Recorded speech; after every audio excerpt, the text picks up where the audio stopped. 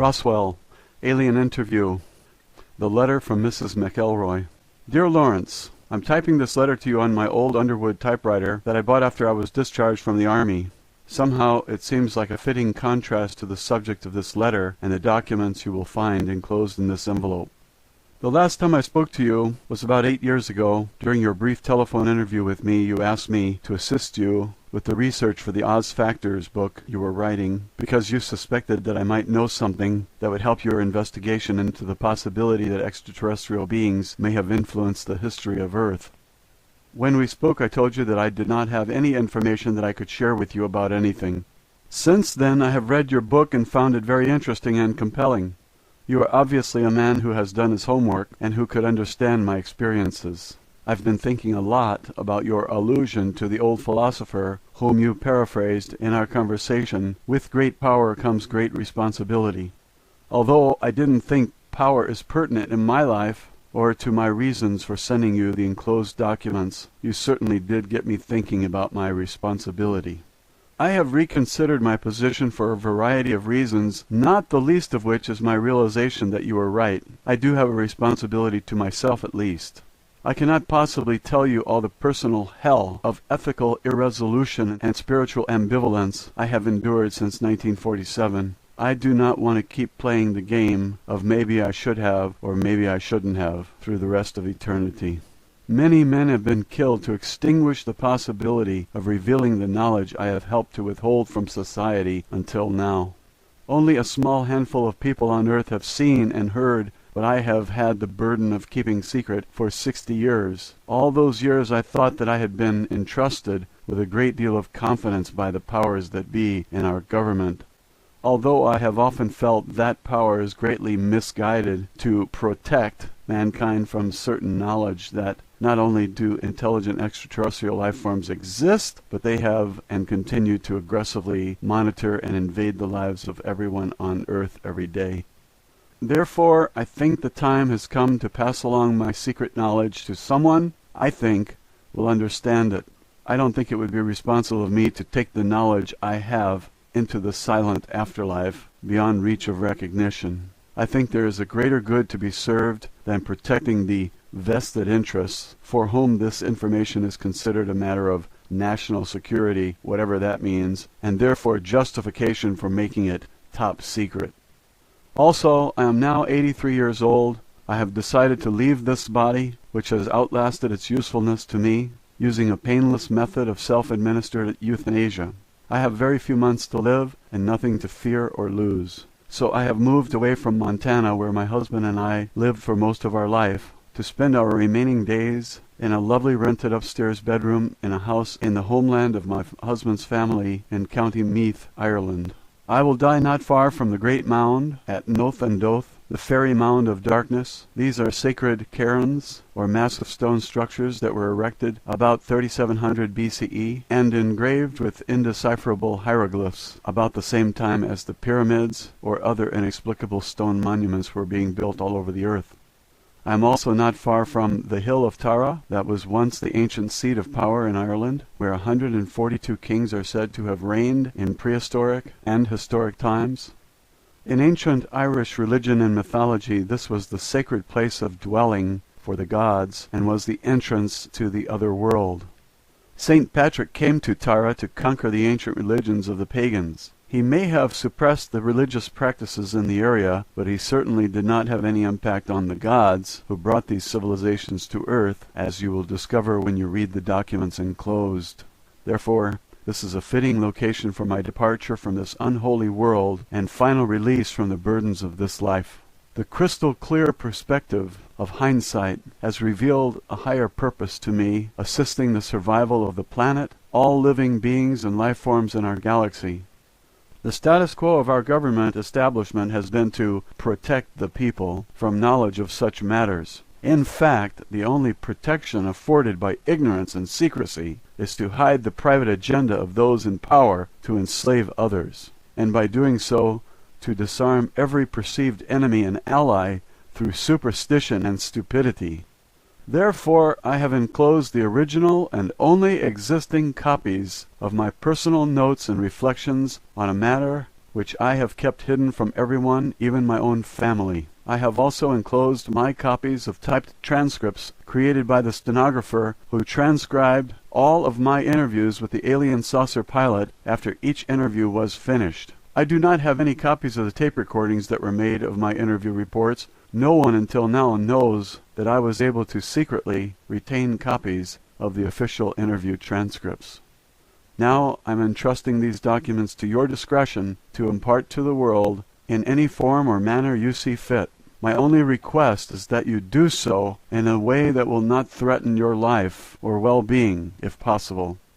If you were to incorporate these notes of my experiences into a work of fiction, such as a novel, the factual nature of the material could be easily dismissed or discredited by any agency for whom the national security is used as a personal shield against scrutiny and justice.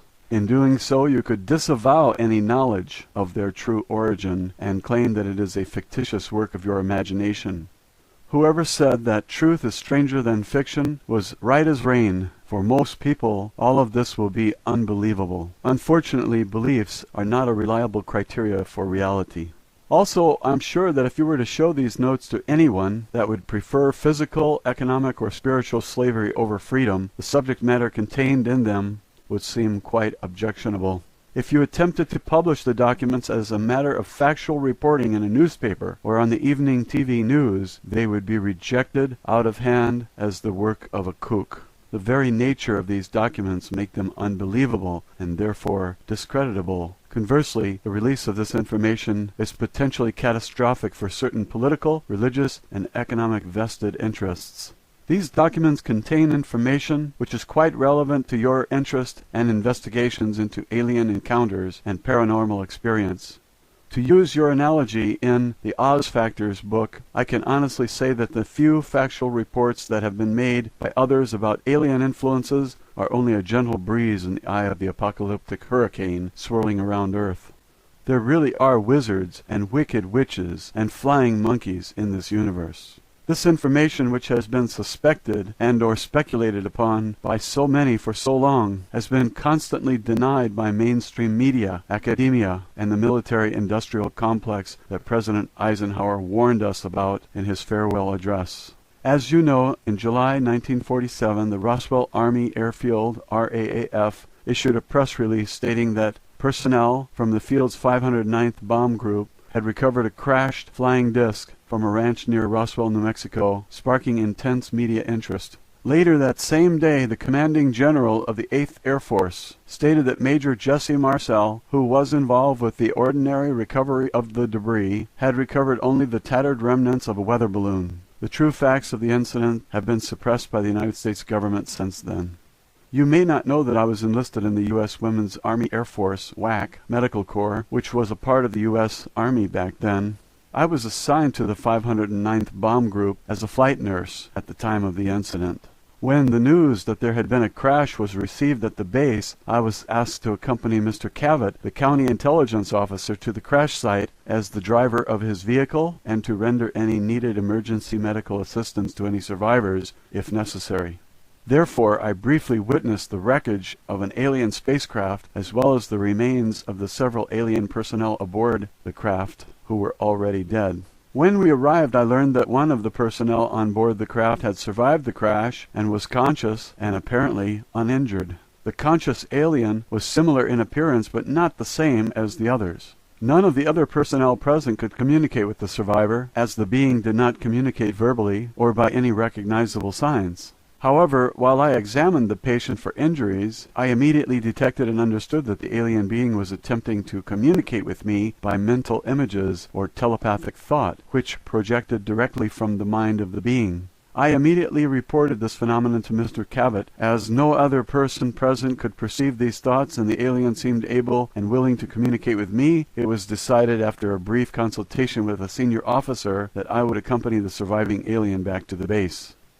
This was partly due to the fact that I was a nurse and could attend to the physical needs of the alien, as well as serve as a non-threatening communicator and companion. After all, I was the only woman at the site and the only one who was not armed. I was thereafter assigned permanently to serve as a companion of the alien at all times.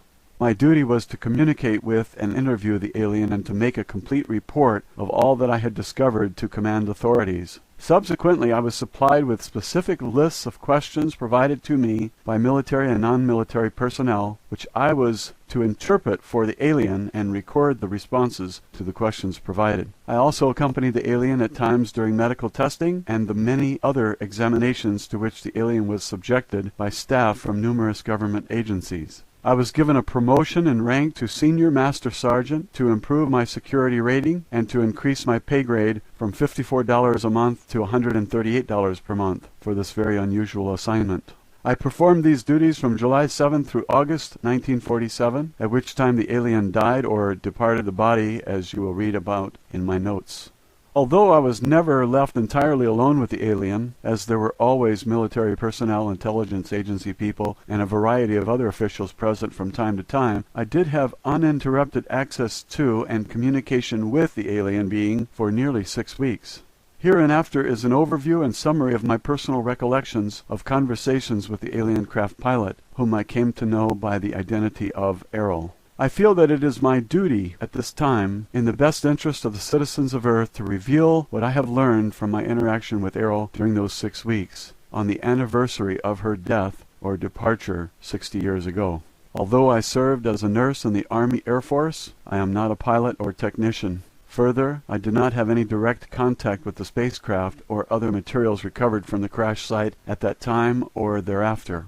To that degree, it must be taken into consideration that my understanding of the communications I had with Errol are based on my own subjective ability to interpret the meaning of the thoughts and mental images I was able to perceive. Our communication did not consist of spoken language in the conventional sense. Indeed, the body of the alien had no mouth through which to speak. Our communication was by telepathy. At first I could not understand Errol very clearly. I could perceive images, emotions, and impressions, but it was difficult for me to express these verbally. Once Errol learned the English language, she was able to focus her thoughts more precisely using symbols and meanings of words I could understand. Learning the English language was done as a favor to me. It was more for my own benefit than hers. By the end of our interview sessions, and increasingly since then, I have become more comfortable with telepathic communication. I have become more adept at understanding Errol's thoughts as though they are my own. Somehow her thoughts became my thoughts. Her emotions are my emotions. However, this is limited by her willingness and intention to share her own personal universe with me. She is able to be selective about what communication I am allowed to receive from her. Likewise, her experience, training, education, relationships, and purposes are uniquely her own. This is the symbol of the domain. The domain is a race or civilization of which Errol, the alien I interviewed, is an officer, pilot, and engineer serving in the Domain Expeditionary Force. The symbol represents the origin and unlimited boundary of the known universe, united and integrated into a vast civilization under the control of the domain. Errol is currently stationed at a base in the asteroid belt, which she refers as a space station in the solar system of Earth. First and foremost, Errol is herself. Secondarily, she voluntarily serves as an officer, pilot, and engineer in the Domain Expeditionary Force. In that capacity, she has duties and responsibilities, but she is at leave to come and go as she pleases also. Please accept this material and make it known to as many people as possible. I repeat that it is not my intention to endanger your life with the possession of this material, nor do I really expect you to believe any of it either. However, I do sense that you can appreciate the value that such knowledge may have to those who are willing and able to face the reality of it. Mankind needs to know the answers to questions which are contained in these documents. Who are we? Where did we come from? What is our purpose on Earth? Is mankind alone in the universe? If there is intelligent life elsewhere, why have they not contacted us? It is vital that people understand the devastating consequences to our spiritual and physical survival if we fail to take effective action to undo the long-standing and pervasive effects of alien intervention on Earth. Perhaps the information in these documents will serve as a stepping stone to a better future for mankind. I hope that you can be more clever, creative, and courageous in the distribution of this information than I have been. May the gods bless you and keep you. Mrs. Matilda O'Donnell McElroy, Senior Master Sergeant, Women's Army Air Force Medical Corps, Retired. 100 Troytown Heights, Nevenmeath County, Meath, Ireland. Chapter 1. My first interview with the alien. Matilda O'Donnell McElroy personal note. By the time the alien had been returned to the base, I had already spent several hours with her. As I mentioned, Mr. Cavett told me to stay with the alien since I was the only person among us who could understand her communication. I could not understand my ability to communicate with the being. I had never before that time experienced telepathic communication with anyone. The non-verbal communication I experienced was like the understanding you might have when a child or dog is trying to get you to understand something, but much, much more direct and powerful. Even though there were no words spoken or signs made, the intention of the thoughts were unmistakable to me. I realized later that although I received the thought, I did not necessarily interpret its meaning exactly. I think that the alien being was not willing to discuss technical matters due to the nature of her position as an officer and pilot with the duty to maintain the security and confidentiality required by her own unit or organization. Any soldier who is captured by the enemy in the line of duty has a responsibility to withhold vital information, even in the face of interrogation or torture, of course. But in spite of that, I have always felt that the alien being was not really trying to hide anything from me. I just never got that feeling. Her communication always seemed honest and sincere to me, but I suppose you can never know for sure. I definitely feel that I shared a unique bond with the alien. It was a kind of trust or empathy that you have with a patient or a child. I think it was because the alien could understand that I was really interested in her and had no harmful intention. Nor would I allow any harm to come to her if I could prevent it. This was true too. I refer to the alien as her. Actually, the being was not sexual in any way, either physiologically or psychologically. She did have a rather strong feminine presence and demeanor. However, in terms of psychology, the being was asexual and had no internal or external reproductive organs. Her body was more like the body of a doll or robot.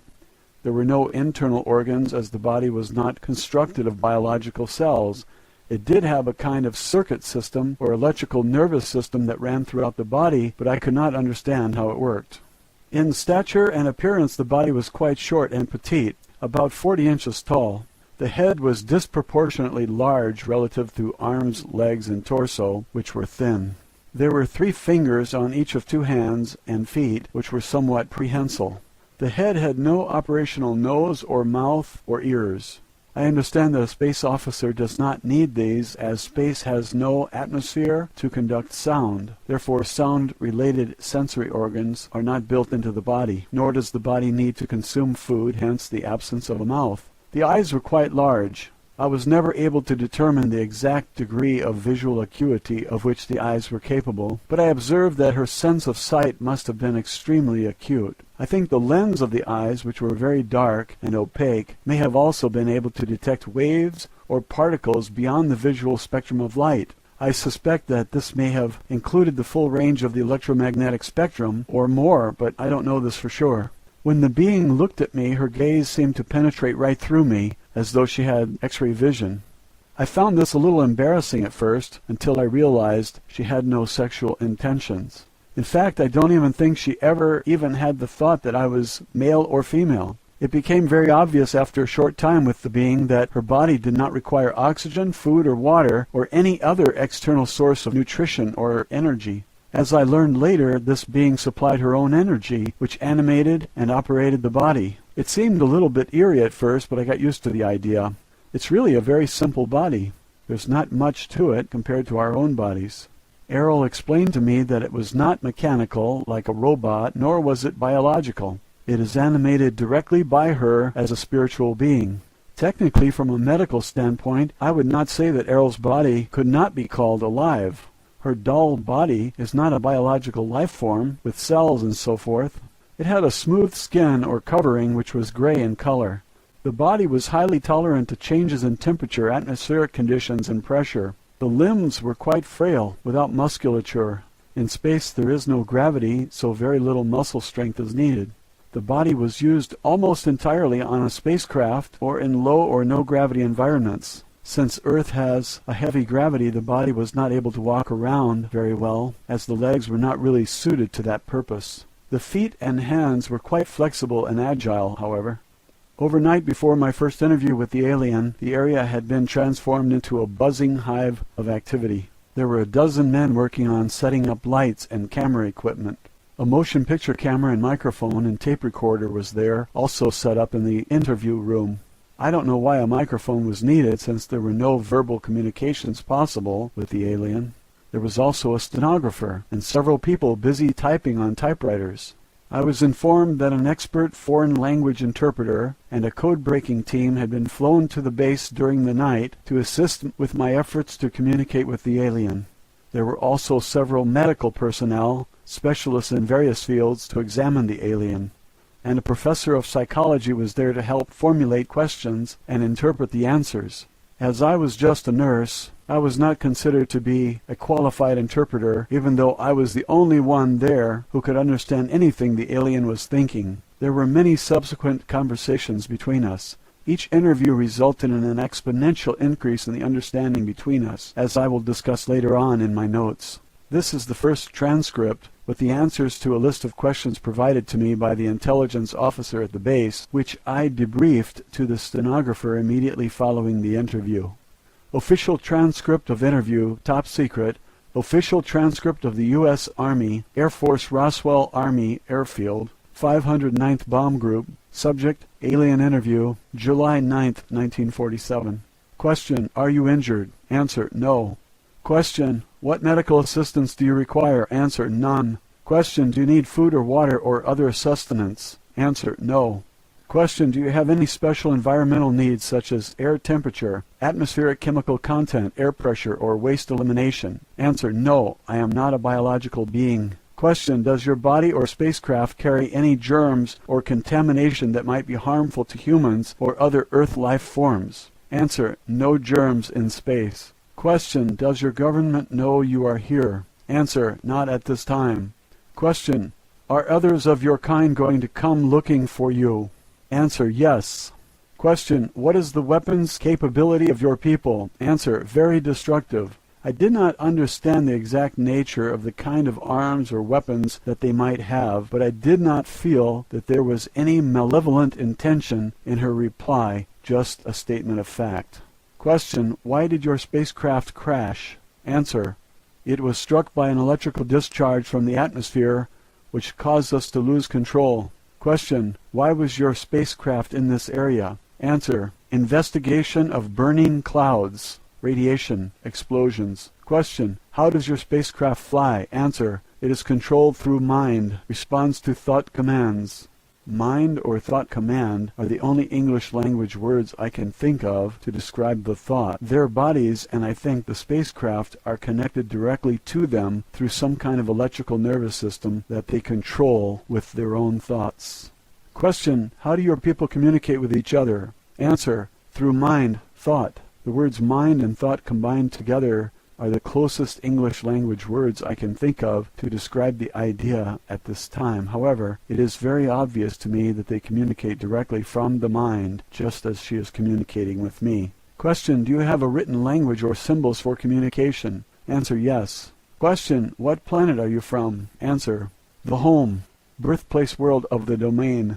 Since I am not an astronomer, I have no way of thinking in terms of stars, galaxies, constellations, and directions in space. The impression I received was of a planet in the center of a huge cluster of galaxies that is to her like home or birthplace. The word domain is the closest word I can think of to describe her concept, images, and thoughts about where she is from. It could as easily be called the territory or the realm. However, I'm sure that it was not just a planet or a solar system or a cluster of stars, but an enormous number of galaxies. Question, will your government send representatives to meet with our leaders? Answer, no. Question, what are your intentions concerning Earth? Answer, preserve, protect property of the domain. Question, what have you learned about Earth governments and military installations? Answer, poor, small, destroy planet. Question, why haven't your people made your existence known to the people of Earth?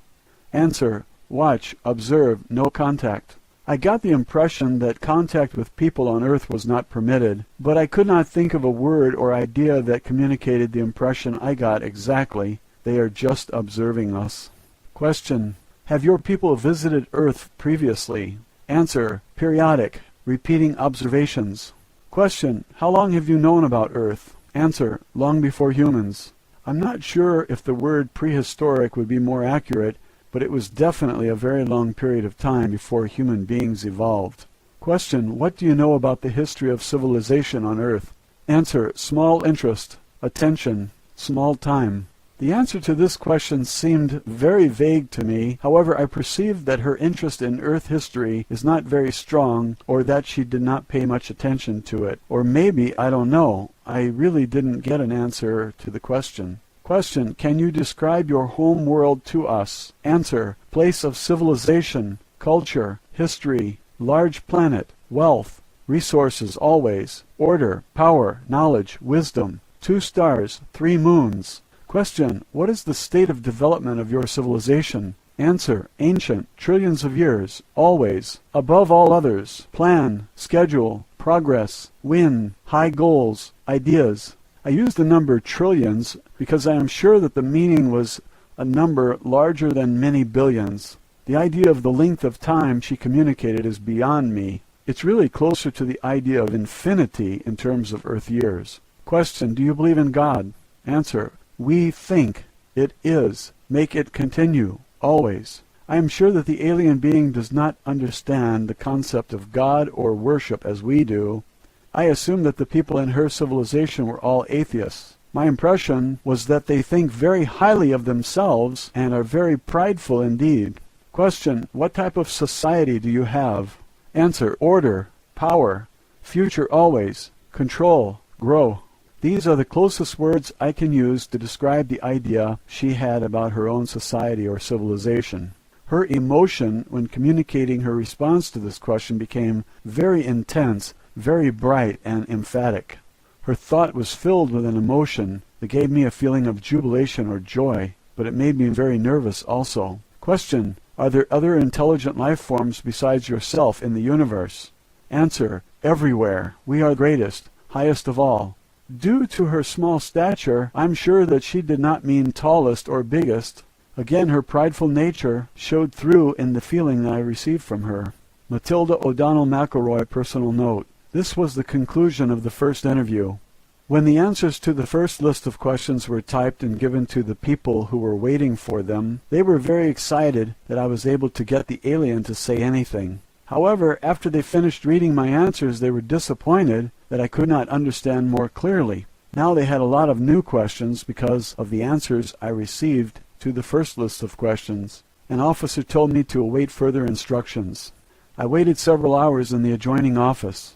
I was not allowed to continue my interview with the alien. However, I was always well treated and allowed to eat and sleep and use the restroom facilities whenever I wanted. Eventually, a new list of questions was written for me to ask the alien. I gathered that quite a few other agents, government and military officials had arrived at the base by this time. They told me that several other people would be in the room with me during the next interview, so they could prompt me to ask for more detail during the interview. However, when I attempted to conduct the interview with these people in the room, I received no thoughts, emotions, or any other perceptible communication from the alien. Nothing. The alien just sat in a chair without moving. We all left the interview room. The intelligence agent became very agitated about this. He accused me of lying or making up the answers to the first questions.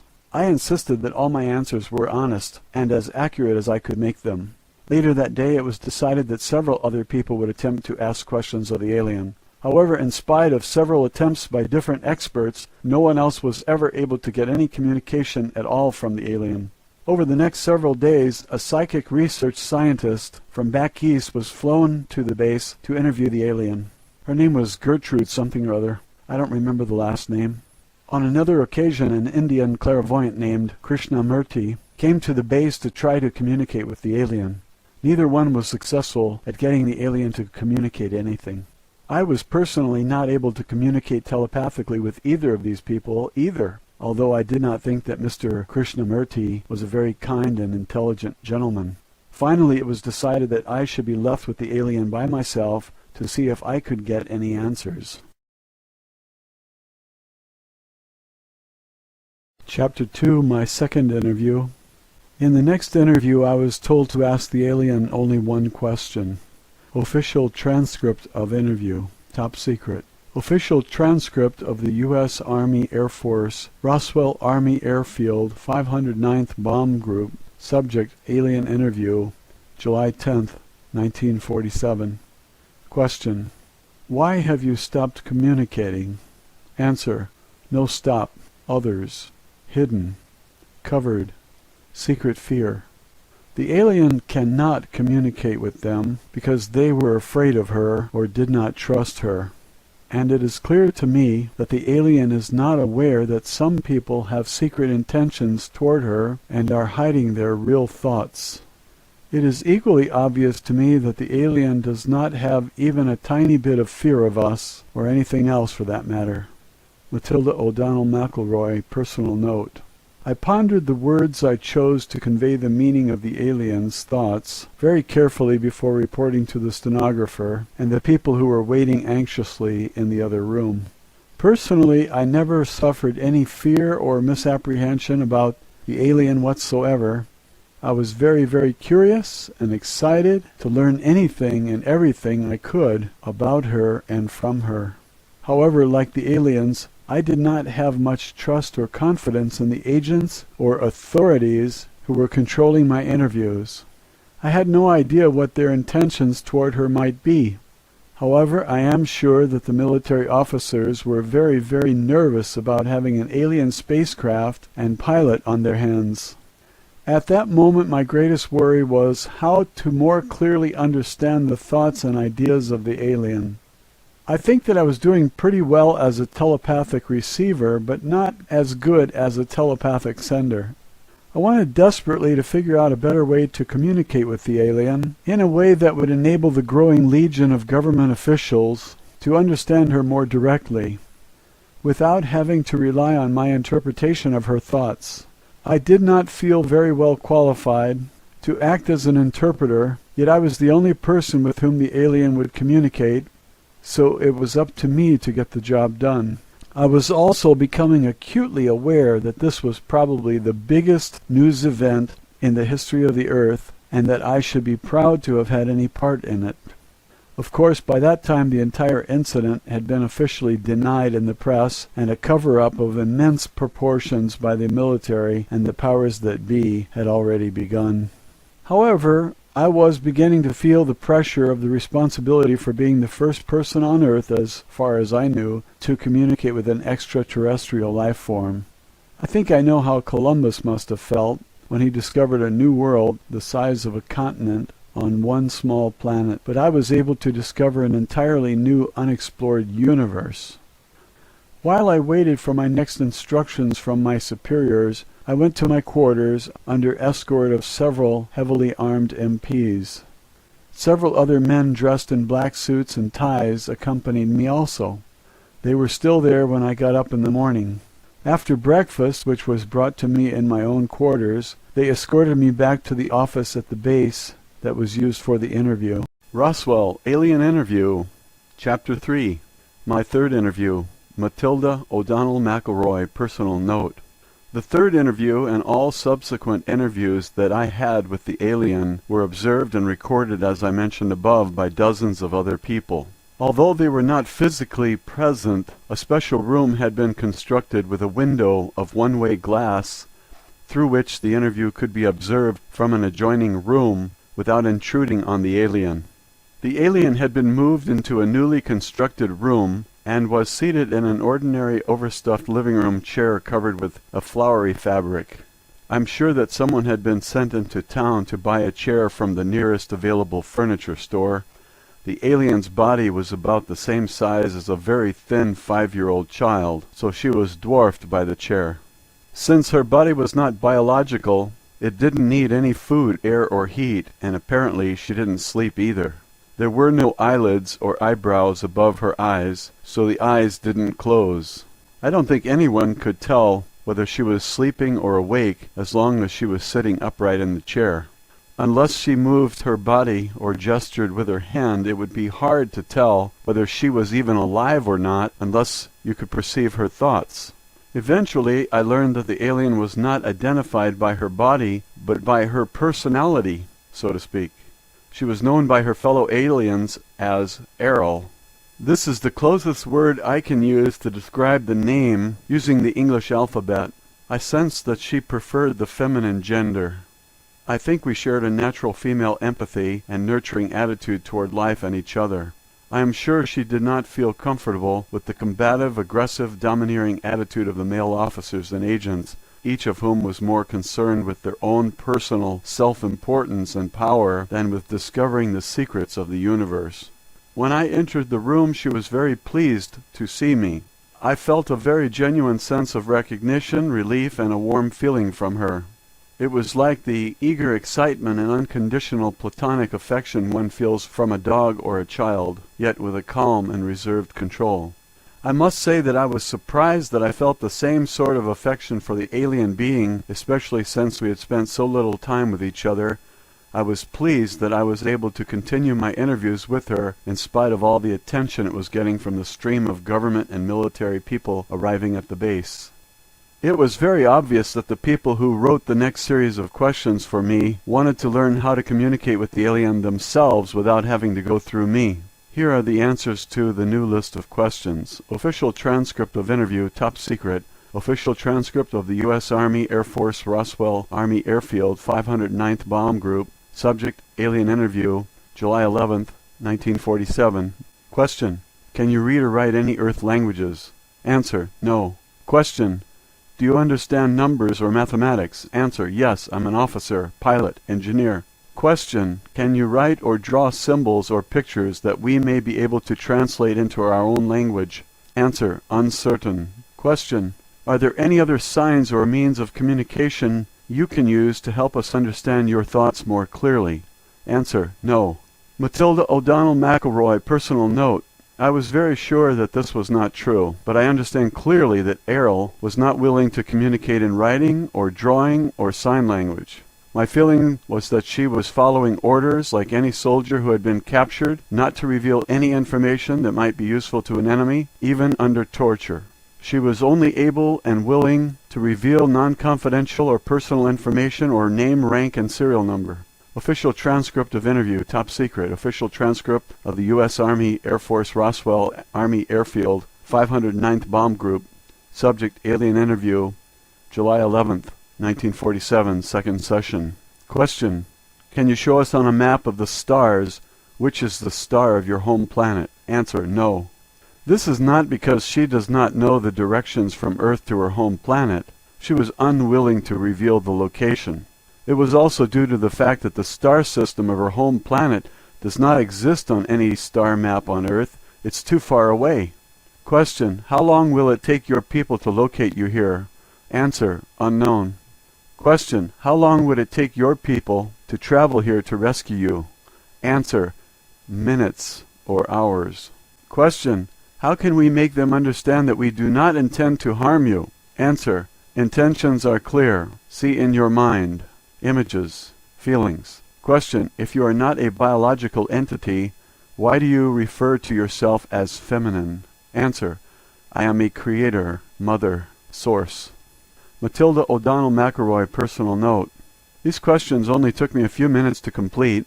I realized then that we may be in for some serious trouble if the alien was not willing to cooperate or reveal any information that the military or intelligence agencies or scientists consider to be useful to them. I was also sure that the alien was very certain of the actual intentions of the people who wrote these questions, as she could read their minds just as easily as she could read my thoughts and communicate with me telepathically. Because of these intentions, she was unwilling and unable to cooperate with any of them in any way under any circumstances.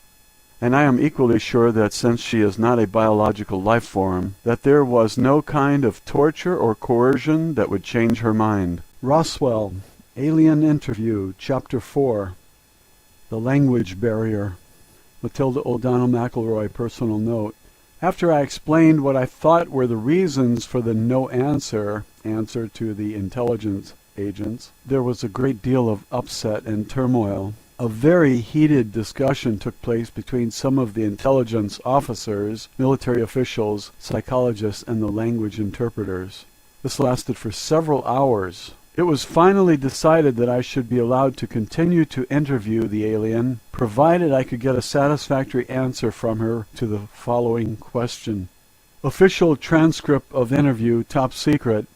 Official transcript of the U.S. Army Air Force, Roswell Army Airfield, 509th Bomb Group. Subject, alien interview, July 11th, 1947, third session. Question. What assurance or proof do you require from us that will make you feel safe enough to answer our questions? Answer. Only she speaks, only she hears. Only she questions, no others. Must learn, know, understand. Matilda O'Donnell McElroy, personal note. When I returned to the interview room to report the alien response to this question, I received a grim and skeptical reception from the assembled intelligence agents and military personnel. They could not understand what the alien meant by this. I admitted that I really couldn't understand what she meant either, but I was doing the best that I could to articulate her telepathic intentions. I told the officials that perhaps the communication problem had to do with my inability to understand the telepathic language of the alien clearly enough to be satisfactory. I was so discouraged at that point I almost felt like giving up. And now there was even more arguments than before. I was sure I was going to be removed from my position in spite of the fact that the alien refused to communicate with anyone else, or that no one else had been found who could communicate with her.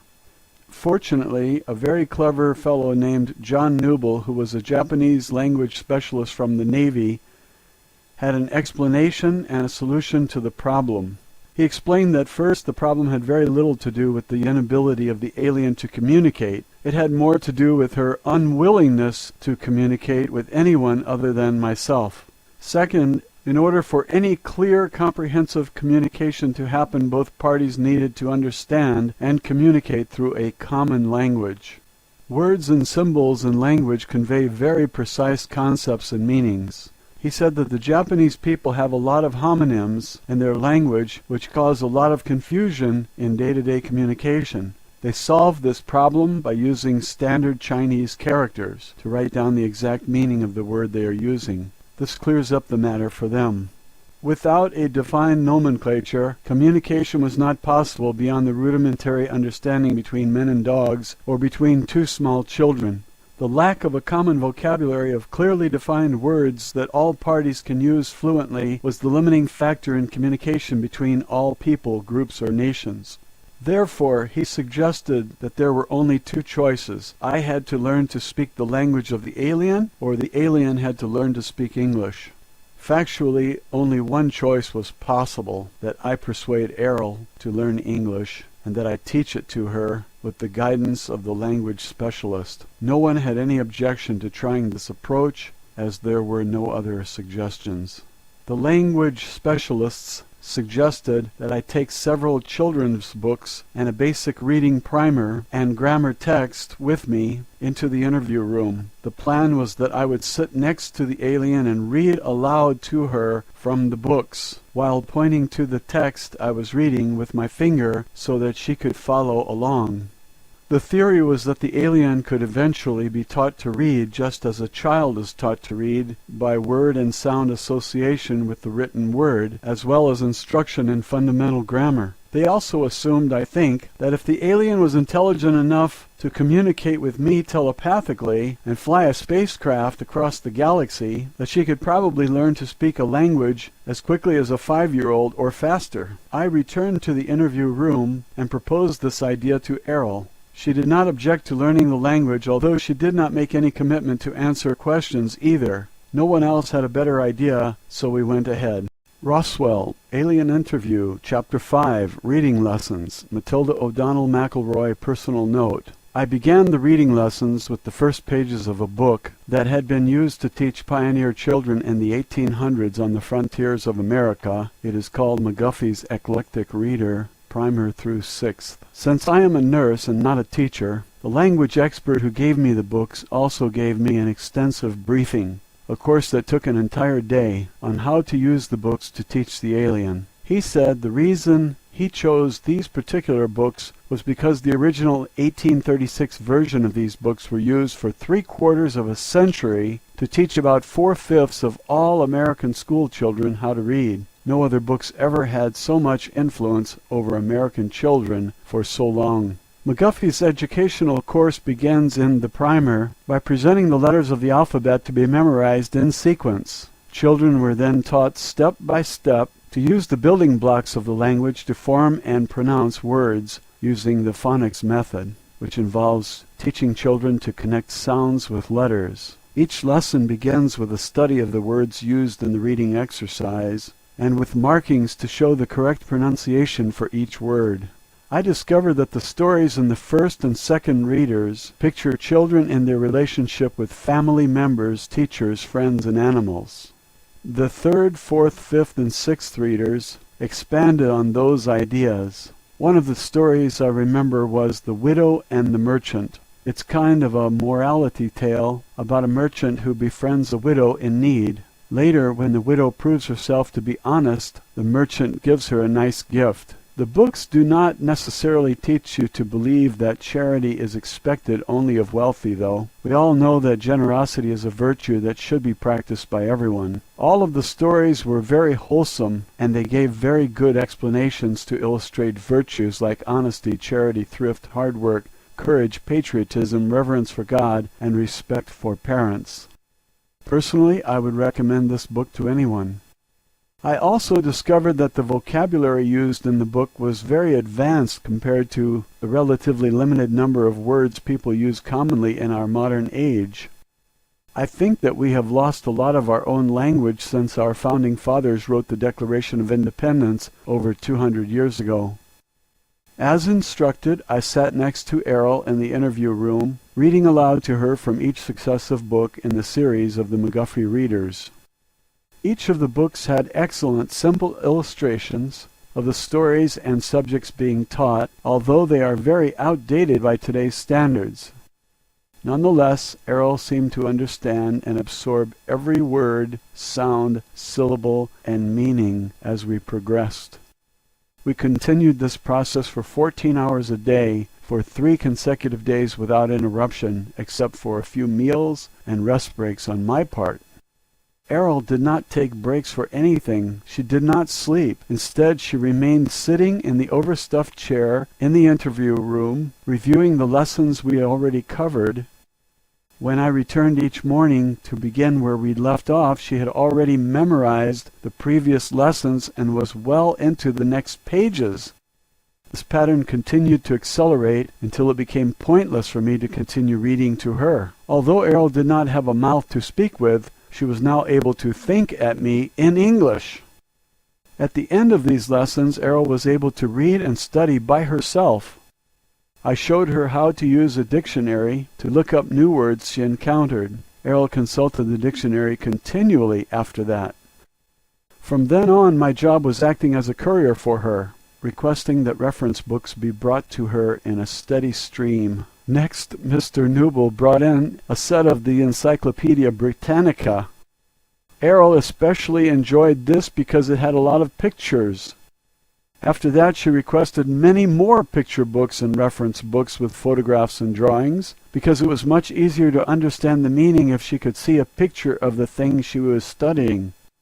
Over the next 6 days, books were brought in from libraries all over the country, I presume, because it wasn't more than a few more days before she had read through several hundred of them. She studied every subject I could imagine, and many other very technical things I never wanted to know anything about, like astronomy, metallurgy, engineering, mathematics, various technical manuals, and so forth.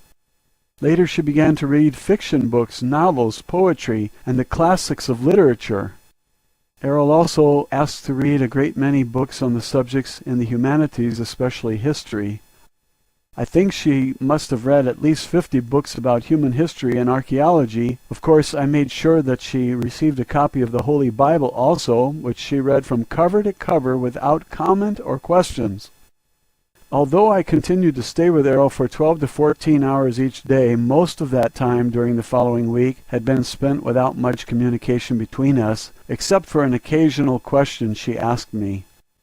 The questions were usually meant to give her a sense of context or to clarify something in the books she was reading. Oddly, Errol told me that her favorite books were Alice's Adventures in Wonderland, Don Quixote's de la Mancha, and 1001 Nights. She said the authors of these stories showed that it is more important to have a great spirit and imagination than great skill or power. I could not answer a lot of her questions, so I consulted with people in the outer rooms for answers.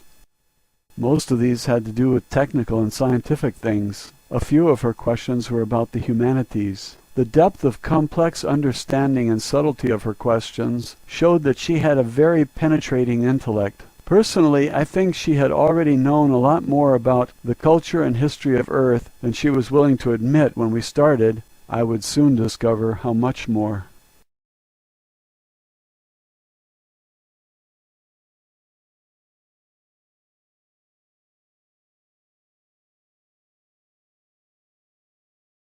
Roswell, Alien Interview, Chapter 6, My Education Begins. Matilda O'Donnell McElroy personal note. By the 15th day after rescuing Errol from the crash site, I was able to communicate fluidly and effortlessly with her in English.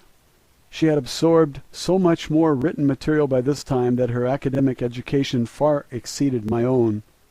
Although I graduated from high school in Los Angeles in 1940 and attended college for 4 years of pre-medical and nursing training, the variety of my own reading had been fairly limited. I had not studied most of the subjects to which Errol had now been exposed, especially considering her acute understanding, very intense study habits, and a nearly photographic memory. She was able to recall long passages from books she read. She was especially fond of sections of her favorite stories from classic literature like The Adventures of Huckleberry Finn, Tales from Gulliver's Travels, and Peter Pan, and The Legend of Sleepy Hollow. By this time Errol had become the teacher and I was the student. I was about to learn what men of Earth don't know and have no way of knowing. The throng of scientists and agents who observed us through the one-way glass of our interview room, whom Errol and I now referred to as the gallery, were growing increasingly impatient to ask her questions. But Errol continued to refuse to allow any questions to be asked of her by anyone other than myself, even vicariously through me as an interpreter or in writing. On the afternoon of the 16th day, Errol and I sat next to each other as she read. She closed the last page of a book she was reading and placed it aside. I was about to hand her the next book from a large pile waiting to be read, when she turned and said, or thought to me, "I'm ready to speak now." At first I was a little confused by the remark. I gestured for her to continue, and she began to teach me my first lesson. Official transcript of interview, top secret. Official transcript of the U.S. Army Air Force, Roswell Army Airfield, 59th Bomb Group. Subject, Alien Interview, July 24th, 1947. First session. "What would you like to say, Errol?" I asked. "I have been part of a domain expeditionary force in this sector of space for several thousand years. However, I have not personally had intimate contact with beings on Earth since 5965 BCE. It is not my primary function to interact with inhabitants of planets within the domain. I am an officer, pilot, and engineer, with many duties to perform. Nonetheless, although I'm fluent in 347 other languages within the domain, I have not been exposed to your English language. The last Earth language with which I was conversant was the Sanskrit language of the Vedic hymns. At that time I was a member of a mission sent to investigate the loss of a domain base located in the Himalaya Mountains. An entire battalion of officers, pilots, communications, and administrative personnel disappeared and the base destroyed. Several million years ago, I was trained and served as an investigation, data evaluation, and program development officer for the domain. Because I was experienced in that technology, I was sent to Earth as part of a search team. One of my duties involved interrogation of the human population that inhabited the adjoining area at that time. Many of the people in that region reported sighting Vimanas, or spacecraft, in the area. Following the logical extension of evidence, testimony, observation, as well as the absence of certain evidence, I led my team to the discovery that there were still old Empire ships and well-hidden old Empire installations in this solar system of which we had been completely unaware. You and I were unable to communicate in your language because I personally have not been exposed to your language. However, now that I have scanned the books and the material you provided me, this data has been relayed to our space station in this region and processed by our communications officer through our computers. It has been translated into my own language and relayed back to me in a context that I can think with. I have also received additional information from the files stored in our computers about the English language and domain records concerning Earth civilization. Now I'm prepared to give you certain information that I feel will be of great value to you. I will tell you the truth. Although truth is relative to all other truth, I wish to share with you, as honestly and accurately as possible, truth as I see it, within the boundaries of my integrity to myself, to my race, and without violating my obligations to the organization I serve and have sworn to uphold and protect. Okay, I thought. Will you answer questions from the gallery now? No, I will not answer questions. I will provide information to you that I think will be beneficial to the well-being of the immortal, spiritual beings who comprise humanity, and that will foster the survival of all the myriad life forms and the environment of Earth, as it is a part of my mission to ensure the preservation of Earth. Personally, it is my conviction that all sentient beings are immortal spiritual beings. This includes human beings. For the sake of accuracy and simplicity, I will use a made-up word, is-be, because the primary nature of an immortal being is that we live in a timeless state of is, and the only reason for their existence is that they decide to be. No matter how lowly their station in a society, every is-be deserves the respect and treatment that I myself would like to receive from others. Each person on Earth continues to be an is-be, whether they are aware of the fact or not. Matilda O'Donnell McElroy, personal note. I will never forget this conversation. Her tone was very matter-of-fact and emotionless. However, for the first time I sensed the presence of a warm and real personality in Errol. Her reference to immortal spiritual beings struck me like a flash of light in a dark room. I had never before considered that a human being could be an immortal being. I thought that status or power was reserved solely for the Father, the Son, and the Holy Ghost. And because I am a devout Catholic and subject to the word of the Lord Jesus and the Holy Father, I have never thought of a woman as an immortal spiritual being either, not even the Holy Mother Mary. Yet when Errol thought that thought, I became vividly aware for the first time that she personally was an immortal spiritual being, and so are we all. Errol said that she sensed that I was confused about the idea. She said she would demonstrate to me that I am also an immortal spiritual being. She said, "Be above your body." Immediately I realized that I was outside of my body, looking down from the ceiling at the top of my body's head. I was also able to see the room around me, including Errol's body, sitting in the chair next to my own body.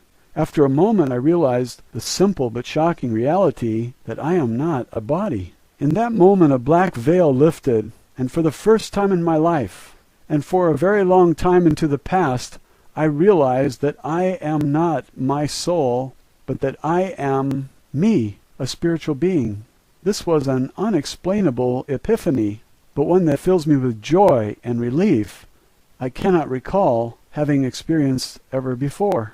As for the immortal part, I do not understand her meaning, as I have always been taught that I am not immortal, a spirit perhaps, but certainly not immortal. After a moment, I'm not sure how long, Errol asked me if I had a better understanding of the idea. Suddenly, I was back inside my body again and said out loud, "Yes, I see what you mean." I was so taken aback by the experience that I had to get up from my chair and walk around the room for a few minutes. I made an excuse that I needed to get a drink of water and go to the restroom, which I did. In the restroom, I looked at myself in the mirror. I used the toilet, refreshed my makeup, and straightened my uniform. After 10 or 15 minutes, I felt more normal again and returned to the interview room. After that, I felt as though I was no longer an interpreter for Errol. I felt as though I was a kindred spirit. I felt like I was safe at home with a trusted friend or a family member, as close as any I had ever had. Errol sensed and understood my confusion about the concept of personal immortality. She began her first lesson with me by explaining this to me. Official transcript of interview continued. Errol told me her reasons for coming to Earth and for being in the area of the 509th Bomber Squadron.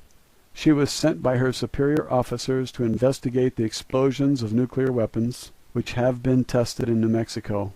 Her superiors ordered her to gather information from the atmosphere that could be used to determine the extent of radiation and potential harm this might cause to the environment. During her mission, the spacecraft was struck by a lightning, which caused her to lose control and crash.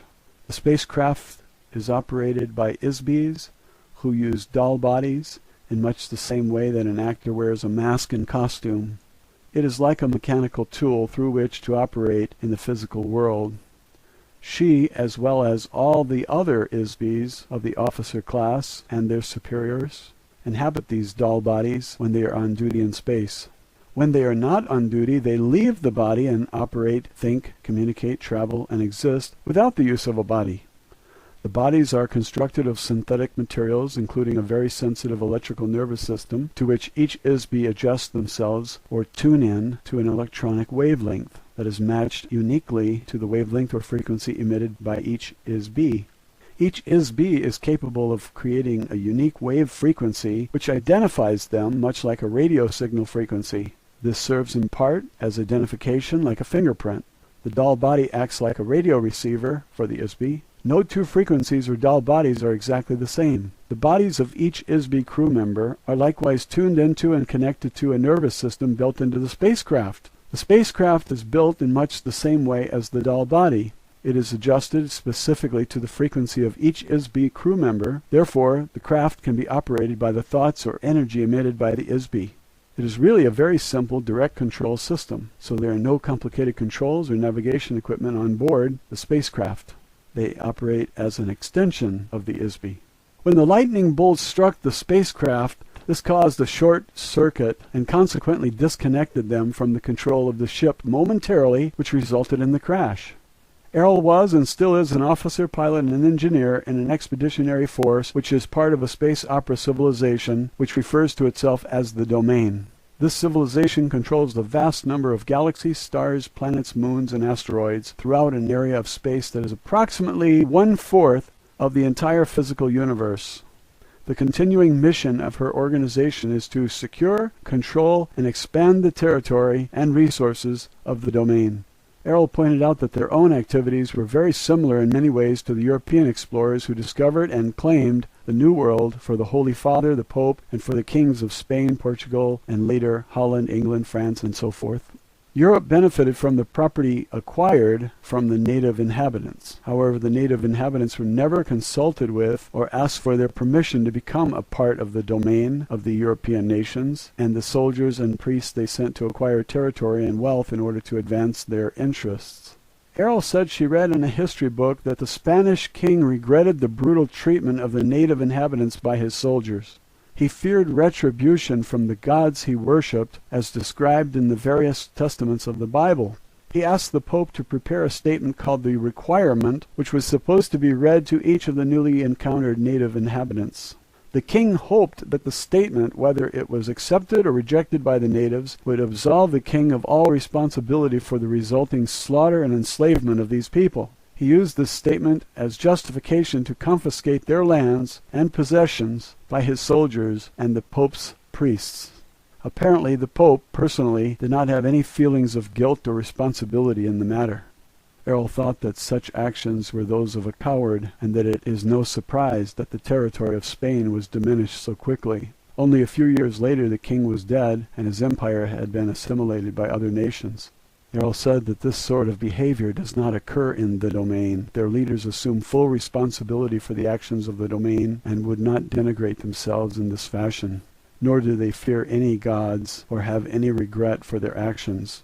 This idea reinforces my earlier suggestion that Errol and her people are probably atheists. In the case of the acquisition of Earth by the domain, the rulers of the domain have chosen not to openly reveal this intention to their native inhabitants of Earth until a later time when it may or may not suit their interest to reveal themselves. For the present time, it is not strategically necessary to make the presence of the domain expeditionary force known to mankind. In fact, until now, it has been very aggressively hidden for reasons that will be revealed later. The asteroid belt near Earth is very small, but important location for the domain in this part of space. Actually, some of the objects in our solar system are very valuable for their use as low-gravity space stations. They are interested primarily in the low-gravity satellites in this solar system, which consists mainly of the side of the moon facing away from Earth and the asteroid belt, which is a planet that was destroyed billions of years ago, and to a lesser degree Mars and Venus. Dome structures synthesized from gypsum or underground bases covered by electromagnetic force fields are easily constructed to house the domain forces. Once an area of space is acquired by the domain and becomes a part of the territory under its control, it is treated as the property of the domain. The space station near the planet Earth is important only because it lay along a path of the domain expansion route toward the center of the Milky Way galaxy and beyond. Of course, everyone in the domain is aware of this, except for the people of Earth. Roswell, Alien Interview, Chapter 7, A Lesson in Ancient History. Matilda O'Donnell McElroy, Personal Note. My instruction with Errol continued through the night until dawn of the next morning. I must say that I was fascinated, skeptical, shocked, alarmed, dismayed, and disgruntled by the lesson I was getting from Errol. I could never have imagined any of what she was telling me, not even in my wildest dreams and nightmares. The next afternoon, after I had slept, showered, and eaten, I was debriefed about my interview session the previous evening by members of the gallery who recorded my account of what Errol told me. There was a stenographer present for the session as usual, to whom I debriefed after each interview, and there were also 6 or 7 men who asked for clarification of my statements. As always, there was constant pressure applied to me to use my influence with Errol to persuade her to answer specific questions prompted by members of the gallery. I did my best to reassure everyone that I would give my very best efforts to do so. Nevertheless, only 3 things happened every day thereafter. Errol resolutely refused to answer any questions that she sensed had been posed by or suggested to me by the gallery. 2. Errol continued to instruct me in the subject matter of her own choice. 3. Every evening after my interview with or instruction from Errol, she would give me a new list of subject matter about which she wanted more information. Each evening I presented this list to the gallery. The next day Errol received a large stack of books, magazines, articles, and so forth. She would study all of these during the night while I slept. This pattern repeated every day during the remainder of the time I spent with her. The subject matter of my next interview or lesson from Errol continued with a brief history of Earth, our solar system, and nearby space from the perspective of the domain. Official transcript of interview, top secret. Official transcript of the U.S. Army Air Force Roswell Army Airfield 509th Bomb Group. Subject Alien Interview, July 25, 1947, first session. Before you can understand the subject of history, you must first understand the subject of time. Time is simply an arbitrary measurement of the motion of objects through space. Space is not linear. Space is determined by point of view of an ISB when viewing an object. The distance between an ISB and the object being viewed is called space. Objects or energy masses in space do not necessarily move in a linear fashion. In this universe, objects tend to move randomly or in a curving or cyclical pattern, or as determined by agreed-upon rules. History is not only a linear record of events, as many authors of Earth history books imply, because it is not a string that can be stretched out and marked like a measuring tool. History is a subjective, observation of the movement of objects through space, recorded from the point of view of a survivor rather than those who succumbed. Events occur interactively and concurrently, just as the biological body has a heart that pumps blood while the lungs provide oxygen to the cells, which reproduce using energy from the sun and chemicals from plants at the same time as the liver strains toxic wastes from the blood and eliminates them through the bladder and the bowels. All of these interactions are concurrent and simultaneous. Although time runs consecutively, events do not happen in an independent linear stream. In order to view and understand the history or reality of the past, one must view all the events as part of an interactive whole. Time can also be sensed as a vibration, which is uniform throughout the entire physical universe. Errol explained that ISBs have been around since before the beginning of the universe. The reason that they are called immortal is because a spirit is not born and cannot die, but exists in a personally postulated perception of is, will be. She was careful to explain that every spirit is not the same.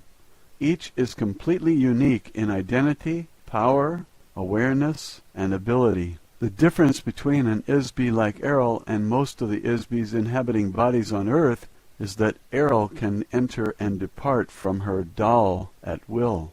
She can perceive at selective depths through matter. Errol and other officers of the domain can communicate telepathically. Since an ISB is not a physical universe entity, it has no location in space or time. An ISB is literally immaterial. They can span great distances of space instantly. They can experience sensations more intensely than a biological body without the use of physical sensory mechanisms. An ISB can exclude pain from their perception. Errol can also remember her identity, so to speak, all the way back into the dim mists of time for trillions of years. She says that the existing collection of suns in this immediate vicinity of the universe have been burning for the last 200 trillion years. The age of the physical universe is nearly infinitely old, but probably at least 4 quadrillion years since its earliest beginnings. Time is a difficult factor to measure as it depends on the subjective memory of ISBs, and there has been no uniform record of events throughout the physical universe since it began. As on Earth, there are many different time measurement systems defined by various cultures, which use cycles of motion and points of origin to establish age and duration. The physical universe itself is formed from the convergence and amalgamation of many other individual universes, each of which were created by an ISB or group of ISBs. The collision of these illusionary universes commingled and coalesced and were solidified to form a mutually created universe. Because it is agreed that energy and forms can be created but not destroyed, this creative process has continued to form an ever-expanding universe of nearly infinite physical proportions. Before the formation of the physical universe, there was a vast period during which universes were not solid, but wholly illusionary. You might say that the universe was a universe of magic illusions, which were made to appear and vanish at the will of the magician. In every case, the magician was one or more ISBs. Many ISBs on Earth can still recall vague images from that period. Tales of magic, sorcery, and enchantment, fairy tales and mythology speak of such things, although in very crude terms. Each ISB entered into the physical universe when they lost their own home universe. That is, when an ISB's home universe was overwhelmed by the physical universe, or when the ISB joined with other ISBs to create or conquer the physical universe.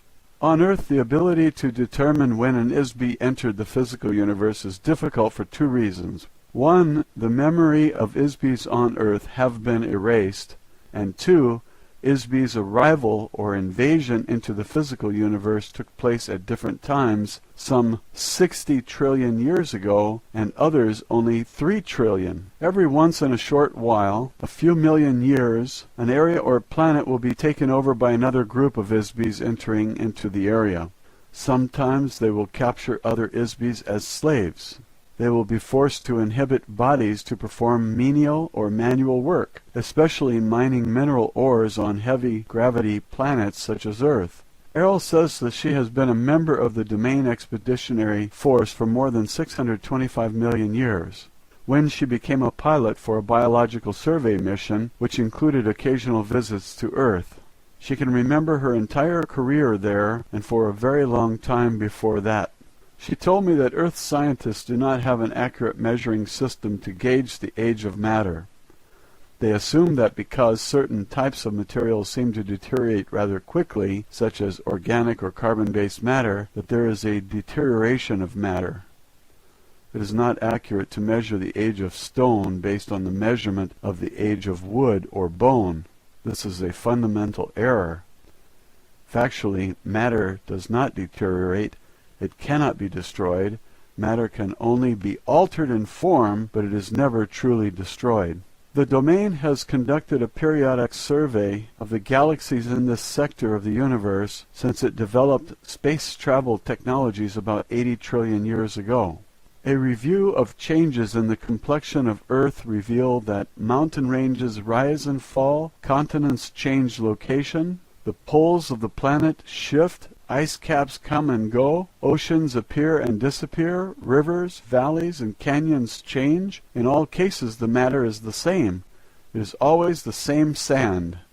Every form and substance is made of the same basic materials which never deteriorates.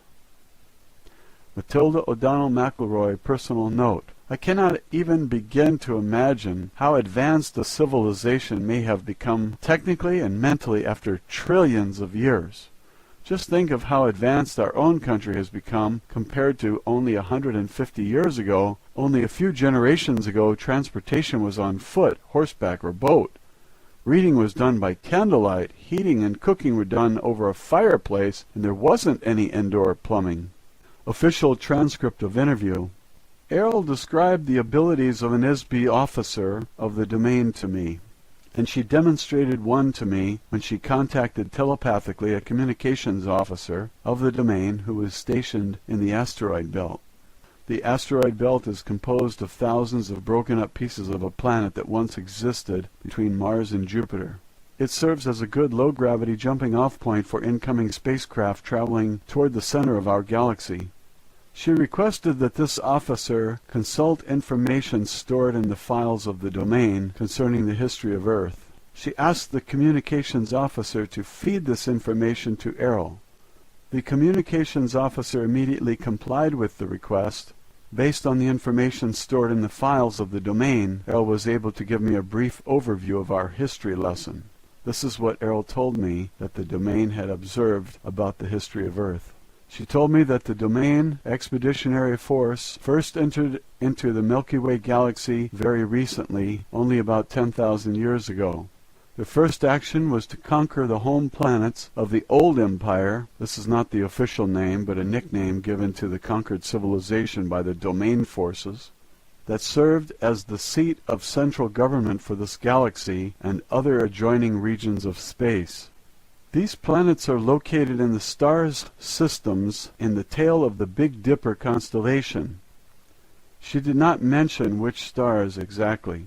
About 1,500 years later, the Domain began the installation bases for their own forces along the path of invasion which leads towards the center of the galaxy and beyond. About 8,200 years ago, the Domain forces set up a base on Earth in the Himalaya Mountains near the border of modern Pakistan and Afghanistan. This was a base for the battalion of the Domain Expeditionary Force, which included about 3,000 members. They set up a base under or inside the top of the mountain. The mountain top was drilled into and made hollow to create an area large enough to house the ships and personnel of that force.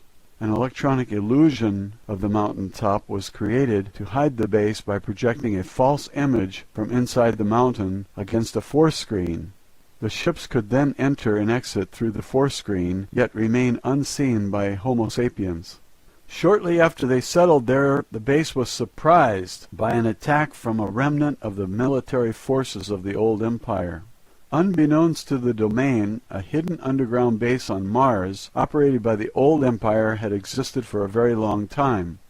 The domain base was wiped out by a military attack from the Mars base, and the ISBs of the domain expeditionary force were captured.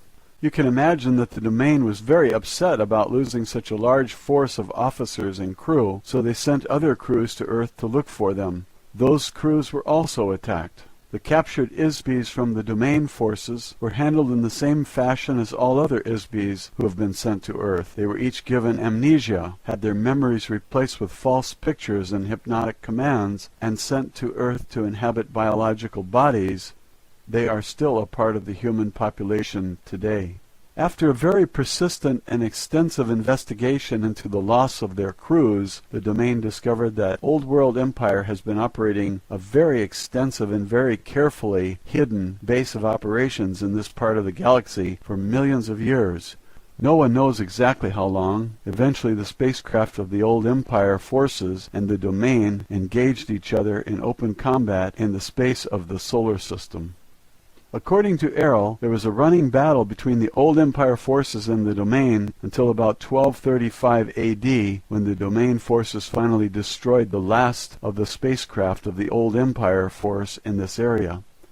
The domain expeditionary force lost many of its own ships in this area during that time also. About 1,000 years later, the old empire base was discovered by accident in the spring of 1914 AD. About 1,000 years later, the old empire base was discovered by accident in the spring of 1914 AD. The discovery was made when the body of the Archduke of Austria was taken over by an officer of the domain expeditionary force. This officer, who was stationed in the asteroid belt, was sent to Earth on a routine mission to gather reconnaissance. The purpose of this takeover was to use the body as a disguise through which to infiltrate human society in order to gather information about current events on Earth. The officer, as an ISB, having greater power than the being inhabiting the body of the Archduke, simply pushed the being out and took over control of the body. However, this officer did not realize how much the Habsburgs were hated by feuding factions in the country, so he was caught off guard when the body of the Archduke was assassinated by the Bosnian student. The officer, or ISB, was suddenly knocked out of the body when it was shot by the assassin. Disoriented, the ISB inadvertently penetrated one of the amnesia force screens and was captured. Eventually, the domain discovered that a wide area of space is monitored by an electronic force field which controls all of the ISBs in this end of the galaxy, including Earth. The electronic force screen is designed to detect ISBs and prevent them from leaving the area. If an ISB attempts to penetrate the force screen, it captures them in a kind of electronic net. The result is that the captured ISB is subjected to very severe brainwashing treatment, which erases the memory of the ISB. This process uses a tremendous electrical shock, just like the Earth psychiatrists use electrical shock therapy to erase the memory and personality of a patient and to make them more cooperative. On Earth, this therapy uses only a few hundred volts of electricity. However, the electrical voltage used by the old empire operation against ISBs is on the order of magnitude of billions of volts. This tremendous shock completely wipes out all the memory of the ISB. The memory erasure is not just for one life or one body. It wipes out all the accumulated experiences of a nearly infinite past, as well as the identity of the ISB. The shock was intended to make it impossible for the ISB to remember who they are, where they came from, their knowledge or skills, their memory of the past, and ability to function as a spiritual entity. They are overwhelmed into becoming a mindless, robotic non-entity. After the shock, a series of post-hypnotic suggestions are used to install false memories and a false time orientation in each ISB. This includes the command to return to the base after the body dies, so that the same kind of shock and hypnosis can be done again and again and again forever. The hypnotic command also tells the patient to forget to remember. What the domain learned from the experience of this officer is that the old empire has been using Earth as a prison planet for a very long time. Exactly how long is unknown, perhaps millions of years. So when the body of the ISB dies, they depart from the body. They are detected by the force screen, they are captured, and ordered by hypnotic command to return to the light. The idea of heaven and the afterlife are part of the hypnotic suggestion, a part of the treachery which makes the whole mechanism work. After the ISB has been shocked and hypnotized to erase the memory of the life just lived, the ISB is immediately commanded hypnotically to report back to the Earth as though they were on a secret mission to inhabit a new body. Each ISB is told that they have a special purpose for being on Earth, but of course there is no purpose for being in a prison, at least not for the prisoner. Any undesirable ISBs who are sentenced to Earth were classified as untouchable by the old empire. This included anyone that the old empire judged to be criminals who are too vicious to be reformed or subdued, as well as other criminals such as sex perverts or beings unwilling to do any productive work. An untouchable classification of ISBs also includes a variety of political prisoners. This includes ISBs who are considered to be non-compliant freethinkers or revolutionaries who make trouble for the governments of the various planets of the old empire. Of course, anyone with a previous military record against the old empire is also shipped off to Earth. A list of untouchables includes artists, painters, singers, musicians, writers, actors, and performers of every kind. For this reason, Earth has more artists per capita than any other planet in the old empire. Untouchables also include intellectuals, inventors, and geniuses in almost every field. Since everything the old empire considers valuable has long since been invented or created over the last few trillion years, they have no further use for such beings. This includes skilled managers also, which are not needed in a society of obedient robotic citizens. Anyone who is not willing or able to submit to mindless economic, political, and religious servitude as a tax-paying worker in the class system of the old empire are untouchable and sentenced to receive memory wipeout and permanent imprisonment on Earth. The next result is that an ISB is unable to escape because they can't remember who they are, where they came from, where they are. They have been hypnotized to think that they are someone, something, sometime, and somewhere other than where they really are. The domain officer who was assassinated while in the body of Archduke of Austria was likewise captured by the old empire force. Because this particular officer was a high-powered ISB compared to most, he was taken away to a secret old empire base under the surface of the planet Mars. They put him into a special electronic prison cell and held him there. Fortunately, this domain officer was able to escape from the underground base after 27 years in captivity. When he escaped from the old empire base, he returned immediately to his own base in the asteroid belt. His commanding officer ordered that a battle cruiser be dispatched to the coordinates of that base provided by this officer and to destroy that base completely. This old empire base was located a few hundred miles north of the equator on Mars in the Cydonia region. Although the military base of the old empire was destroyed, unfortunately much of the vast machinery of the ISB force screens, the electroshock, amnesia, hypnosis machinery, continues to function in other undiscovered locations right up to the present moment. The main base or control center for this mind control prison operation has never been found, so the influences of this base or bases are still in effect. The domain has observed that since the old empire space forces were destroyed, there is no one left to actively prevent other planetary systems from bringing their own untouchable ISBs to Earth from all over this galaxy and from other galaxies nearby. Therefore, Earth has become a universal dumping ground for this entire region of space. This in part explains the very unusual mix of races, cultures, languages, moral codes, religious and political influences among the ISB population on Earth. The number and variety of heterogeneous societies on Earth are extremely unusual on a normal planet. Most Sun-type 12 Class 7 planets are inhabited by only one humanoid body type or race, if any. In addition, most of the ancient civilizations of Earth and many of the events of Earth have been heavily influenced by the hidden hypnotic operation of the old Empire base. So far, no one has figured out exactly where and how this operation is run, or by whom, because it is so heavily protected by screens and traps. Furthermore, there has been no operation undertaken to seek out, discover, and destroy the vast and ancient network of electronics machinery that create the ISB force screens at this end of the galaxy. Until this has been done, we are not able to prevent or interrupt the electric shock operation, hypnosis, and remote thought control of the old Empire prison planet. Of course, all the crew members of the Domain Expeditionary Force now remain aware of this phenomena at all times while operating in this solar system space, so as to prevent detection and the capture by old Empire traps. Roswell Alien Interview, Chapter 8, A Lesson in Recent History. Matilda O'Donnell McElroy, personal note. This interview taught me a history lesson I will never read in any textbook written on Earth.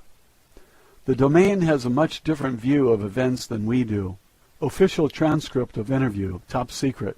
Official transcript of the U.S. Army Air Force, Roswell Army Airfield, 509th Bomb Group. Subject, Alien Interview, July 26, 1947, first session. The Domain Expeditionary Force has observed the resurgence in science and culture of the Western world since 1150 AD, when the remaining remnants of the space fleet of the old empire in this solar system were destroyed. The influence of the remote control hypnosis operation diminished slightly after that time, but still remains largely in force. Apparently a small amount of damage was done to the old world remote mind control operation, which resulted in a small decrease in the power of this mechanism. As a result, some memory of technologies that ISBs already knew before they came to Earth started to be remembered. Thereafter, the oppression of knowledge that is called the Dark Ages in Europe began to diminish after that time.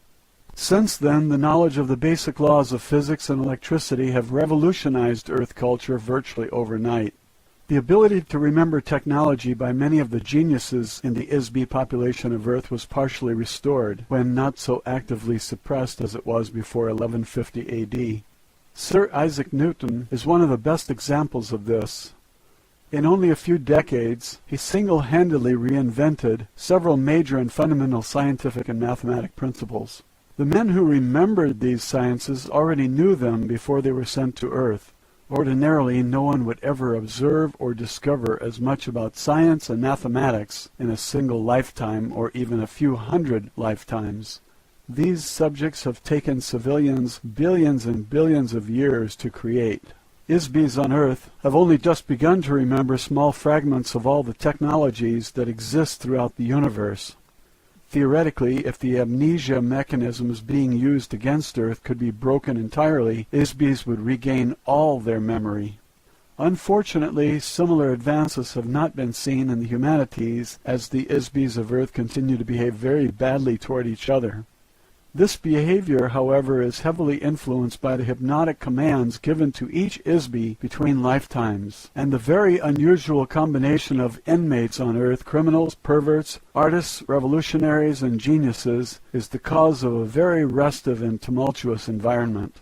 The purpose of the prison planet is to keep ISBs on Earth forever. Promoting ignorance, superstition, and war between ISBs helps keep the prison population crippled and trapped behind the wall of electronic force screens. ISBs have been dumped on Earth from all over the galaxy, adjoining galaxies, and from planetary systems all over the old empire, like Sirius, Aldebaran, the Pleiades, Orion, Draconis, and countless others. There are ISBs on Earth from unnamed races, civilizations, cultural backgrounds, and planetary environments. Each of the various ISB populations have their own language, belief systems, moral values, religious beliefs, training, and unknown and untold histories. These ISBs are mixed together with earlier inhabitants of Earth who came from another star system more than 400,000 years ago to establish the civilizations of Atlantis and Lemuria. Those civilizations vanished beneath the tidal waves caused by a planetary polar shift many thousands of years ago, before the current prison population started to arrive.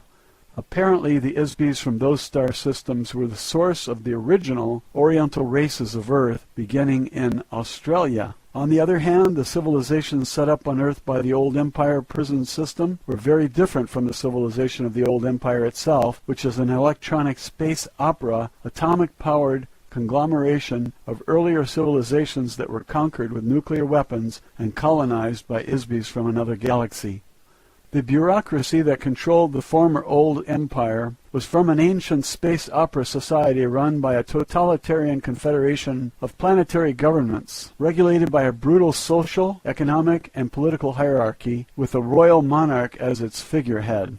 This type of government emerges with regularity on planets where the citizens abandon personal responsibility for autonomous self-regulation. They frequently lose their freedom to demented Isbis who suffer from an overwhelming paranoia that every other Isbi is their enemy who must be controlled or destroyed. Their closest friends and allies, whom they espouse to love and cherish, are literally loved to death by them. Because such Isbis exist, the domain has learned that freedom must be won and maintained through eternal vigilance and the ability to use defensive force to maintain it.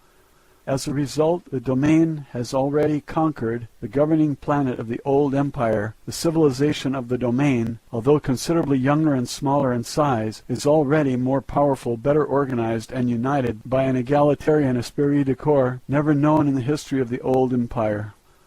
The recently despoiled German totalitarian state on Earth was similar to the old empire, but not nearly as brutal, and about 10,000 times less powerful. Many of the Isbis on Earth are here because they are violently opposed to the totalitarian government, or because they were so psychotically vicious that they could not be controlled by the old empire government. Consequently, the population of Earth is disproportionately comprised of a very high percentage of such beings. The conflicting cultural and ethical moral codes of the Isbis on Earth is unusual in the extreme.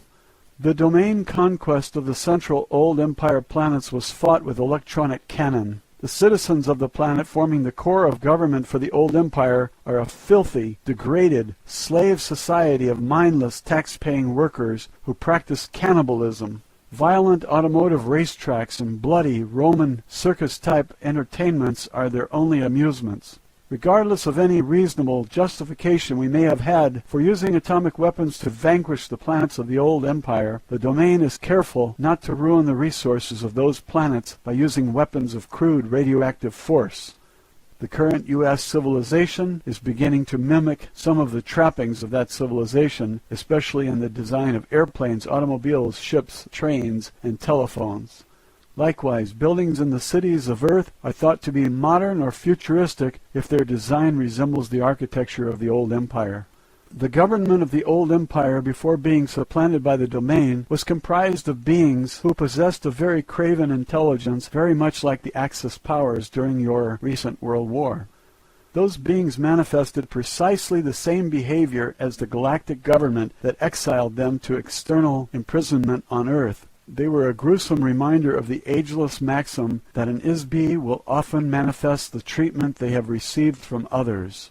Kindness fosters kindness, cruelty begets cruelty.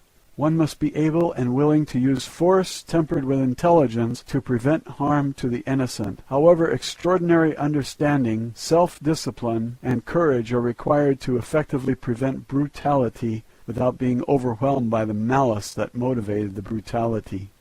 Only a demonic, self-serving government would employ a logic or science to conceive that an ultimate solution to any problem is to murder and permanently erase the memory of every artist, genius, skilled manager, and inventor, and cast them into a planetary prison, together with political opponents, killers, thieves, perverts, and disabled beings of an entire galaxy. Once the Isbis expelled from the old empire arrived on Earth, they were given amnesia and hypnotically tricked into thinking that something else had happened to them. The next step was to implant the Isbis into biological bodies on Earth. The bodies became the human populations of false civilizations which were designed and installed in the minds of the Isbis to look completely unlike the old empire. All of the Isbis of India, Egypt, Babylon, Greece, Rome, and medieval Europe were guided to a pattern and build the cultural elements of these societies based on standard patterns developed by the Isbis of many earlier similar civilizations on Sun-type 12 Class 7 planets that have existed for trillions of years throughout the universe. In the earliest times, the Isbis sent to prison Earth lived in India. They gradually spread into Mesopotamia, Egypt, Mesoamerica, Archaea, Greece, Rome, medieval Europe, and to the New World. They were hypnotically commanded to follow the pattern of a given civilization by the old empire prison operators. This is an effective mechanism to disguise the actual time and location from the Isbis imprisoned on Earth. The languages, customs, and culture of each false civilization are intended to reinforce amnesia because they do not remind the Isbis on Earth of the original Old Empire planets from which they were deported. On the very far back track of time, these types of civilizations tended to repeat themselves over and over because the Isbis who created them became familiar with certain patterns and styles and stayed with them. It is a lot of work to invent an entire civilization complete with culture, architecture, language, customs, mathematics, moral values, and so forth. It is much easier to replicate a copy based on a familiar and successful pattern. A Sun-type 12 Class 7 planet is the designation given to a planet inhabited by carbon-oxygen-based life forms. The class of the planet is based on the size and radiation intensity of the star, the distance of the planetary orbit from the star, and the size, density, and gravity and chemical composition of the planet. Likewise, flora and fauna are designated and identified according to the star type and class of the planet they inhabit. On the average, the percentage of planets in the physical universe with a breathable atmosphere is relatively small. Most planets do not have an atmosphere upon which life forms feed, as on Earth, where the chemical composition of the atmosphere provides nutrition to plants and other organisms which in turn support other life forms. When the domain force brought the Vedic hymns to the Himalayas region 8,200 years ago, some human societies already existed. The Aryan people invaded and conquered India, bringing the Vedic hymns to the area. The Vedas were learned by them, memorized, and carried forward verbally for 7,000 years before being committed to written form. During that span of time, one of the officers of the Domain Expeditionary Force was incarnated on Earth as a Vishnu. He is described many times in the Rig Veda. He is still considered to be a god by the Hindus. Vishnu fought in the religious wars against the Old Empire forces. He is a very able and aggressive Isbi, as well as a highly effective officer, who has since been reassigned to other duties in the domain. This entire episode was orchestrated as an attack and revolt against the Egyptian pantheon installed by Old Empire administrators. The conflict was intended to help free humankind from implanted elements of the false civilization that focused attention on many gods and superstitious ritual worship demanded by the priests who managed them. It is all part of the mental manipulation by the Old Empire to hide their criminal actions against the Isbis on Earth. A priesthood, or prison guards, were used to help reinforce the idea that an individual is only a biological body and is not an immortal spiritual being. The individual has no identity. The individuals have no past lives. The individual has no power. Only the gods have power, and the gods are the contrivance of the priests who intercede between men and the gods they serve. Men are slaves to the dictates of the priests who threaten eternal spiritual punishment if men do not obey them. What else would one expect on a prison planet where all the prisoners have amnesia and the priests themselves are prisoners? The intervention of the domain force on Earth has not been entirely successful due to the secret mind control operation of the Old Empire that still continues to operate. A battle was waged between the Old Empire forces and the domain through religious conquest between 1500 BCE and about 1200 BCE. The domain forces attempted to teach the concept of an individual, immortal spiritual being to several influential beings on Earth. One such instance resulted in a very tragic misunderstanding, misinterpretation, and misapplication of the concept. The idea was perverted and applied to mean that there is only one Isby instead of the truth that everyone is an Isby. Obviously, this was a gross incomprehension and an utter unwillingness to take responsibility for one's own power. The old empire priests managed to corrupt the concept of the individual immortality into the idea that there is only one all-powerful Isby, and that no one else is or is allowed to be an Isby. Obviously, this is the work of the old empire amnesia operation. It is easy to teach this altered notion to beings who do not want to be responsible for their own lives. Slaves are such beings. As long as one chooses to assign responsibility for creation, existence, and personal accountability for one's own thoughts and actions to others, one is a slave. As a result, the concept of a single monotheistic God resulted and was promoted by many self-proclaimed prophets, such as the Jewish slave leader Moses, who grew up in the household of the Pharaoh Amenhotep III, and his son Akhenaten, and his wife Nefertiti, as well as his son Tutankhamun.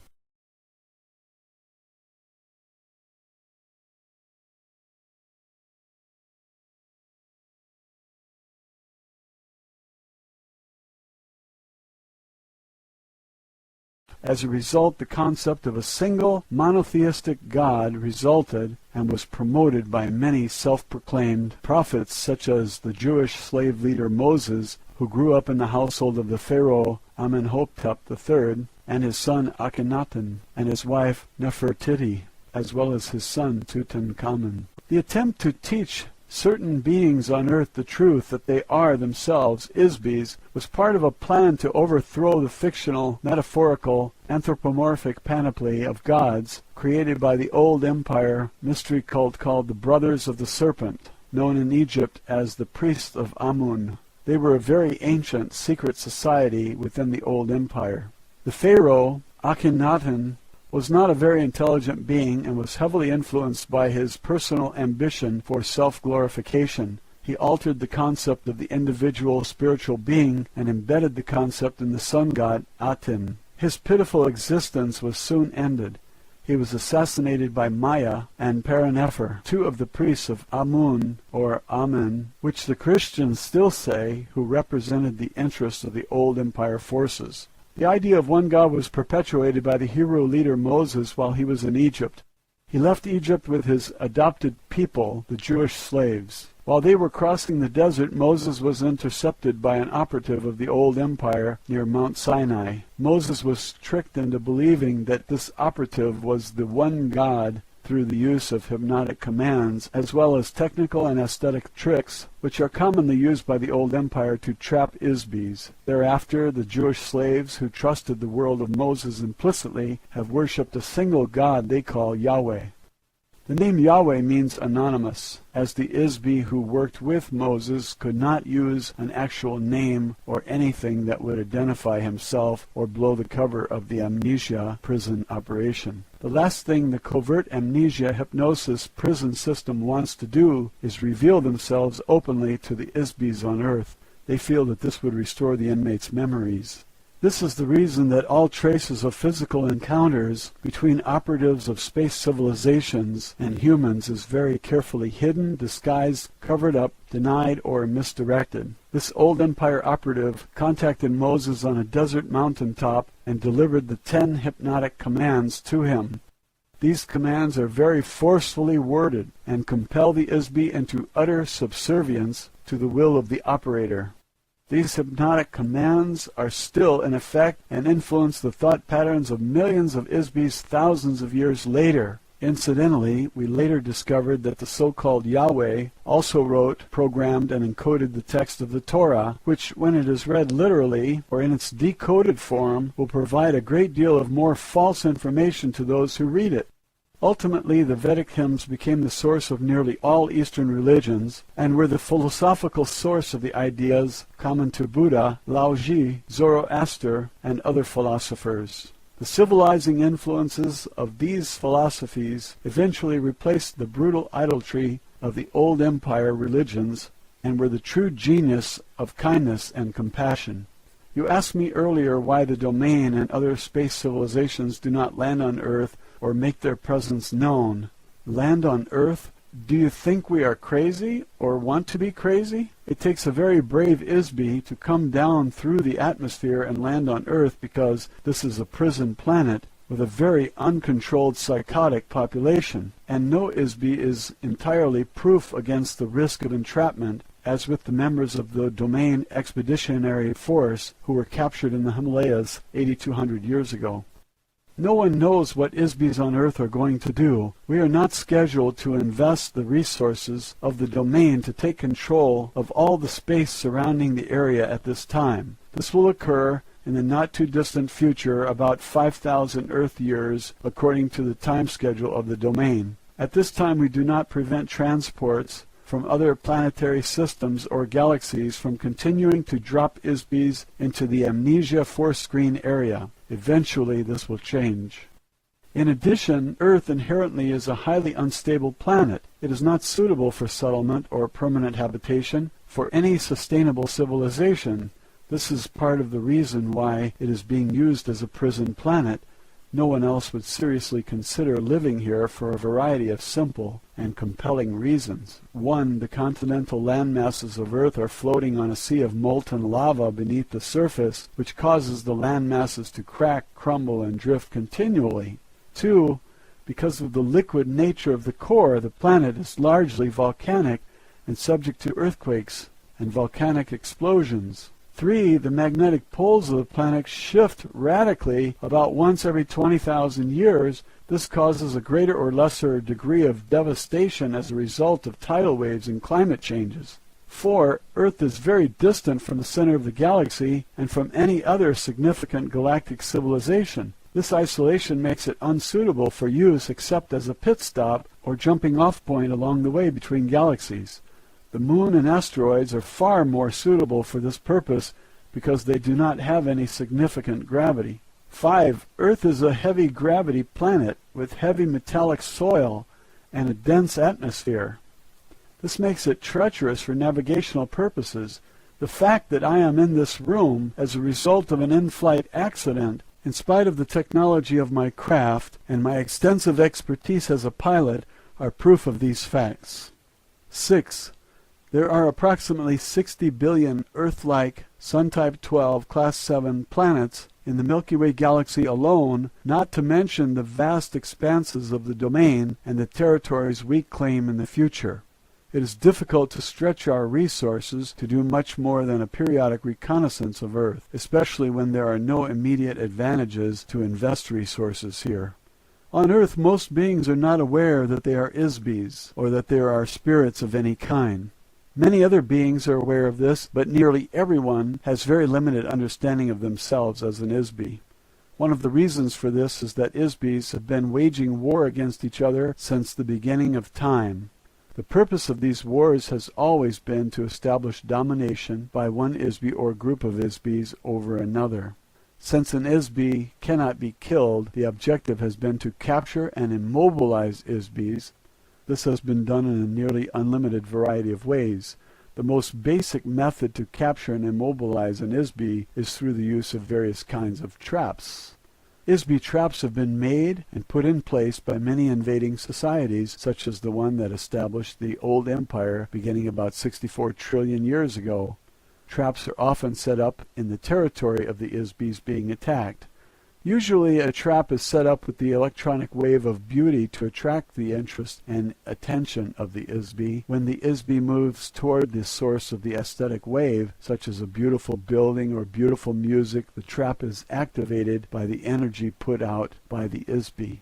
One of the most common trap mechanisms uses the ISB's own thought energy output when the ISB tries to attack or fight back against the trap. The trap is activated and energized by the ISB's own thought energy. The harder the ISB fights against the trap, the more it pulls the ISB toward it and keeps them stuck in the trap. Throughout the entire history of this physical universe, vast areas of space have been taken over and colonized by ISB societies who invade and take over new areas of space in this fashion. In the past, these invasions have always shared common elements. 1. the overwhelming use of force of arms, usually with nuclear or electronic weapons. 2. Mind control of the ISBs in the invaded area through the use of electroshock, drugs, hypnosis, erasure of memory, and the implantation of false memory or false information intended to subjugate and enslave the local ISB population. 3. Takeover of natural resources by the invading ISBs. 4. Political, economic, and social slavery of the local population. These activities continue in present time. All of the ISBs on Earth have been members of one or more of these activities in the past, both as an invader or as part of the population being invaded. There are no saints in this universe. Very few have avoided or been exempted from warfare between ISBs. ISBs on Earth are still the victims of this activity at this very moment. The between lives amnesia administered to ISBs is one of the mechanisms of an elaborate system of old world ISB traps that prevent an ISB from escaping. This operation is managed by an illicit renegade secret police force of the old empire using false provocation operations to disguise their activities in order to prevent detection by their own government, the domain, and by the victims of their activities. They are mind control methods developed by government psychiatrists. Earth is a ghetto planet. It is the result of an intergalactic holocaust. ISBs have been sentenced to Earth either because 1. They are too viciously insane or perverse to function as part of any civilization no matter how degraded or corrupt. 2. Or they may be a revolutionary threat to the social, economic, and political caste system that has been so carefully built and brutally enforced in the old empire. Biological bodies are specifically designed as the lowest order of the entity of the old empire caste system. When an ISB is sent to Earth and then tricked or coerced into operating in a biological body, they are actually in a prison inside a prison. 3. In an effort to permanently and irreversibly rid the old empire of such untouchables, the external identity, memory, and abilities of every ISB is forcefully erased. This final solution was conceived and carried out by the psychopathic criminals who are controlled by the old empire. The mass extermination of untouchables in prison camps created by Germany during World War II were recently revealed. Likewise, the ISBs of Earth are the victims of spiritual eradication and eternal slavery inside frail biological bodies inspired by the same kind of craven hatred in the old empire. The kind and creative inmates of Earth are continuously tortured by butchers and lunatics who are controlled by the old empire prison operators. The so-called civilizations of Earth, far from the age of useless pyramids to the age of nuclear holocaust, have been a colossal waste of natural resources, a perverted use of intelligence, and an overt oppression of the spiritual essence of every single ISB on the planet. If the domain sent ships to every corner of the universe in search of hell, their quest could end on Earth. What greater brutality can be inflicted on anyone than to erase the spiritual awareness, identity, ability, and memory that is in the essence of oneself? The domain has as yet been unable to rescue the 3,000 ISBs of the Expeditionary Force Battalion either. They are forced to inhabit biological bodies on Earth. We have been able to recognize and track most of them for the past 8,000 years. However, our attempts to communicate with them are usually futile, as they are unable to remember their true identity. The majority of lost members of the domain force have followed the general progression of Western civilization from India into the Middle East, then to Chaldea and Babylon, into Egypt, through Achaia, Greece, Rome, into Europe, to the Western Hemisphere, and then around the world. The members of the Lost Battalion and many other ISBs on Earth could be valuable citizens of the domain, not including those who are vicious criminals or perverts. Unfortunately, there has been no workable method conceived to emancipate the ISBs from Earth. Therefore, as a matter of common logic as well as the official policy of the domain, it is safer and more sensible to avoid contact with the ISB population of Earth until such time as the proper resources can be allocated to locate and destroy the old empire force screen and amnesia machinery and develop a therapy to restore the memory of an ISB. Roswell, Alien Interview, Chapter 9, A Timeline of Events. Matilda O'Donnell McElroy, Personal Note. For this interview, I took written notes because Errol gave me a lot of dates and names that I couldn't possibly remember without writing them down. I didn't usually take notes, but during this lesson I thought it was important to get the information exactly as she gave it to me. However, I discovered that my note-taking made it much more difficult for me to focus on receiving the communication from Errol. I was sometimes so distracted by my own writing that I lost the train of her thought, so I had to ask her to repeat herself several times. Errol continued to stay in communication with the communications officer on the asteroid belt station, from which she received much of this information. Since Errol was an officer, pilot, and engineer of the domain, and not a historian, she had to get this information from records of reconnaissance missions conducted by other officers of the Domain Expeditionary Force. Official transcript of interview, top secret. The actual history of Earth is very bizarre. It's so nonsensical that it is incredible to anyone on Earth who attempts to investigate it. A myriad of vital information is missing from it. A huge conglomeration of non sequitur relics and mythology has been arbitrarily introduced into it. The volatile nature of the Earth itself cyclically covers, drowns, mixes, and shreds physical evidence. These factors, combined with amnesia, post-hypnotic suggestions, false facades, and cover manipulation, make a reconstruction of the factual origins and history of Earth civilizations virtually indecipherable. Any investigator, no matter how brilliant, is doomed to wallow in a quagmire of inconclusive assumptions, unworkable hypotheses, and perpetual mystery. Since the domain does not suffer these afflictions, having the advantage of memory, longevity, and an exterior point of view, I will add some clarification to your fragmentary knowledge of the history of Earth. These are some of the dates and events that are not mentioned in Earth history textbooks. These dates are significant because they provide some information concerning the influences of the old empire and of the domain on Earth. Although I have attended several briefings by our mission control personnel on the general background of the Earth within the past few hundred years, I will rely principally on data gathered from records captured after our invasion of the old Empire planetary headquarters. Since that time, the Domain Expeditionary Force has tracked the general progress of events on Earth. As I mentioned, in some cases the domain has chosen to intervene in certain affairs on Earth in order to ensure the success of our long-term expansion plans. Although the domain has no interest in Earth per se, or the population of Isbys on this planet, it does serve our interests to ensure that the resources of Earth are not destroyed or spoiled. To that end, certain officers of the domain have been sent to Earth on reconnaissance missions from time to time to gather information. However, the following dates and events have been extrapolated from the accumulated information in the data files of the domain, at least those that are accessible to me through the Space Station Communications Center. 208,000 BCE. The establishment of the old empire, whose headquarters were located near one of the tail stars of the Ursa Major Big Dipper constellation of this galaxy. The old empire invasion force conquered the area with nuclear weapons sometime earlier. After the radioactivity subsided and the cleanup and restoration were completed, it received the immigration of beings from another galaxy into this galaxy.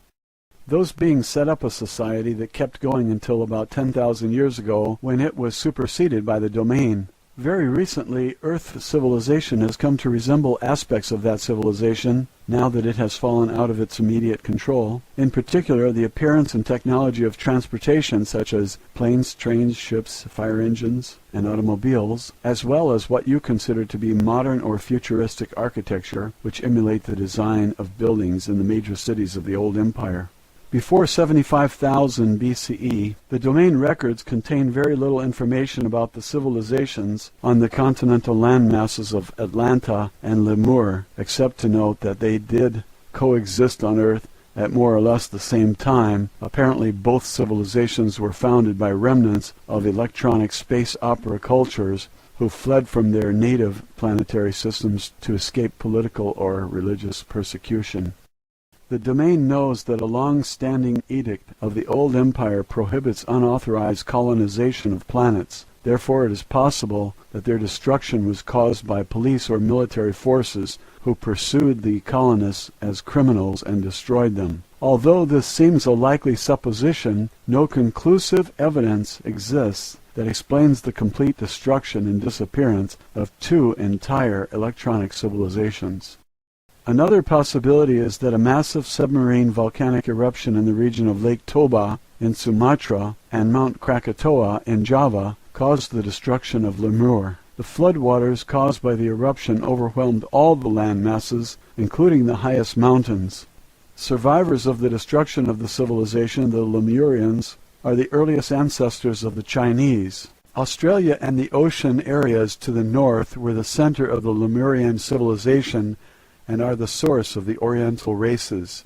Both civilizations possessed electronics, flight, and similar technologies of space opera cultures. Apparently, the volcanic eruption expelled such a significant mass of molten rock that the resulting vacuum beneath the crust of Earth caused great areas of the land masses to sink below the oceans. The continental areas occupied by both civilizations were covered with volcanic matter and then submerged, leaving very little evidence that they ever existed except for legends of a global flood which prevail in every culture of the earth, and for survivors who are the genus of the Oriental races and cultures. That kind of colossal volcanic explosion fills the stratosphere with toxic gases which are carried around the whole planet. The usual refuse of these volcanic eruptions can easily cause a rain that lasts 40 days and 40 nights due to atmospheric pollution, as well as an extensive period during which radiation from the sun is deflected back into space and causes global cooling. Certainly such an event would cause an ice age, extinctions of life forms, and many other relatively long-term changes lasting thousands of years. Due to the myriad types of naturally occurring global cataclysmic events which are indigenous to Earth, it is not a suitable planet for habitation by ISBs.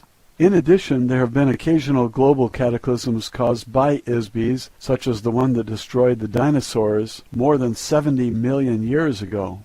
That destruction was caused by an intergalactic warfare, during which time Earth and many other neighboring moons and planets were bombarded by atomic weapons. Atomic explosions cause atmospheric fallout much like that of volcanic eruptions. Most of the planets in this sector of the galaxy have been uninhabitable deserts since then. Earth is undesirable for many other reasons: heavy gravity and dense atmosphere, floods, earthquakes, volcanoes, polar shifts, continental drift, meteor impacts, atmospheric and climatic changes, to name a few. What kind of lasting civilization could any sophisticated culture propose to develop in such an environment? In addition, Earth is a small planet of a rim star of a galaxy. This makes Earth very isolated geographically from the more concentrated planetary civilizations which exist toward the center of the galaxy. These obvious facts have made Earth suitable for use only as a zoological or botanical garden, or for its current use as a prison, but not much else. Before 30,000 years BCE, Earth started being used as a dumping ground and prison for ISBs who were judged untouchable, meaning criminal or nonconformists. ISBs were captured, encapsulated in electronic traps, and transported to Earth from various parts of the old empire. Underground amnesia stations were set up on Mars and on Earth in the Rwenzori Mountains in Africa, in the Pyrenees Mountains of Portugal, and in steppes of Mongolia. These electronic monitoring points create force screens designed to detect and capture ISBs when the ISB departs the body at death. ISBs are brainwashed using extreme electronic force in order to maintain Earth's population in a state of perpetual amnesia. Further population controls are installed through the use of long-range electronic thought control mechanisms. These stations are still in operation, and they are extremely difficult to attack or destroy, even for the domain, which will not maintain a significant military force in this area until a later date.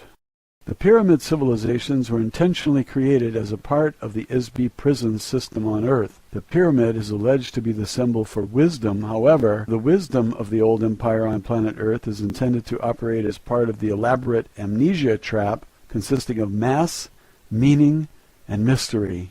These are opposite to the qualities of an immortal spiritual being which has no mass or meaning. An ISB is solely because it thinks that it is. Mass represents the physical universe, including objects such as stars, planets, gases, liquids, energy particles, and teacups. The pyramids were very, very solid objects, as were all the structures created by the old empire. Heavy, massive, dense, solid objects create the illusion of eternity. Dead bodies wrapped in linen, soaked in resin, placed inside engraved golden coffins, and entombed with earthly possessions amid cryptic symbols create an illusion of eternal life. However, dense, heavy physical universe symbols are the exact opposite of an ISBE. An ISBE has no mass or time. Objects do not endure forever. An ISBE is forever. Meaning. False meanings prevent knowledge of the truth. The pyramid cultures of Earth are a fabricated illusion. They are nothing more than false civilizations contrived by the old empire, mystery cult, called the Brothers of the Serpent. False meanings were invented to create the illusion of a false society to further reinforce the amnesia mechanism among the inmates in the Earth prison system. Mystery is built of lies and half-truths. Lies cause persistence because they alter facts which are comprised of exact dates, places, and events. When truth is known, a lie no longer persists. If the exact truth is revealed, it is no longer a mystery. All of the pyramid civilizations of Earth were carefully contrived of layer upon layer of lies skillfully combined with a few truths. The priest cult of the old empire combined sophisticated mathematics and space opera technology with their theatrical metaphors and symbolism. All of these are complete fabrications of truth baited with the allure of aesthetics and mystery. The intricate rituals, astronomical alignments, secret rites, massive monuments, marvelous architecture, artistically rendered hieroglyphs, and man-animal gods were designed to create an unsolvable mystery for the ISBE prison population on Earth. The mystery diverts attention away from the truth that ISBEs have been captured, given amnesia, and imprisoned on a planet far, far away from their home. The truth is that every single ISBE on Earth came to Earth from some other planetary system. Not one person on Earth is a native inhabitant. Human beings did not evolve on Earth. In the past, Egyptian society was run by the prison administrators or priests, who in turn manipulated a pharaoh, controlled the treasury, and kept the inmate population enslaved physically and spiritually. In modern times, the priests have changed, but the function is the same. However, now the priests are prisoners too. Mystery reinforces the walls of the prison.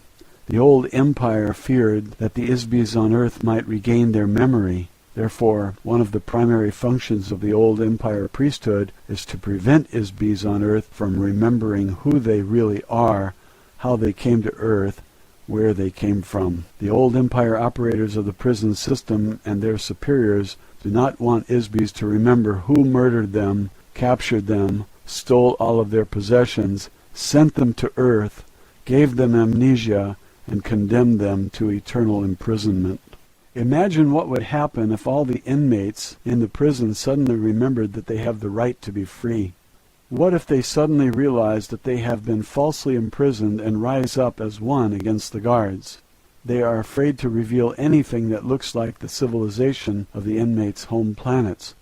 A body, a piece of clothing, a symbol, a spaceship, an advanced electronics device, or any other remnant of civilization from a home planet could remind a being and rekindle his memory. Sophisticated technologies of entrapment and enslavement, which were developed over millions of years in the old empire, have been applied to the ISBEs on Earth with the intention to create a false facade for the prison. These facades were installed on Earth in totality all at once. Every piece is a fully integrated part of the prison system. This includes a religion of mumbo-jumbo doublespeak. Every pyramid civilization uses this as part of a control mechanism to keep the population enslaved by force, by fear, and by ignorance.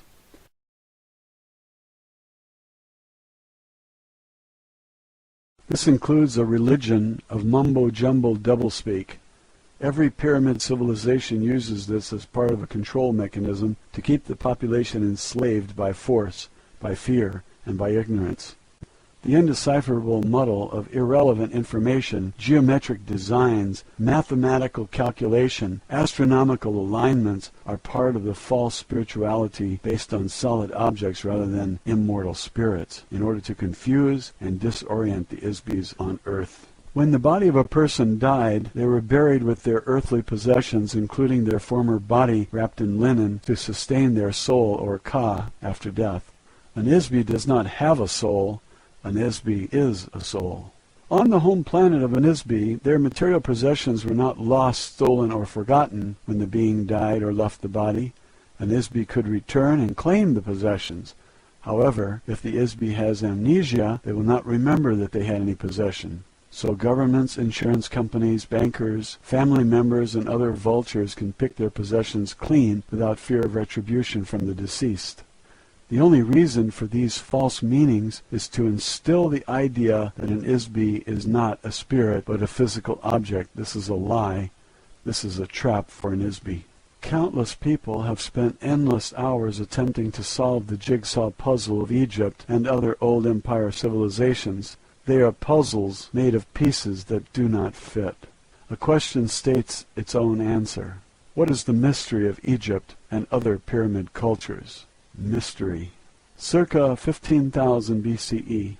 The old empire forces supervised the construction of hydraulic mining operations in the Andes Mountains in present-day Bolivia near Lake Titicaca, Lake of 10 Stones, at Tiwanaku, including construction of the massive stone complex of carved stone buildings known as Kalasasaya and its Gate of the Sun at the elevation of nearly 14,000 feet. 11,600 BCE. The polar axis of Earth shifted. The polar axis of Earth shifted to a sea area. The last ice age came to an end abruptly as the polar ice caps melted and the level of the ocean rose to submerge large sections of the land masses of Earth. The last remaining vestiges of Atlantis and Lemuria were covered by water. Massive extinctions of animals occurred in the Americas, Australia, and the Arctic regions due to the shift of the poles. 10,450 BCE. Plans were made by the old empire Isbi called Thoth for construction of a great pyramid of Giza. The 4 air shafts of the pyramid point precisely to key stars in the old empire as seen from Giza this year. The alignment of the pyramids of Giza on the ground matches perfectly the alignment of the constellation of Orion as seen in the sky from Giza relative to the Nile as the earthly representation of the Milky Way in the sky. 10,400 BCE. According to the Earth historian Herodotus, records from the ruined civilizations of Atlantis containing electronic technology and other technology of that society were buried in a vault beneath the paws of the Sphinx. The Greek historian wrote that he was told about this by some of his friends who were priests of Anu, the Sumerian god, at the Egyptian city of Heliopolis. However, it is highly unlikely that any traces of an electronic civilization would be allowed to be left intact on Earth by the old empire prison system administrators. 8,212 BCE. The Veda or Vedic hymns are a set of religious hymns that were introduced to the societies of Earth. They came forward in spoken tradition, memorized from generation to generation. The hymn to the dawn child includes an idea called the cycle of the physical universe, the creation, growth, conservation, decay, and death, or destruction of energy and matter in a space. These cycles produce time. The same set of hymns describes the theory of evolution. Here is a tremendous body of knowledge which contains a great deal of spiritual truth. Unfortunately, it has been incorrectly evaluated by humans and altered with lies and reversals of fact by priests, which are a booby trap to prevent anyone from using the wisdom to discover a way to escape from the prison planet. 8050 BCE. Destruction of the old empire home planet government in this galaxy. This was the end of the old empire as a political entity in the galaxy. However, the vast size of the old empire will take many thousands of years for the domain to conquer completely. The inertia of the political, economic, and cultural systems of the old empire will remain in place for some time to come. However, remnants of the old empire space fleet in the solar system of Earth were finally destroyed in 1230 AD. In addition to operatives of the old empire who run the Earth prison operation, there were other beings from the old empire who came to Earth. Since Earth was no longer under the control of the old empire, after their defeat by the domain forces, there was no police force to control military renegades, space pirates, miners, merchants, and entrepreneurs who came to Earth to exploit the resources of the planet for personal gain and many other nefarious reasons. For example, the history of the earth according to the Jewish people describes the Nephilim. Chapter 6 of the book of Genesis describes the origin of Nephilim. Now it came about, when men began to multiply on the face of the land, and daughters were born to them, that the sons of God saw that the daughters of men were beautiful, and they took wives for themselves, whomever they choose.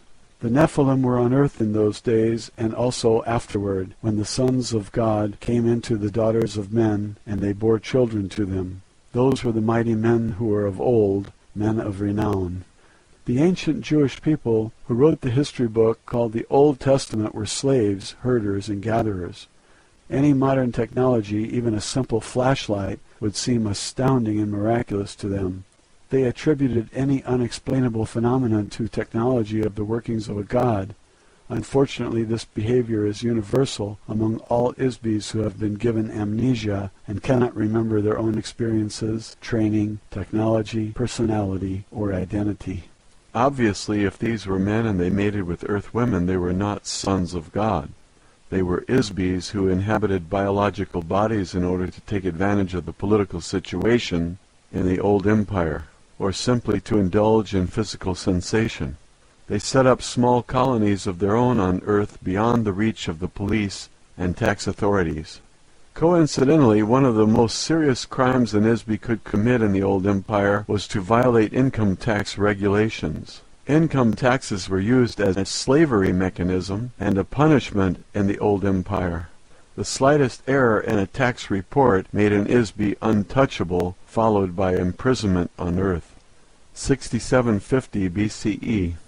Other pyramid civilizations were set up by the old empire on Earth. These were established in Babylon, Egypt, China, and Mesoamerica. The Mesopotamian area provided service facilities, communication stations, spaceports, and stone quarry operations for these false civilizations.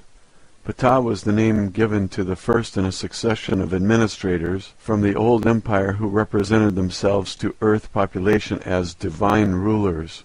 Ptah's importance may be understood when one learns that the word Egypt is a Greek corruption of the phrase Het-ka Ptah, or House of the Spirit of Ptah. Ptah was nicknamed the Developer. He was a construction engineer. His high priest was given the title Great Leader of Craftsmen. Ptah was also the god of reincarnation in Egypt. He originated the opening of the mouth ceremony, which was performed by priests at funerals to release souls from their corpses. Of course, when the souls were released, they were captured, given amnesia, and returned to Earth again. The so-called divine rulers who followed Ptah on Earth were called Neter, meaning guardians or watchers by the Egyptians. Their symbol was the serpent, or dragon, which represented a secret priesthood of the old empire called the Brothers of the Serpent. Old empire engineers used cutting tools of highly concentrated light waves to quickly carve and excavate stone blocks. They also used force fields and spacecraft to lift and transport blocks of stone weighing hundreds or thousands of tons each. The placement on the ground of some of these structures will be found to have geodesic or astronomical significance relative to various stars in this galactic region. The buildings are crude and impractical compared to building standards on most planets. As an engineer of the domain, I can attest that makeshift structures like these would never pass inspection on a planet in the domain. Stone blocks such as those used in pyramid civilizations can still be seen, partially excavated in the stone quarries in the Middle East and elsewhere. Most of the structures were hastily built props, much like the false facades of the Western town on a set of a motion picture. They appear to be real and to have some use or value. However, they have no value. They have no useful purpose. The pyramids and all of the other stone monuments erected by the old empire could be called mystery monuments. For what reason would anyone waste so many resources to construct so many useless buildings, to create a mysterious illusion? The fact of the matter is that each one of the divine rulers were Isbis who served as operatives of the old empire. They were certainly not divine, although they were Isbis. 6248 BCE. The beginning of active warfare between the Domain Space Command and the surviving remnants of the old Empire space fleet in this solar system that lasted nearly 7,500 years. It began when an installation was established in the Himalaya Mountains by a battalion of the 3,000 officers and crew members of the Domain Expeditionary Force. The installation was not fortified, as the Domain was not aware that the old Empire maintained Earth as a prison planet. The Domain installation was attacked and destroyed by space forces of the old Empire, who continued to operate in the solar system of Earth. Isbis of the Domain battalion were captured, taken to Mars, given amnesia, and sent back to Earth to inhabit human biological bodies. They are still on Earth. 5965 BCE. Investigations into the disappearance of Domain forces in this solar system led to the discovery of old Empire bases on Mars and elsewhere. The Domain took over the planet Venus as a defensive position against the space forces of the old Empire. The Domain Expeditionary Force also monitors life forms on Venus, which has a very dense, hot, heavy atmosphere of sulfuric acid clouds. There are few life forms on Earth that can endure an atmospheric environment like Venus. The Domain also established secret installations or space stations in the Earth's solar system. This solar system has a planet that is broken up, the asteroid belt. It provides a very useful low-gravity platform for takeoff and landing of spacecraft. It is used as a galactic jump between the Milky Way and adjoining galaxies. There aren't any planets at this end of the galaxy that can serve as a good galactic entering spot for incoming transport and other ships. But this broken-up planet makes a very ideal space station. As a result of our war against the old Empire, this area of the solar system is now a valuable possession of the Domain. 3450 to 3100 BCE. The intervention into the affairs of Earth by the old Empire operatives, or divine gods, was disrupted at this time by the Domain forces. They were forced to replace themselves with human rulers. The first dynasty of human pharaohs, who united Upper and Lower Egypt, began with the rule of a pharaoh who coincidentally was named Men. He established the capital city called Men-Nefer, the beauty of men, in Egypt. This started the first succession of 10 human pharaohs and a period of 350 years of chaos that followed in the administrative ranks of the old empire. 3200 BCE. As I mentioned earlier, Earth was under attack between the Domain and the old empire forces during this period. Of course, this does not make any sense to archaeologists or historians on Earth, because the Egyptian period is a space opera era period. Since Earth historians have amnesia, they assume that this was only a religious period. Further, because the technology and civilizations installed on Earth during this period were pre-packaged, they did not evolve on Earth. Of course, there is no evidence anywhere on Earth of an evolutionary transition which resulted in sophisticated mathematics, language, writing, religion, architecture, cultural traditions in Egypt, or any of the pyramid civilizations. These cultures, complete with all the details of racial body types, hairstyles, facial makeup, rituals, moral codes, and so forth, just appeared as complete integrated packages. The physical evidence suggests that all evidence of the intervention of the Domain or the old empire forces or any other extraterrestrial activity has been carefully cleaned up so as not to create suspicion. The old empire force does not want the Isbis of Earth to suspect that they have been captured, transplanted to Earth, and brainwashed. So Earth historians continue to assume that Egyptian priests were not supposed to have ray guns or other technology of the old empire, and they suppose that there was nothing going on Earth except some priests walking around saying Amen, which the Christians still say.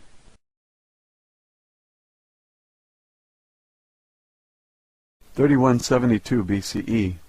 Layout of the astronomical grid that joins the key mining sites and astronomical buildings of the gods in the Andes Mountains, such as Tiwanaku, Cusco, Quito, the cities of Ollantaytambo, Machu Picchu, and Pachacamac for the mining of rare metals, including tin for use in making bronze. Metals were the property of the gods, of course.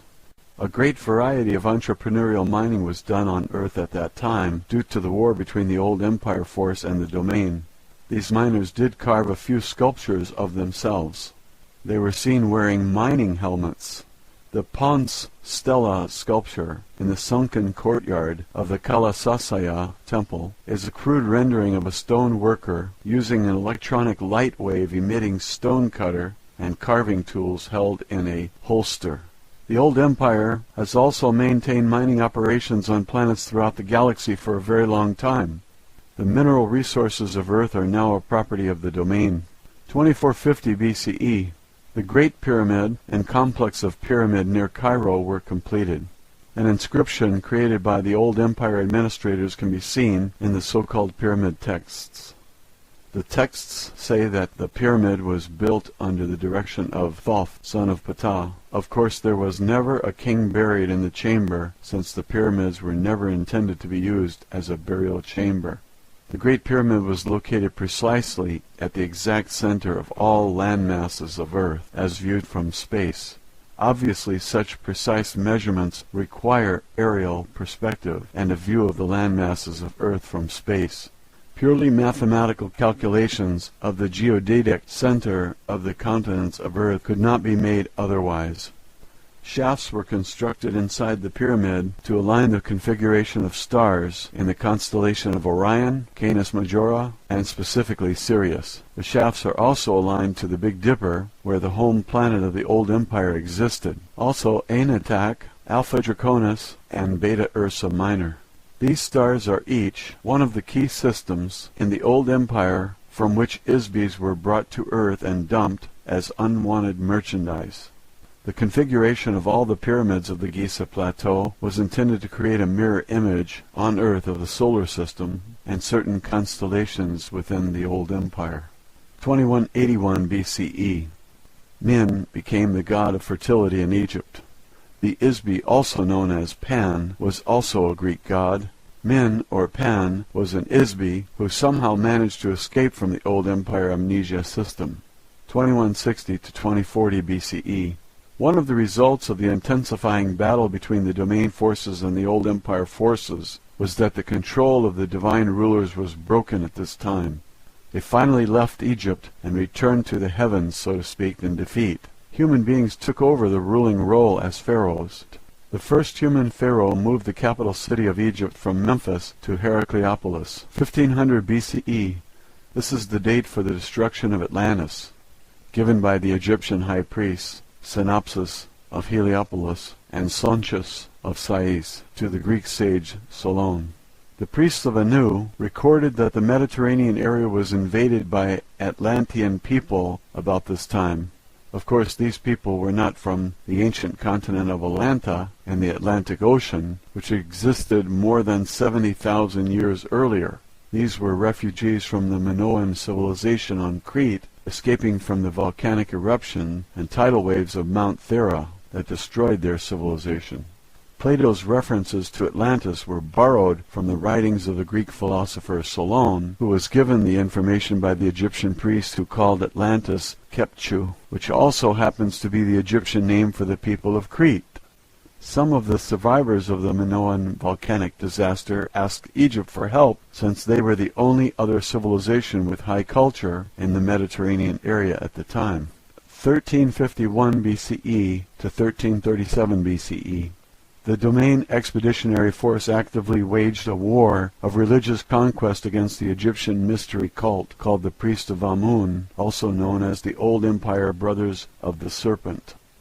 During this time, the pharaoh Akhenaten abolished the priesthood of Amun and moved the capital of Egypt from Thebes to the new location at Amarna, at the exact geodetic center of Egypt. However, this plot to overthrow the old empire religious control was quickly spoiled. 1193 BCE. In the Near East, Achaea, the Greeks and Trojans fought for supremacy, which ended in the destruction of Troy as the finale of the Trojan War. During this same time, war was being fought out in the space of the solar system between two forces for control of the space stations surrounding Earth. That period of 300 years was a very violent resistance to the domain forces by the remnants of the old empire forces. It did not last long, however, as it is futile to resist the domain. 850 BCE. Homer, the blind Greek poet, wrote the stories, the gods, as borrowed and modified from earlier sources in the Vedic texts, Sumerian texts, Babylonian and Egyptian mythology. His poems, as well as many other myths of the ancient world, are very accurate descriptions of the exploits of Isbis on Earth, who were able to avoid the old empire amnesia operation and operate without biological bodies. 700 BCE, the Vedic hymns were first translated in the Greek language. This was the beginning of a cultural revolution in Western civilization that transformed crude and brutal tribal cultures into democratic republics based on more reasonable conduct. 638 to 559 BCE, Solon, a wise man from Greece, reported the existence of Atlantis. This was information he received from the old empire high priests Synopsis of Heliopolis and Sontius of Sais, with whom he studied in Egypt. 630 BCE, Zoroaster created religious practices in Persia around an Isbi called Ahura Mazda. This was yet another of the growing number of monotheistic gods put in place by operatives of the domain to displace a panoply of old empire gods.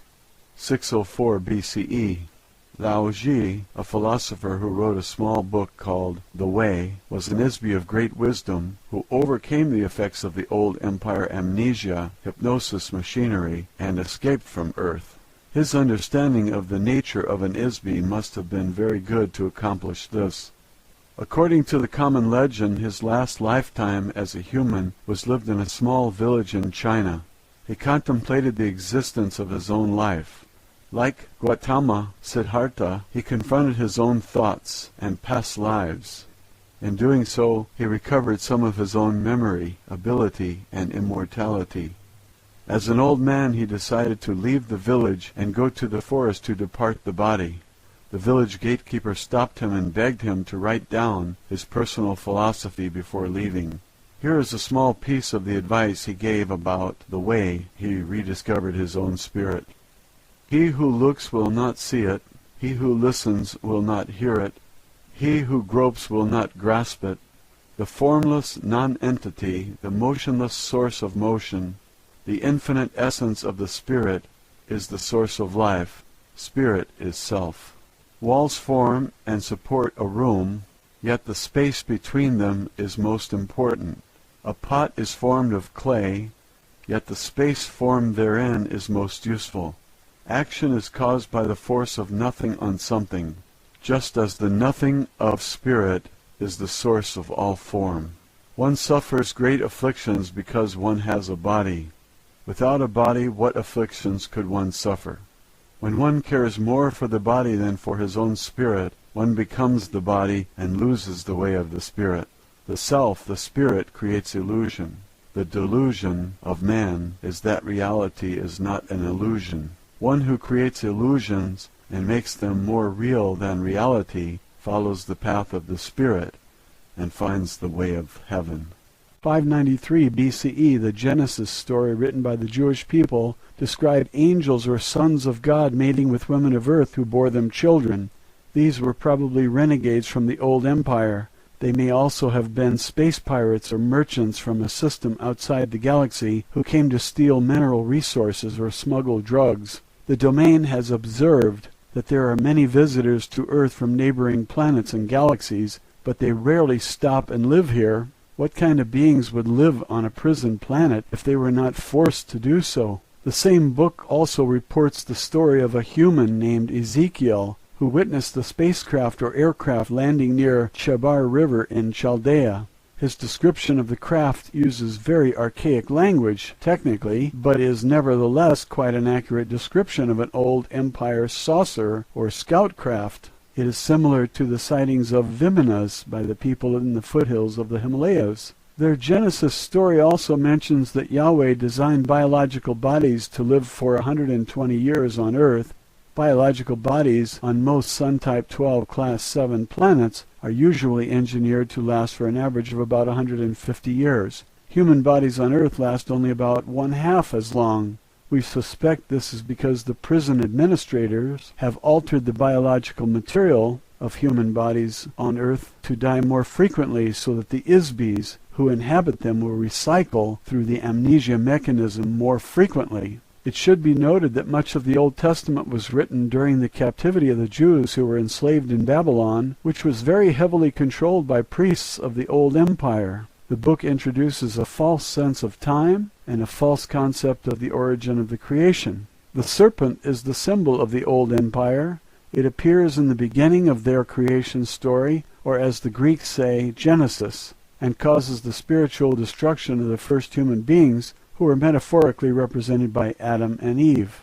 The Old Testament, clearly influenced by the Old Empire forces, gives a detailed description of the Isbis being induced into biological bodies on Earth. This book also describes many of the Old Empire brainwashing activities, including the installation of false memories, lies, superstitions, commands to forget, and all manner of tricks and traps designed to keep Isbis on Earth. Most importantly, it destroys the awareness that humans are immortal spiritual beings. 580 BCE. The oracle at Delphi was one temple in a network of many oracle temples. Each temple was a communication center. The Old Empire priests designated a local god for each temple. Each of the temples in this network were located at precisely 5 degrees of latitude intervals from the capital city of Thebes throughout the Mediterranean area as far north as the Baltic Sea. The shrines served, among other things, as a grid housing electronic beacons, later called omphalos stones. The grid arrangement of the oracle sites can only be seen from miles above the Earth. The original network of electronic communications beacons were displayed when the priesthood was dispersed and were replaced by carved stones. The symbol of the Old Empire priesthood is the python, dragon, or serpent. It was called the earth dragon at Delphi, which is always represented in sculpture and vase paintings as a serpent. In Greek mythology, the guardian of the omphalos stone at the temple at Delphi was an oracle whose name was Python, the serpent. She was an Isbi, who was conquered by a god named Apollo. He buried her under the omphalos stone. This is a case of one god setting up his temple on the grave of another. This is a very accurate euphemism for the domain force that detected and disabled the Old Empire temple network on Earth. It was one of the fatal blows to the Old Empire force in the solar system of Earth.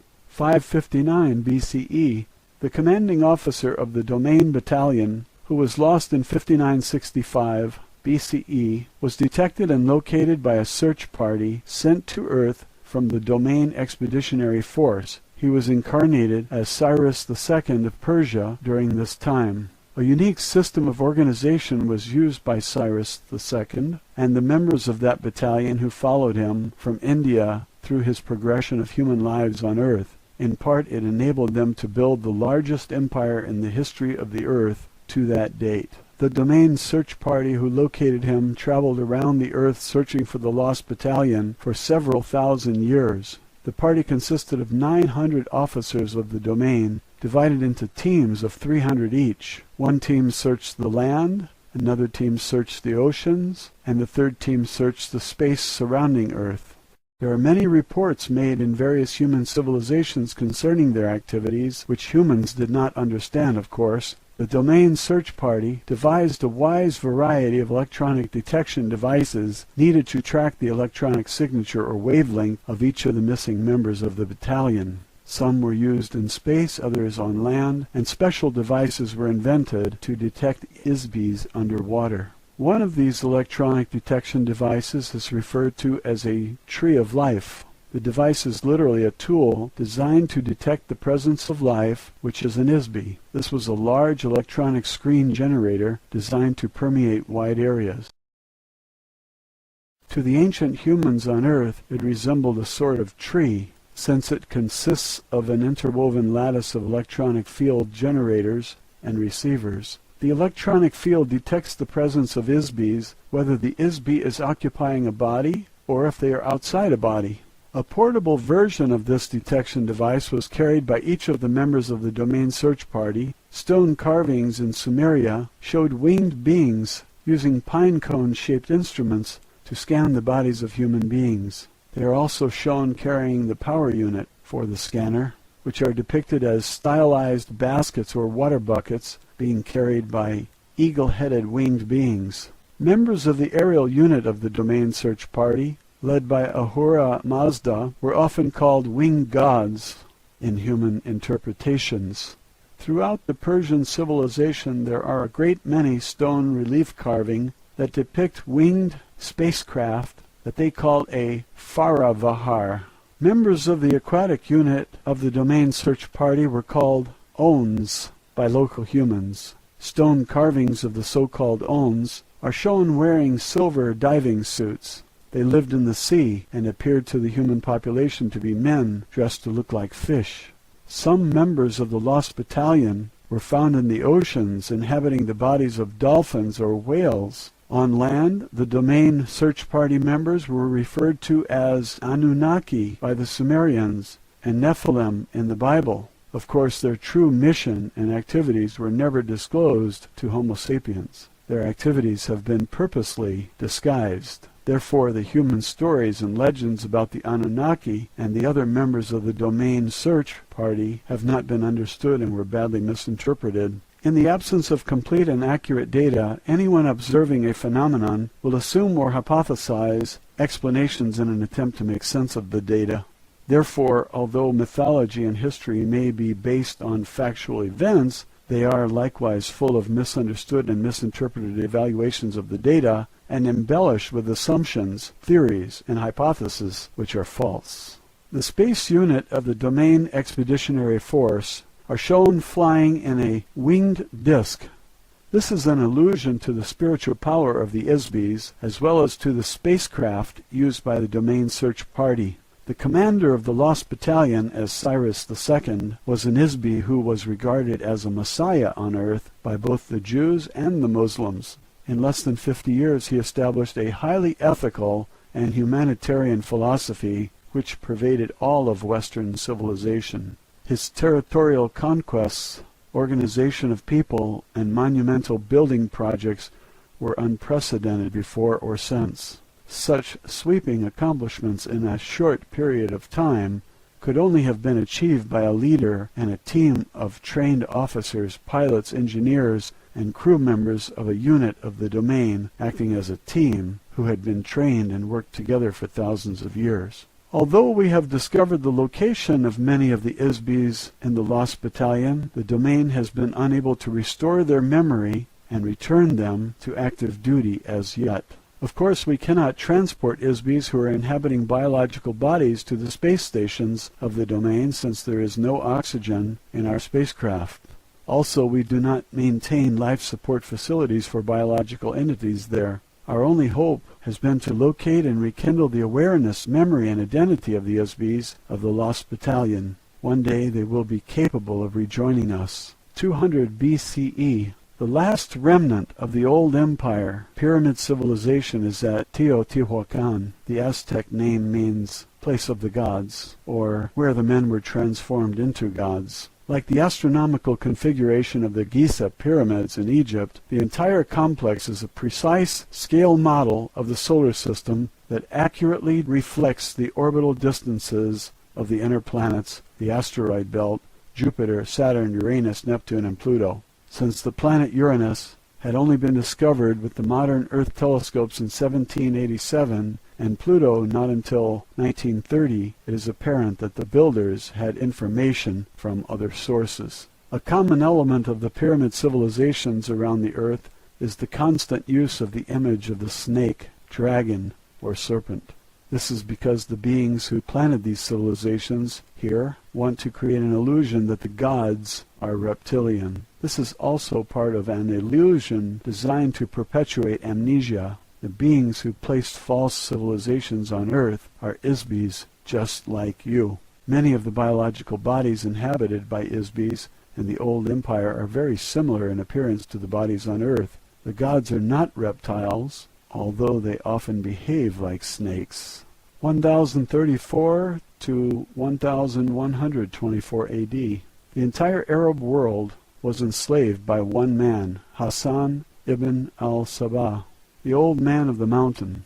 He established the Hashashin, who operated apart Mohammedanism, which controlled by terror and fear much of India, Asia Minor, and most of the Mediterranean basin. They became a priesthood that used an extremely effective mind control mechanism, an extortion tool that enabled the assassins to control the civilized world for several hundred years. Their method was simple. Young men were kidnapped and knocked unconscious with hashish. They were taken to a garden filled with beautiful black-eyed houris, in a harem decorated with rivers of milk and honey. The young men were told that they were in paradise.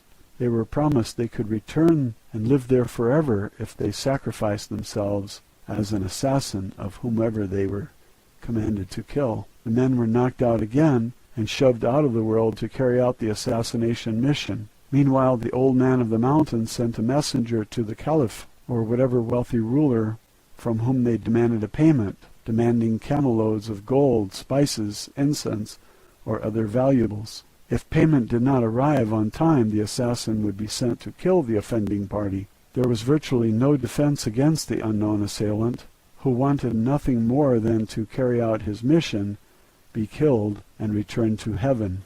This is a very crude example of how simple and effective a brainwashing and mind control operation can be when it is used skillfully and forcefully. It is a small-scale demonstration of how the amnesia mind control operation is used against the entire Isbi population of Earth by the old empire. 1119 AD, the Knights Templar was established as a Christian military unit after the First Crusade, but quickly transformed into the basis for the international banking system to accumulate money to conduct the agenda of operatives for vestiges of the old empire on Earth. 1135 to 1230 AD, the Domain Expeditionary Force completed the annihilation of the remaining remnants of the old Empire space fleet operating in the solar system around Earth. Unfortunately, their long-established thought control operation remains largely intact.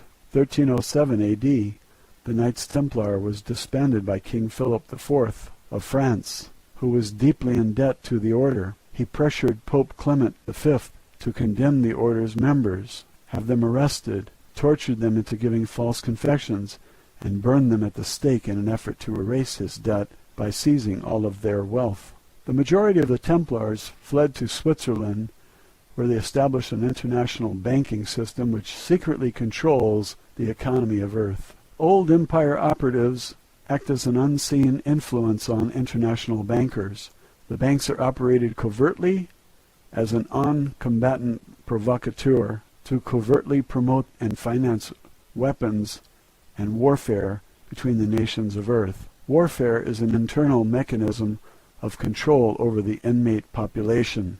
The purpose of the senseless genocide and carnage of wars financed by these international banks is to prevent the Isbis of Earth from sharing open communication, cooperate together in activities that might enable Isbis to prosper, become enlightened, and escape their imprisonment. Roswell Alien Interview, Chapter 10, A Lesson in Biology. Matilda O'Donnell McElroy. Personal note: my debrief was also tape recorded as a backup, and to add clarification to the stenographic notes. I debriefed immediately after my interview so that everything that was said was still fresh in my mind. When I recounted these stories to the gallery stenographer, I was still reeling a bit. The perspective on Earth history from the point of view of the domain is very strange, to say the least. I wasn't sure if my uncomfortable feeling came from being disoriented or if it came from being reoriented. Either way, I felt unsteady and confused. Yet at the same time, there was a ring of truth to it. I was elated and incredulous at the same time. The stenographer looked askance at me more than a few times as she recorded the history lesson I passed on to her. I'm sure she thought I'd lost my mind. Maybe she was right. However, if my mind had been filled with hypnotic suggestions and false memories by the old empire, as Errol suggested, perhaps losing my mind would be a good idea.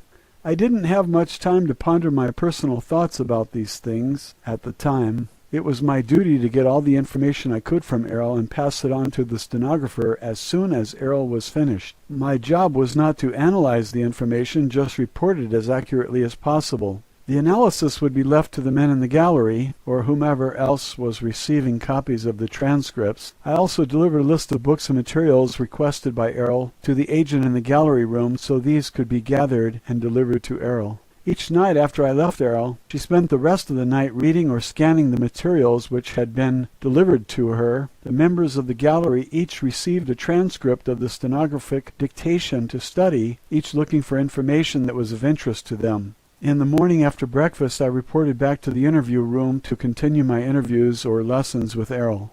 Official transcript of interview, top secret, official transcript of the U.S. Army Air Force, Roswell Army Airfield, 509th Bomb Group, subject alien interview, July 28, 1947, first session. The origins of this universe and life on Earth, as discussed in the textbooks I have read, are very inaccurate. Since you serve your government as a medical personnel, your duties require that you understand biological entities, so I am sure that you will appreciate the value of the material I will share with you today. The texts of books I have been given on the subjects related to the function of life forms contain information that is based on false memories, inaccurate observation, missing data, unproven theories, and superstition.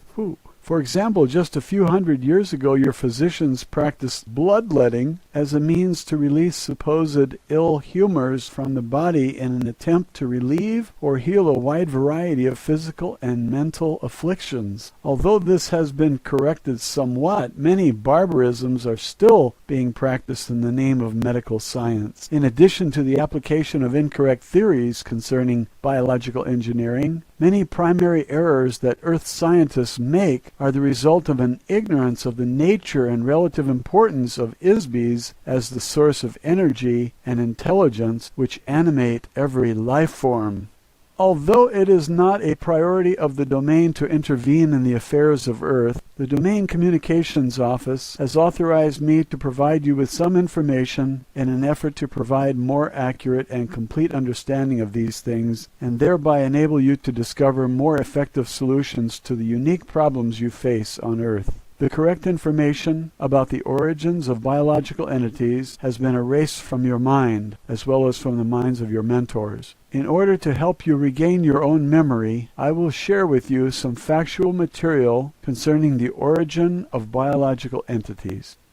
I asked Errol if she was referring to the subject of evolution. Errol said, "No, not exactly. You will find evolution mentioned in the ancient Vedic hymns. The Vedic texts are like folk tales or common wisdoms and superstitions gathered throughout the systems of the domain. These were compiled into verses like a book of rhymes. For every statement of truth, the verses contain many half-truths, reversals of truth, and fanciful imaginings blended without qualification or distinction. The theory of evolution assumes that the motivational source of energy that animates every life form does not exist. It assumes that an inanimate object or chemical concoction can suddenly become alive or animate accidentally or spontaneously, or perhaps an electrical discharge into a pool of chemical ooze will magically spawn a self-animated entity.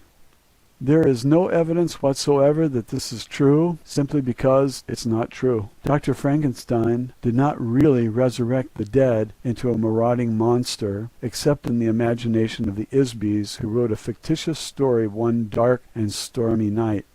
No Western scientist ever stopped to consider who, what, where, when, or how this animation happens. Complete ignorance, denial, or unawareness of the spirit as the source of life force required to animate inanimate objects or cellular tissue is the sole cause of failures in Western medicine. In addition, evolution does not occur accidentally. It requires a great deal of technology, which must be manipulated under the careful supervision of ISBs. Very simple examples are seen in the modification of farm animals or in the breeding of dogs. However, the notion that human biological organisms evolved naturally from earlier ape-like forms is incorrect. No physical evidence will ever be uncovered to substantiate the notion that modern humanoid bodies evolved on this planet. The reason is simple. The idea that human bodies evolved spontaneously from the primordial ooze of chemical interactivity in the dim mists of time is nothing more than a hypnotic lie instilled in the amnesia operation to prevent your recollection of the true origins of mankind. Factually, humanoid bodies have existed in various forms throughout the universe for trillions of years. This was compounded by the fact that the Vedic hymns were brought to Earth 8,200 years ago by the Domain Expeditionary Force. While they were based in the Himalaya mountains, the verses were taught to some of the local humans who memorized them. However, I should note that this was not an authorized activity for the crew of the Domain installation, although I am sure it seemed like an innocent diversion for them at the time. The verses were passed along verbally from one generation to the next for thousands of years in the foothills and eventually spread throughout India. No one in the domain credits any of the material in the Vedic hymns as factual material any more than you would use Grimm's fairy tales as a guide for rearing children. However, on a planet where all of the Isbis have had their memory erased, one can understand how these tales and fantasies could be taken seriously. Unfortunately, the humans who learned the Vedic verses passed them along to others, saying that they came from the gods. Eventually, the content of the verses were adopted verbatim as truth. The euphemistic and metaphorical content of the Veda were accepted and practiced as dogmatic fact. The philosophy of the verses were ignored, and the verses became the genesis of nearly every religion practiced on the planet except Hinduism. As an officer, pilot, and engineer of the domain, I must always assume a very pragmatic point of view. I could not be effective or accomplish my missions if I were to use philosophical dogma or rhetoric as my operations manual. Therefore, our discussion of history is based on actual events that occurred long before any Isbis arrived on Earth, and long before the old empire came into power. I can relate part of this history from my personal experience. Many billions of years ago, I was a member of a very large biological laboratory in a galaxy far from this one. It was called the Arcadia Regeneration Company. I was a biological engineer working with a large staff of technicians. It was our business to manufacture and supply new life forms to uninhabited planets. There were millions of star systems with millions of uninhabited planets in the region at that time. There were many other biological laboratory companies at that time also. Each of them specialized in producing different kinds of life forms depending on the class of the planet being populated. Over a long span of time, these laboratories developed a vast catalog of species throughout the galaxies. The majority of the basic genetic material is common to all species of life. Therefore, most of their work was concerned with manipulating alterations of the basic genetic pattern to produce variations of life forms that would be suitable inhabitants for various planetary classes. The Arcadia Regeneration Company specialized in mammals for forested areas and birds for tropical regions. Our marketing staff negotiated contracts with various planetary governments and independent buyers from all over the universe. The technicians created animals that were compatible with the variations in the climate, atmospheric and terrestrial density, and chemical content. In addition, they were paid to integrate our specimens with biological organisms engineered by other companies already living on a planet. In order to do this, our staff was in communication with other companies who created life forms. There were industry trade shows, publications, and a variety of other information supplied through an association that coordinated related projects. As you can imagine, our research required a great deal of interstellar travel to conduct planetary surveys. This is when I learned my skills as a pilot. The data gathered was accumulated in huge computer databases and evaluated by biological engineers.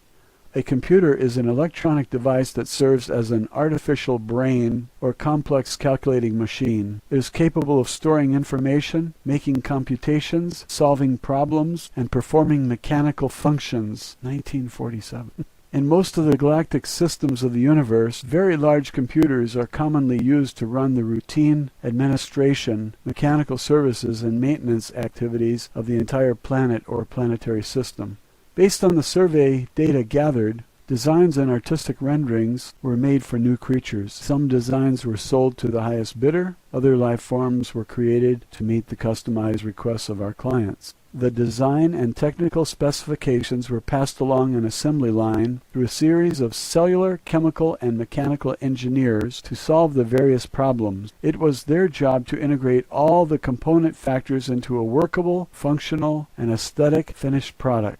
Prototypes of these creatures were then produced and tested in artificially created environments. Imperfections were worked out, modifications made, and eventually a new life form was endowed or animated with a life force or spiritual energy before being introduced into the actual planetary environment for final testing. After a new life form was introduced, we monitored the interaction of these biological organisms with the planetary environment and with other indigenous life forms. Conflicts resulting from the interaction between incompatible organisms were resolved through negotiation between ourselves and other companies. The negotiations usually resulted in compromises requiring further modification to our creatures or to theirs, or both. This is a part of science or art you call eugenics. In some cases, changes were made in a planetary environment, but not often, as planet building is much more complex than making changes to an individual life form.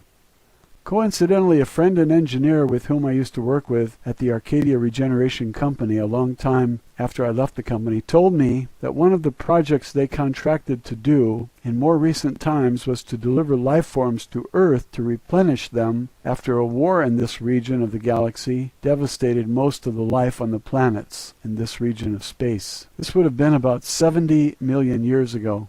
The skill required to modify the planet into an ecologically interactive environment that will support billions of diverse species was an immense undertaking. Specialized consultants from nearly every biotechnology company in the galaxy were brought in to help with the project. What you now see on Earth is the huge variety of life forms left behind. For scientists believe that the fallacious theory of evolution is an explanation for the existence of all life forms here. The truth is that all life forms on this and any other planet in this universe were created by companies like ours.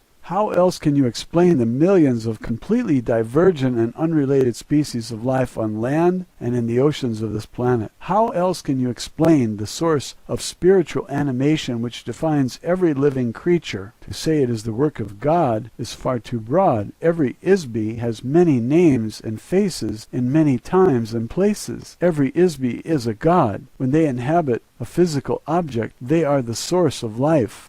For example, there are millions of species of insects. About 350,000 of these are species of beetles. There may be as many as 100 million species of life forms on Earth at any given time. In addition, there are many times more extinct species of life on Earth than there are living life forms. Some of these will be rediscovered in the fossil or geological records of Earth. The current theory of evolution of life forms on Earth does not consider the phenomena of biological diversity. Evolution by natural selection is science fiction. One species does not accidentally or randomly evolve to become another species, as the Earth textbooks indicate, without manipulation of genetic material by an Isby. A simple example of Isby intervention is the selective breeding of a species on Earth. Within the past few hundred years, several hundred dog breeds and hundreds of varieties of pigeons and dozens of koi fish have been evolved in just a few years, beginning with one original breed. Without active intervention by Isbys, biological organisms rarely change. The development of an animal like the duck-billed platypus required a lot of very clever engineering to combine the body of a beaver with the bill of a duck and make a mammal that lays eggs. Undoubtedly, some wealthy client placed a special order for it as a gift for some curious amusement. I'm sure that the laboratory of some biotechnical company worked on it for years to make it a self-replicating life form. The notion that the creation of any life form could have resulted from a coincidental chemical interaction moldering up from some primordial ooze is beyond absurdity. Factually, some organisms on Earth, such as proteobacteria, are modifications of a phylum designed primarily for the star Type 3 Class C planets. In other words, the domain designation for a planet with an anaerobic atmosphere nearest a large, intensely hot blue star, such as those in the constellation of Orion's belt in this galaxy. Creating life forms is very complex, highly technical work for ISBs who specialize in this field. Genetic anomalies are very baffling to Earth biologists who have had their memory erased. Unfortunately, the false memory implantations of the old empire prevent Earth scientists from observing obvious anomalies. The greatest technical challenge of biological organisms was the invention of self-generation or sexual reproduction. It was invented as the solution to the problem of having to continually manufacture replacement creatures for those that have been destroyed or eaten by other creatures. Planetary governments did not want to keep buying replacement animals.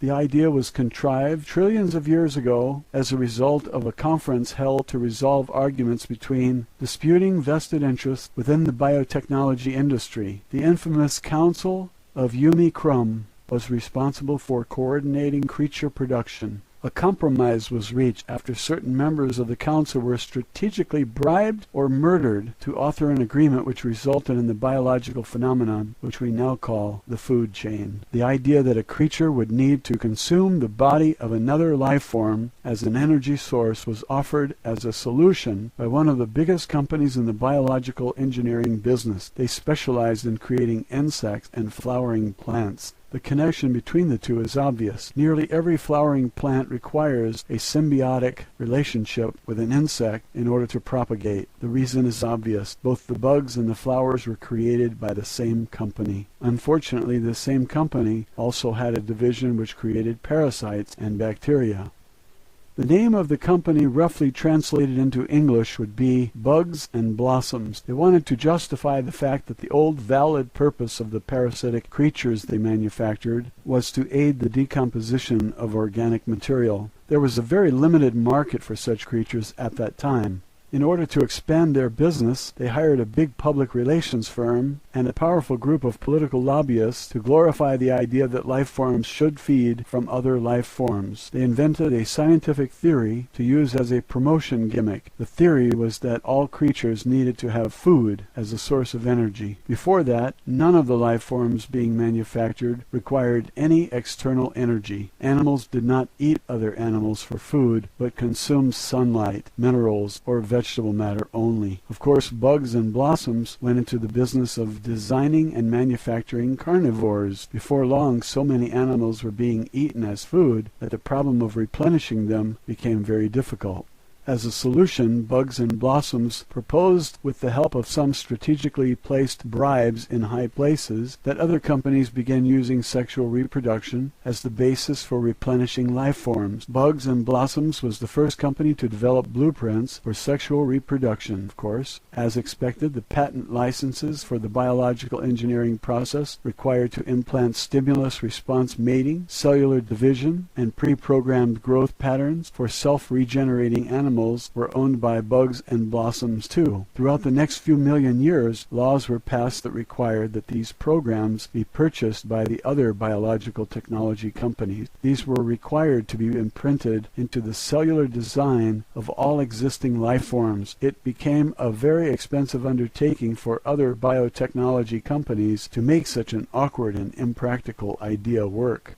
This led to the corruption and downfall of the entire industry. Ultimately, the food and sex idea completely ruined the biotechnology industry, including Bugs and Blossoms. The entire industry faded away as the market for manufactured life forms disappeared. Consequently, when a species became extinct, there is no way to replace them because the technology of creating new life forms has been lost. Obviously, none of this technology was ever known on Earth and probably never will be. There are still computer files on some planets far from here which record the procedures for biological engineering. Possibly the laboratories and computers still exist somewhere. However, there is no one around doing anything with them. Therefore, you can understand why it is so important for the domain to protect the dwindling number of creatures left on Earth.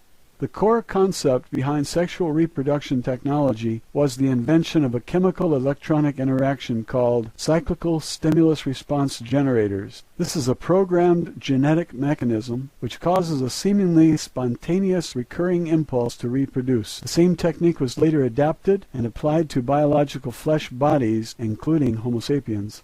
Another important mechanism used in the reproductive process, especially with Homo sapien-type bodies, is the implantation of a chemical-electrical trigger mechanism in the body. The trigger which attracts ISBs to inhabit a human body, or any kind of flesh body, is the use of an artificially imprinted electronic wave which uses aesthetic pain to attract the ISB. Every trap in the universe, including those used to capture ISBs who remain free, is baited with an aesthetic electronic wave. The sensations caused by the aesthetic wavelength are more attractive to an ISB than any other sensation.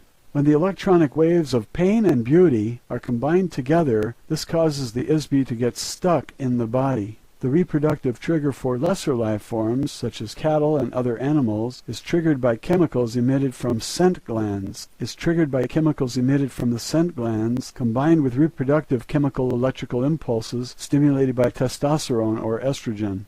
These are also interactive with nutrition levels, which cause the life form to reproduce more when deprived of food sources. Starvation promoted reproductive activity as a means of perpetuating survival through future generations when the current organism fails to survive. These fundamental principles have been applied throughout all species of life. The debilitating impact and addiction to the sexual aesthetic pain electronic wave is the reason that the ruling class of the domain do not inhabit flesh bodies. This is also why officers of the domain forces only use doll bodies. This wave has proven to be the most effective trapping device ever created in the history of the universe as far as I know. The civilizations of the domain and the old empire both depend on this device to recruit and maintain a workforce of ISBs who inhabit flesh bodies on planets and installations. These ISBs are the working class beings who do all the slavish, manual, undesirable work on planets. As I mentioned, there is a very highly regimented and fixed hierarchy or class system for all ISBs throughout the old empire and the domain as follows. The highest class are free ISBs, that is, they are not restricted to the use of any type of body and may come and go at will, provided that they do not destroy or interfere with the social, economic, or political structure. Below this class are many strata of limited ISBs who may or may not use a body from time to time. Limitations are imposed on each ISB regarding range of power, ability, and mobility they can exercise. Below these are doll body class, to which I belong. Nearly all space officers and crew members of spacecraft are required to travel through intergalactic space. Therefore, they are each equipped with a body manufactured from lightweight, durable materials. Various body types have been designed to facilitate specialized functions. Some bodies have accessories such as interchangeable tools or apparatus for activities such as maintenance, mining, chemical management, navigation, and so forth. There are many graduations of this body type, which also serve as an insignia of rank. Below these are the soldier class. The soldiers are equipped with a myriad of weapons and specialized armaments designed to detect, combat, and overwhelm any imaginable foe. Some soldiers are issued mechanical bodies. Most soldiers are merely remote-controlled robots with no class designation. The lower classes are limited to flesh bodies. Of course, it is not possible for these to travel through space for obvious reasons. Fundamentally, flesh bodies are far too fragile to endure the stresses of gravity, temperature extremes, radiation exposure, atmospheric chemicals, and the vacuum of space. There are also the obvious logistical inconveniences of food, defecation, sleep, atmospheric elements, and air pressure required by flesh bodies that doll bodies do not require. Most flesh bodies will suffocate in only a few minutes without a specific combination of atmospheric chemicals. After 2 or 3 days, the bacteria which live internally and externally on the body cause severe odors to be emitted. Odors of any kind are not acceptable in a space vessel. Flesh can tolerate only a very limited spectrum of temperatures, whereas in space the contrast of temperatures may vary hundreds of degrees within seconds. Of course, flesh bodies are utterly useless for military duty. A single shot from a handheld electronic blast gun instantly turns a flesh body into a noxious vapor cloud. ISBs who inhabit flesh bodies have lost much of their native ability and power.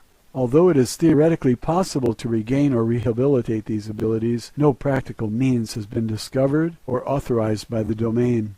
Even though spacecraft of the domain travel trillions of light years in a single day, the time required to traverse the space between galaxies is significant, not to mention the length of time to complete just one set of mission orders, which may require thousands of years. Biological flesh bodies live for only a very short time, only 60 to 150 years at most, whereas doll bodies can be reused and repaired almost indefinitely. The first development of biological bodies began in this universe about 74 trillion years ago. It rapidly became a fad for ISBs to create and inhabit various types of bodies for an assortment of nefarious reasons. Especially for amusement, this is to experience various physical sensations vicariously through the body. Since that time there has been a continuing de-evolution in the relationship of ISBs to bodies. As ISBs continue to play around with these bodies, certain tricks were introduced to cause ISBs to get trapped inside a body so they were unable to leave again. This was done primarily by making bodies that appeared sturdy but were actually very fragile.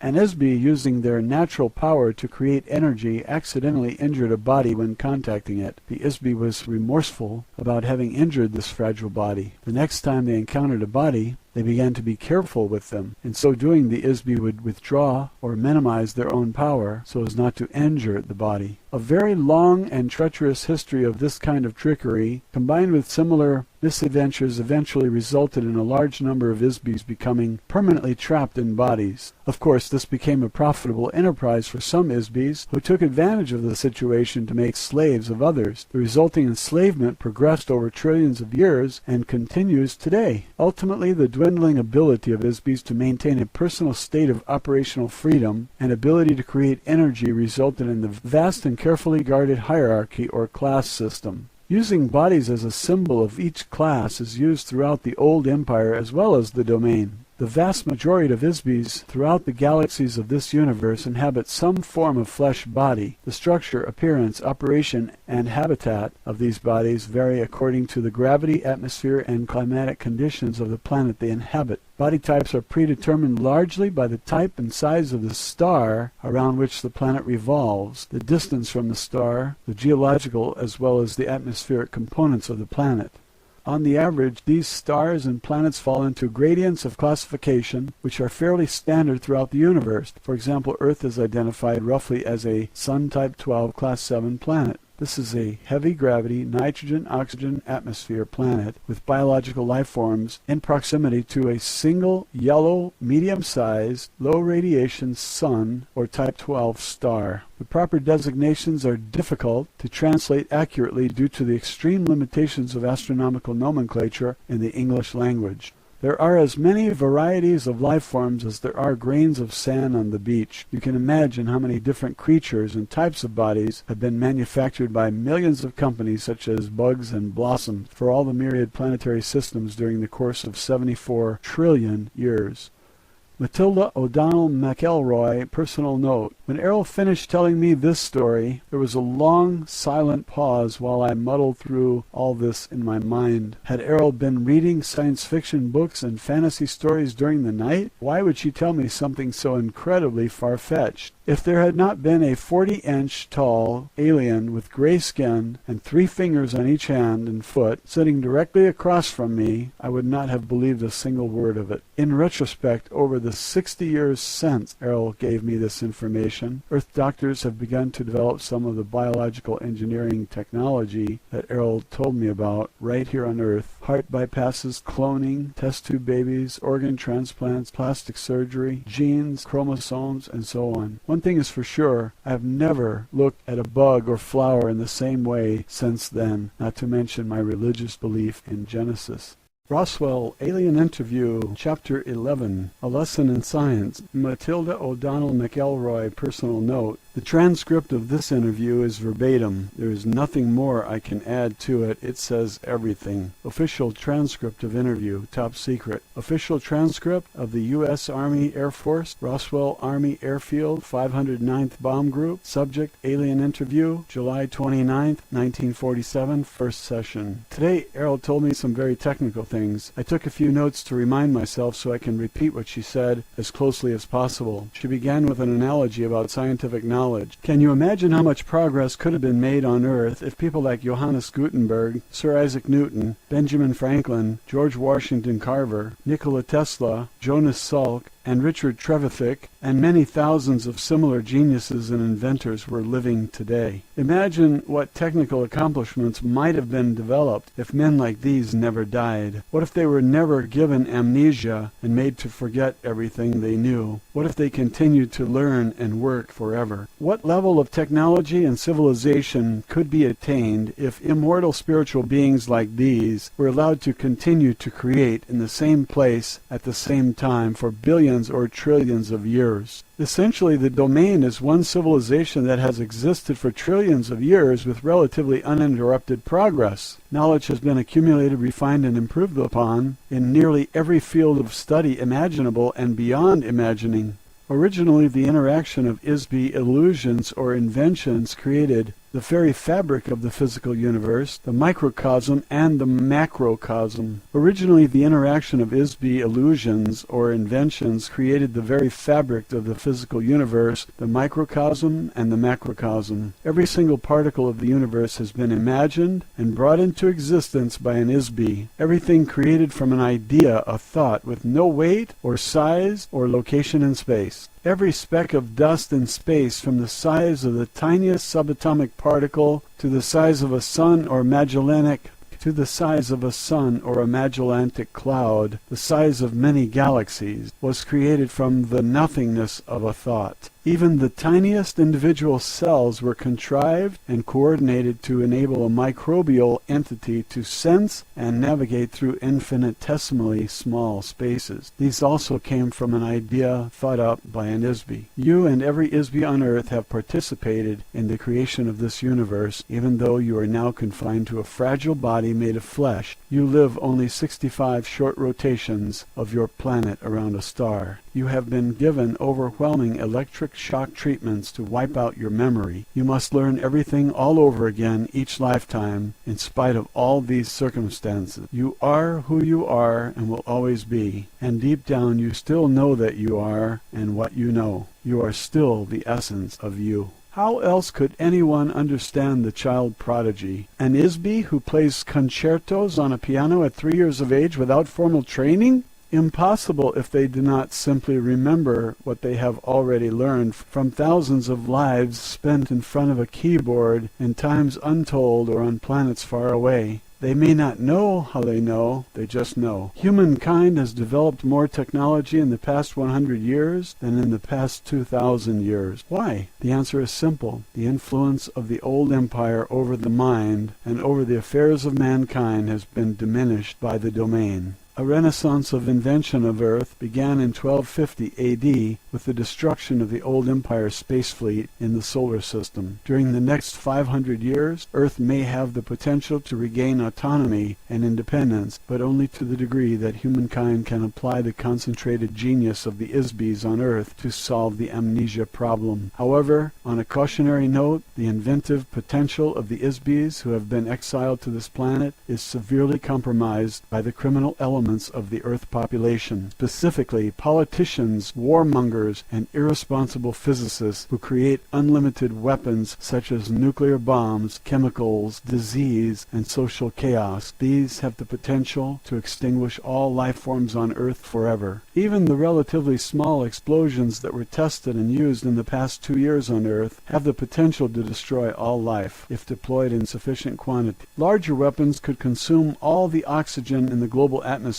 in a single explosion. Therefore, the most fundamental problems that must be solved in order to ensure that Earth will not be destroyed by technology are social and humanitarian problems. The greatest scientific minds of Earth, in spite of mathematical or mechanical genius, have never addressed these problems. Therefore, do not look to scientists to save Earth or the future of humanity. Any so-called science that is solely based on the paradigm that existence is composed of energy and objects moving through space is not a science. Such beings utterly ignore the creative spark originated by an individual ISB and collective work of the ISBs who continually create physical universe and all universes. Every science will remain relatively ineffective or destructive perspective to the degree that it omits or devaluates the relative importance of the spiritual spark that ignites all creation and life. Unfortunately, this ignorance has been carefully and forcefully instilled in human beings by the old empire to ensure that ISBEs on this planet will not be able to recover their innate ability to create space, energy, matter, and time, or any other component part of universes. As long as awareness of the immortal, powerful, spiritual self is ignored, humanity will remain imprisoned until the day of its own self-destruction and oblivion. Do not rely on the dogma of physical sciences to master the fundamental forces of creation any more than you would trust the chanted incantations of an incense-burning shaman. The next result of both of these is entrapment and oblivion. Scientists pretend to observe, but they only suppose what they see and call it fact. Like the blind man, a scientist cannot learn to see until he realizes that he's blind. The facts of earth science do not include the source of creation. They include only the result or byproducts of creation. The facts of science do not include any memory of the nearly infinite past experience of existence. The essence of creation and existence cannot be found through the lens of a microscope or telescope or by any other measurement of the physical universe. One cannot comprehend the perfume of a flower or the pain felt by an abandoned lover with meters and calipers. Everything you will ever know about the creative force and ability of a God can be found within you, an immortal spiritual being. How can a blind man teach others to see the nearly infinite gradients that comprise the spectrum of light? The notion that one can understand the universe without understanding the nature of an ISBE is as absurd as conceiving that an artist is a speck of paint on his own canvas, or that the lace on a ballet shoe is the choreographer's vision, or the grace of a dancer, or the electric excitement of opening night. Study of the spirit has been booby-trapped by the thought control operation through religious superstitions they instill in the minds of men. Conversely, the study of the spirit and the mind have been prohibited by science, which eliminates anything that is not measurable in the physical universe. Science is the religion of matter. It worships matter. The paradigm of science is that creation is all and the creator is nothing. Religion says the creator is all and the creation is nothing. These two extremes are the bars of a prison cell. They prevent observation of all phenomenon as an interactive whole. Study of creation without knowing the ISBE, the source of creation, is futile. When you sail to the edge of a universe conceived by science, you fall off the end into an abyss of dark, dispassionate space and lifeless, unrelenting force. On earth you have been convinced that the oceans of the mind and spirit are filled with gruesome, ghoulish monsters that will eat you alive if you dare to venture beyond the breakwater of superstition. The vested interest of the old empire prison system is to prevent you from looking at your own soul. They fear that you will see in your own memory the slave masters who kept you imprisoned. The prison is made of shadows in your mind. The shadows are made of lies and pain and loss and fear. The true geniuses of civilization are those ISBEs who will enable other ISBEs to recover their memory and regain self-realization and self-determination. This issue is not solved through enforcing moral regulation on behavior or through the control of beings through mystery, faith, drugs, guns, or other dogma of a slave society, and certainly not through the use of electric shock and hypnotic commands. The survival of Earth and every being on it depends on the ability to recover the memory of skills you have accrued through the trilenia, to recover the essence of yourself. Such an art, science, or technology has never been conceived in the old empire. Otherwise, they would not have restored to the solution that brought you to your current conditions on Earth. Neither has such technology ever been developed by the domain. Until recently, the necessity of rehabilitating an ISBE with amnesia has not been needed. Therefore, no one has ever worked on solving this problem. So far, unfortunately, the domain has no solution to offer. A few officers of the Domain Expeditionary Force have taken it upon themselves to provide technology to Earth during their off-duty time. These officers leave their doll at the space station and as an ISB assume or take over a biological body on Earth. In some cases, an officer can remain on duty while they inhabit and control other bodies at the same time. This is a very dangerous and adventurous undertaking. It requires a very able ISB to accomplish such a mission and return to the base successfully. One officer who did this recently while continuing to attend his official duties was known on Earth as the electronics inventor Nikola Tesla. It is my intention, although as not a part of my mission orders, to assist you in your efforts to advance scientific and humanitarian progress on Earth. My intention is to help other ISBs to help themselves. In order to solve the amnesia problem on Earth, you will need much more advanced technology, as well as social stability to allow enough time for research, and need much more advanced technology as well as social stability to allow enough time for research and development of techniques to free the ISB from the body and to free the mind of the ISB from amnesia. Although the domain has a long-term interest in maintaining Earth as a useful planet, it has no particular interest in the human population of Earth other than its own personnel here. We are interested in preventing the destruction as well as accelerating the development of technologies that will sustain the infrastructures of the global biosphere, hydrosphere, and atmosphere. To this end, you will discover on very careful and thorough examination that my spacecraft contains a wide assortment of technology that does not exist on your Earth. If you distribute pieces of this craft to various scientists for study, they will be able to reverse engineer some of the technology to the extent that Earth has the raw materials required to replicate these components. Some features will be indecipherable. Other features cannot be duplicated as Earth does not have the natural resources required to replicate them. This is especially true of the metals used to construct the craft. Not only do these metals not exist on Earth, the refining process required to produce these metals took billions of years to develop. It is also true of the navigation system, which requires an ISB whose own personal wavelength has been specifically attuned to the neural network of the craft. The pilot of the craft must possess a very high order of energy, volition, discipline, training, and intelligence to manipulate such a craft. ISBs on Earth are incapable of this expertise because it requires the use of an artificial body specifically created for this purpose. Certain individual Earth scientists, some of whom are among the most brilliant minds in the history of the universe, will have their memory of this technology jogged when they examine the craft components, just as some of the scientists and physicists on Earth have been able to remember how to recreate electronic generators, internal combustion, and steam locomotion, refrigeration, aircraft, antibiotics, and other tools of your civilization. They will also rediscover other vital technology in my craft. The following are the specific systems embodied in my craft that contain useful components. There is an assortment of microscopic wiring or fibers within the walls of the craft that control such things as communications, information storage, computer function, and automatic navigation. The same wiring is used for light, sublight, and ultralight spectrum detection and vision.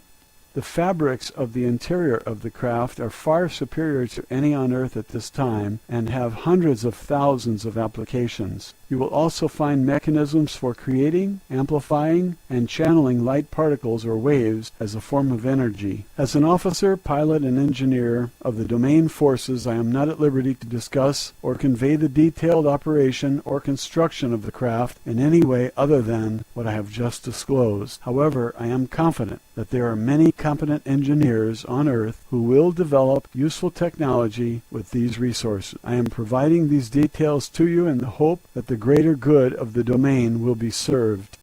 Roswell Alien Interview, Chapter 12, A Lesson in Immortality. Matilda O'Donnell McElroy, Personal Note. I think the following transcript is pretty much self-explanatory. Official transcript of interview, top secret. Official transcript of the U.S. Army Air Force, Roswell Army Airfield, 509th Bomb Group. Subject, Alien Interview, July 30th, 1947, first session. Immortal spiritual beings, which I refer to as ISBs for the sake of convenience, are the source and creators of illusions.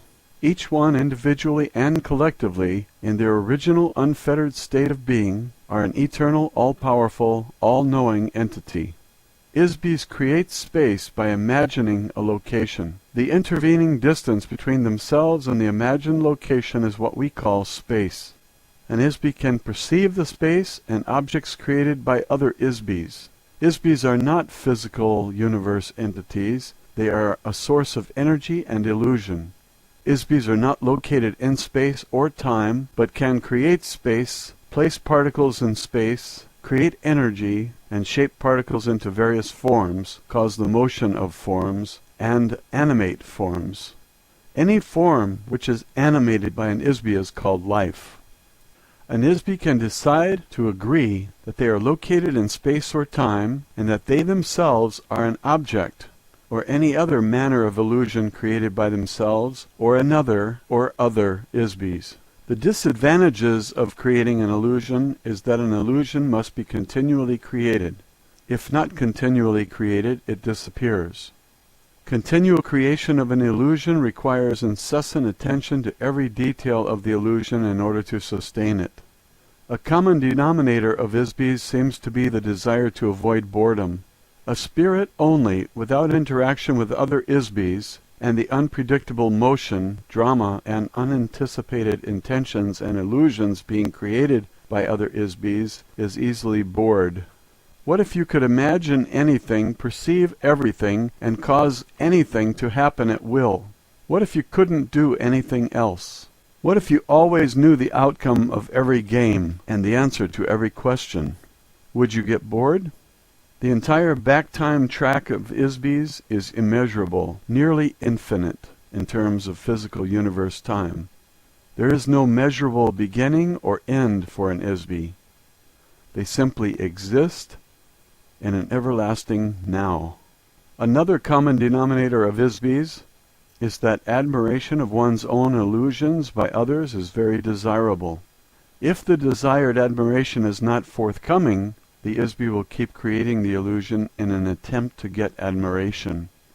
One could say that the entire physical universe is made of unadmired illusions. The origins of this universe began with the creation of individual illusionary spaces. These were the home of the ISBs. Sometimes a universe is a collaborative creation of illusions by two or more ISBs. A proliferation of ISBs in the universe they create sometimes collide or become commingled or merge to an extent that many ISBs shared in the co-creation of a universe. ISBs diminish their ability in order to have a game to play. ISBs think that any game is better than no game. They will endure pain, suffering, stupidity, privation, and all manner of unnecessary and undesirable conditions just to play a game. Pretending that one does not know all, see all, and cause all is a way to create the conditions necessary for playing a game. Unknowns, freedoms, barriers, and/or opponents and goals. Ultimately, playing a game solves the problem of boredom. In this fashion, all the space, galaxy, suns, planets, and physical phenomena of this universe, including life forms, places, and events that have been created by ISBs and sustained by mutual agreement that these things exist. There are as many universes as there are ISBs to imagine, build, and perceive them, each existing concurrently with its own continuum. Each universe is created using its own unique set of rules as imagined, altered, preserved, or destroyed by one or more ISBs who created it. Time, energy, objects, and space, as defined in terms of the physical universe, may or may not exist in other universes. The domain exists in such a universe as well as in the physical universe. One of the rules of the physical universe is that energy can be created but not destroyed. So the universe will keep expanding as long as ISBs keep adding more new energy to it. It's nearly infinite. It is like an automobile assembly line that never stops running, and none of the cars are ever destroyed.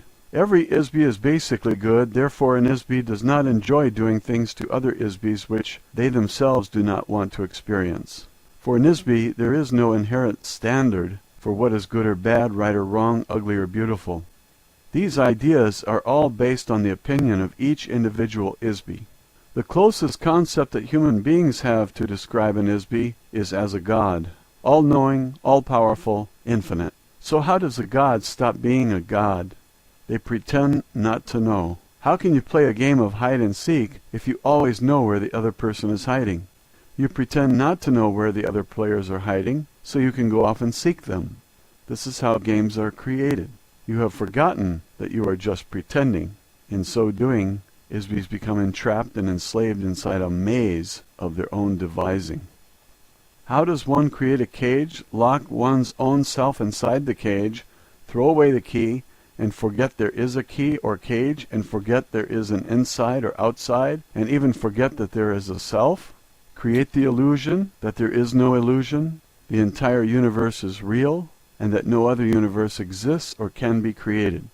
On earth, the propaganda taught and agreed upon is that the gods are responsible and that human beings are not responsible.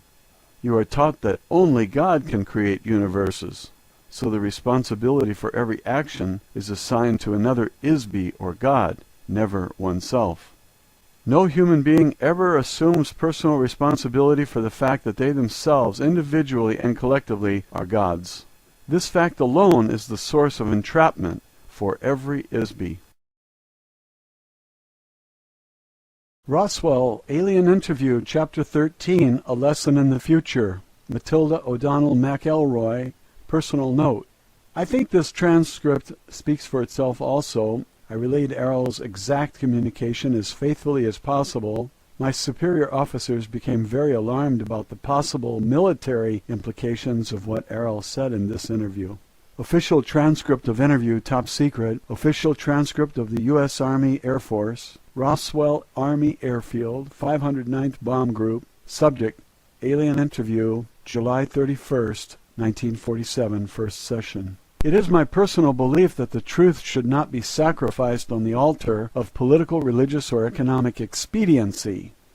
As an officer, pilot, and engineer of the domain, it is my duty to protect the greater good of the domain and its possessions. However, we cannot defend ourselves against forces of which we are not aware.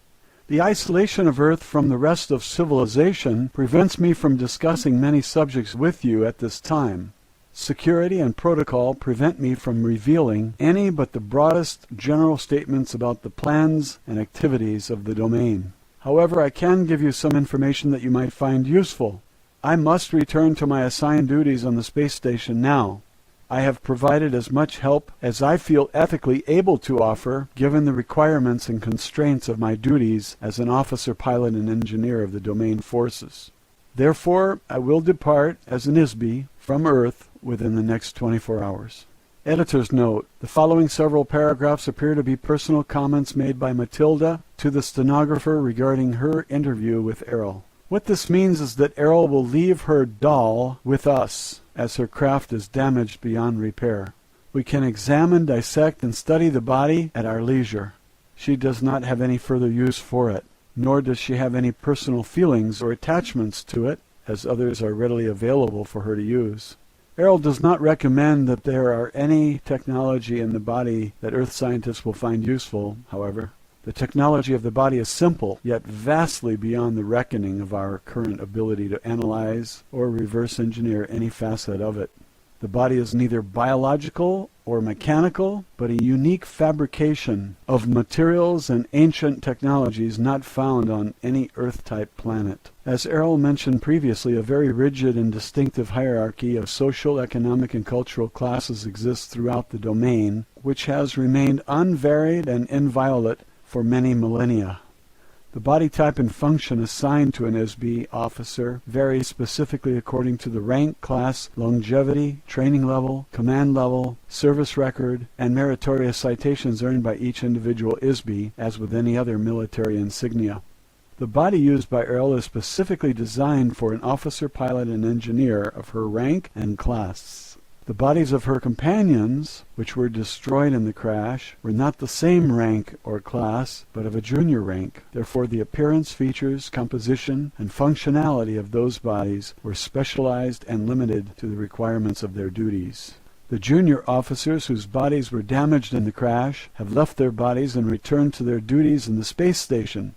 The damage suffered by their bodies was due primarily to the fact that they were officers of lower rank. They used bodies which were partially biological and therefore far less durable and resilient than hers. Editor's note: at this point the transcript appears to resume with statements made by Errol. Although the domain will not hesitate to destroy any active vestiges of the old Empire operations wherever they are discovered, this is not our primary mission in this galaxy. I'm sure that the old Empire mind control mechanisms can be deactivated and destroyed eventually. However, it is not possible to estimate how long this may take, as we do not understand the extent of this operation at this time. We do know that the old Empire force screen is vast enough to cover this end of the galaxy at least. We also know from experience that each force generator and trapping device is very difficult to detect, locate, and destroy.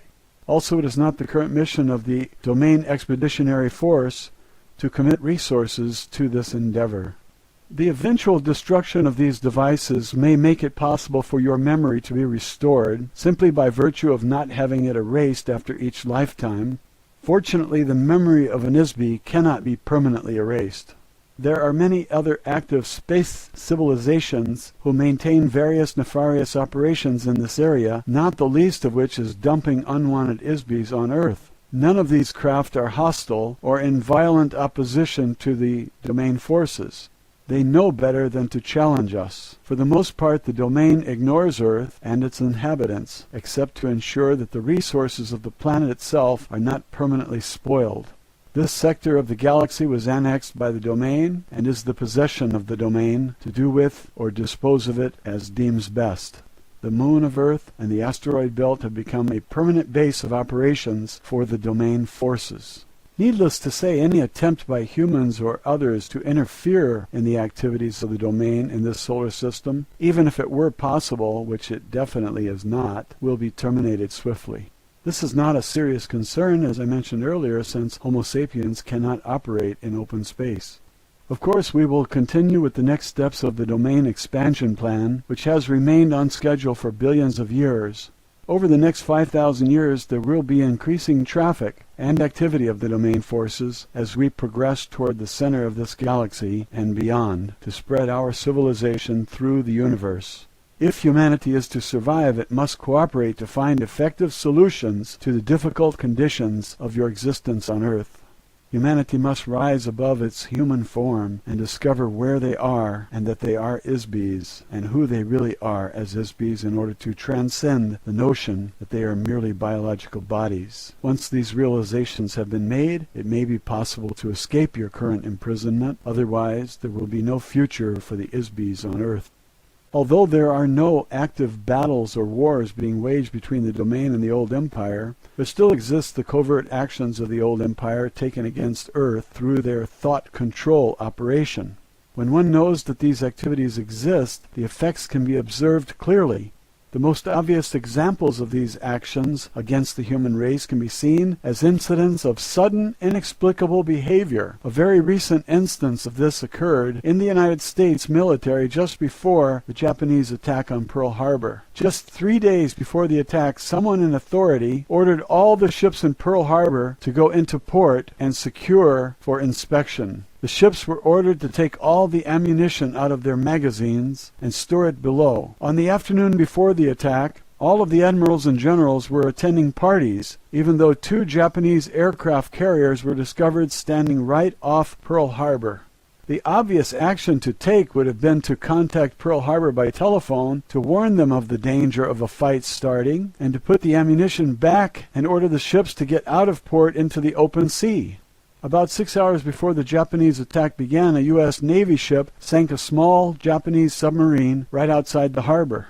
Instead of contacting Pearl Harbor by telephone to report the incident, a warning message was put into top-secret code, which took about 2 hours to encode. Then it took another 2 hours to decode. The word of warning to Pearl Harbor did not arrive until 10 a.m. Pearl Harbor time, Sunday, 2 hours after the Japanese attack destroyed the U.S. fleet. How do things like this happen? If the men who were responsible for these obviously disastrous errors were stood up and asked bluntly to justify their actions and intentions, we would find out that they were quite sincere in their jobs. Ordinarily, they do the very best they can do for people and nations. However, all of a sudden, from some completely unknown and undetectable source enters these wild, unexplainable situations that just can't exist. The old empire thought control operation is run by a small group of old baboons with very small minds. They are playing insidious games with no purpose and no goal other than to control and destroy Isbys who could otherwise manage themselves perfectly well if left alone. These types of artificially created incidents are being forced upon the human race by the operations of the mind-control prison system. The prison guards will always promote and support oppressive and totalitarian activities of Isbys on Earth. Why not keep the inmates fighting between themselves? Why not empower madmen to run the governments of Earth? The men who run the criminal governments of Earth mirror the commands given them by covert thought controllers of the old empire.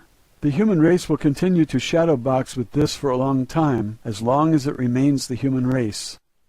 Until then, the Isbys on Earth will continue to live a series of consecutive lives over and over and over. The same Isby who lived during the rise and fall of civilizations in India, China, Mesopotamia, Greece, and Rome are inhabiting bodies in the present time in America, France, Russia, Africa, and around the world. In between each lifetime, an Isby is sent back again to begin all over, as though the new life was the only life they had ever lived. They begin anew in pain, in misery, and mystery. Some Isbys have been transported to Earth more recently than others. Some Isbys have been on Earth only a few hundred years, so they have no personal experience with the earlier civilizations of Earth. They have no experiences of having lived on Earth, so could not remember a previous existence here, even if their memory was restored. They might, however, remember lives they lived elsewhere, on other planets, and in other times. Others have been here since the first days of Lemuria. In any case, the Isbys of Earth are here forever until they can break the amnesia cycle, conquer the electronic traps set up by their captors, and free themselves. Because the domain has 3,000 of their own Isbys in captivity on Earth also, they have an interest in solving this problem.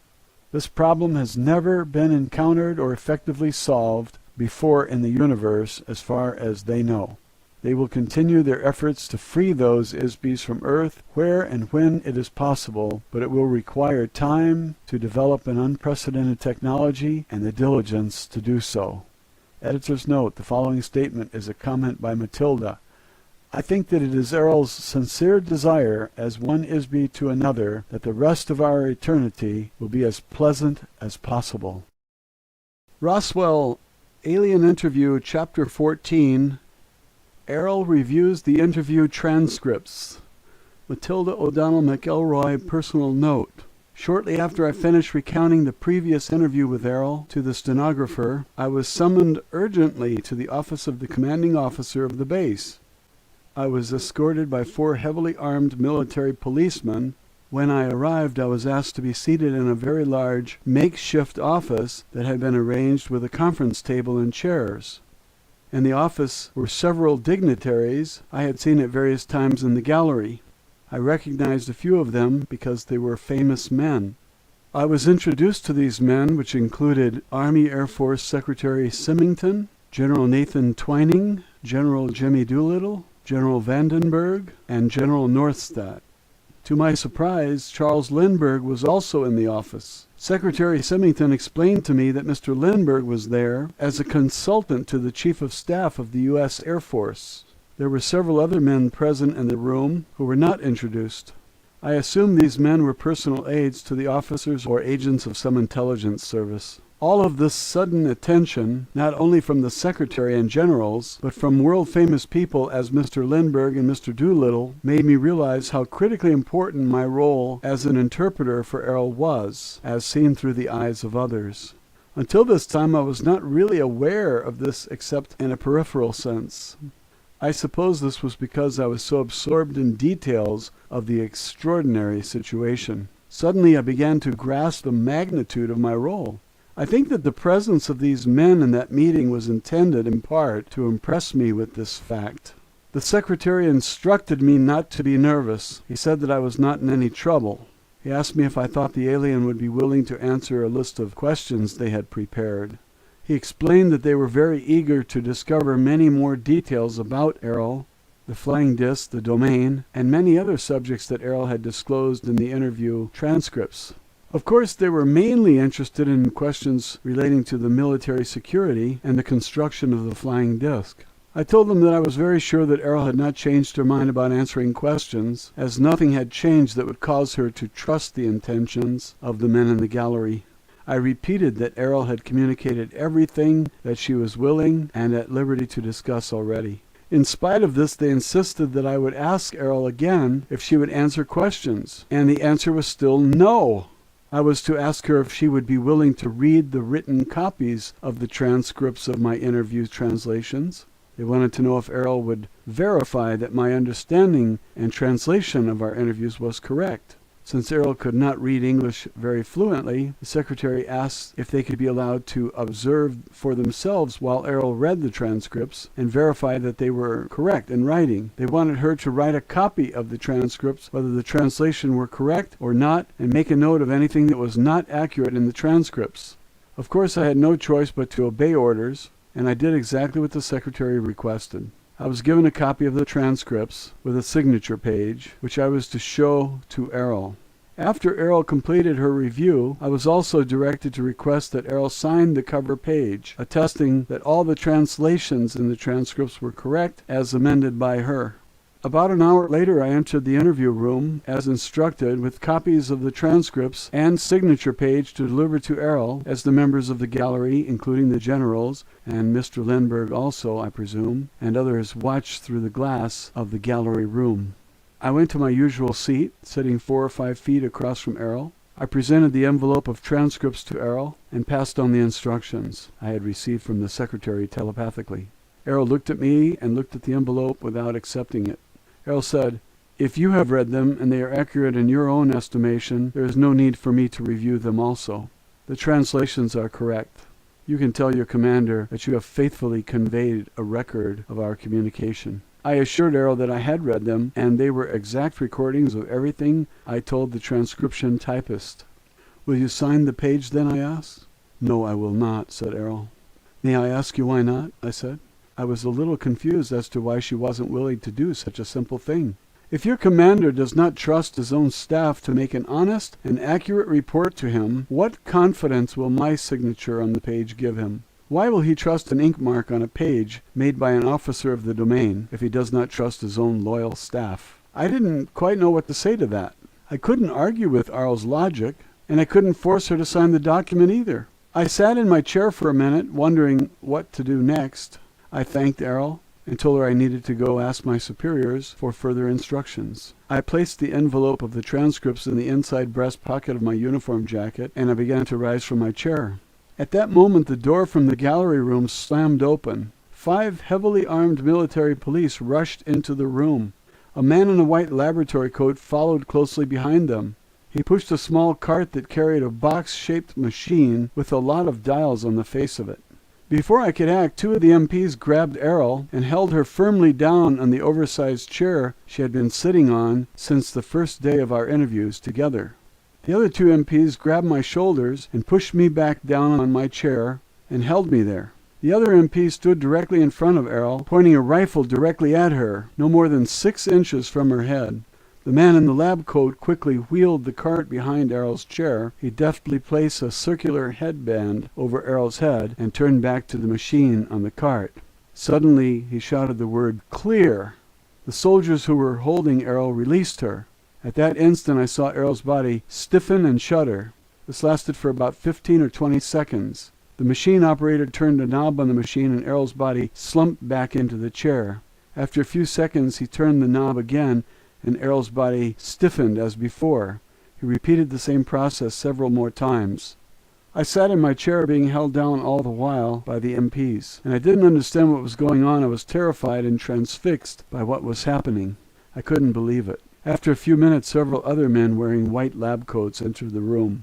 They briefly examined Errol, who was now slumped listlessly in the chair. They mumbled a few words to each other. One of the men waved to the gallery window. A gurney was immediately rolled into the room by 2 attendants. These men lifted Errol's limp body onto the gurney, strapped her down across the chest and arms, and rolled it out of the room.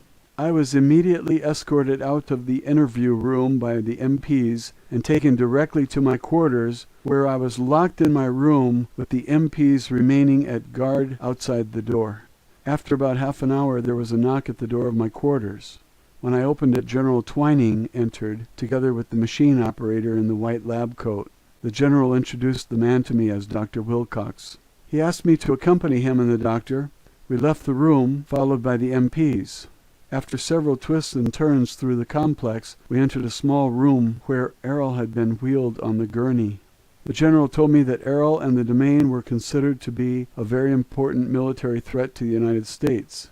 Errol had been immobilized so that she could not depart and return to her base, as she said she would do in the interview. It would be a very grave risk to national security to allow Errol to report what she observed during her time at the base, so it had been determined that decisive action was needed to prevent this.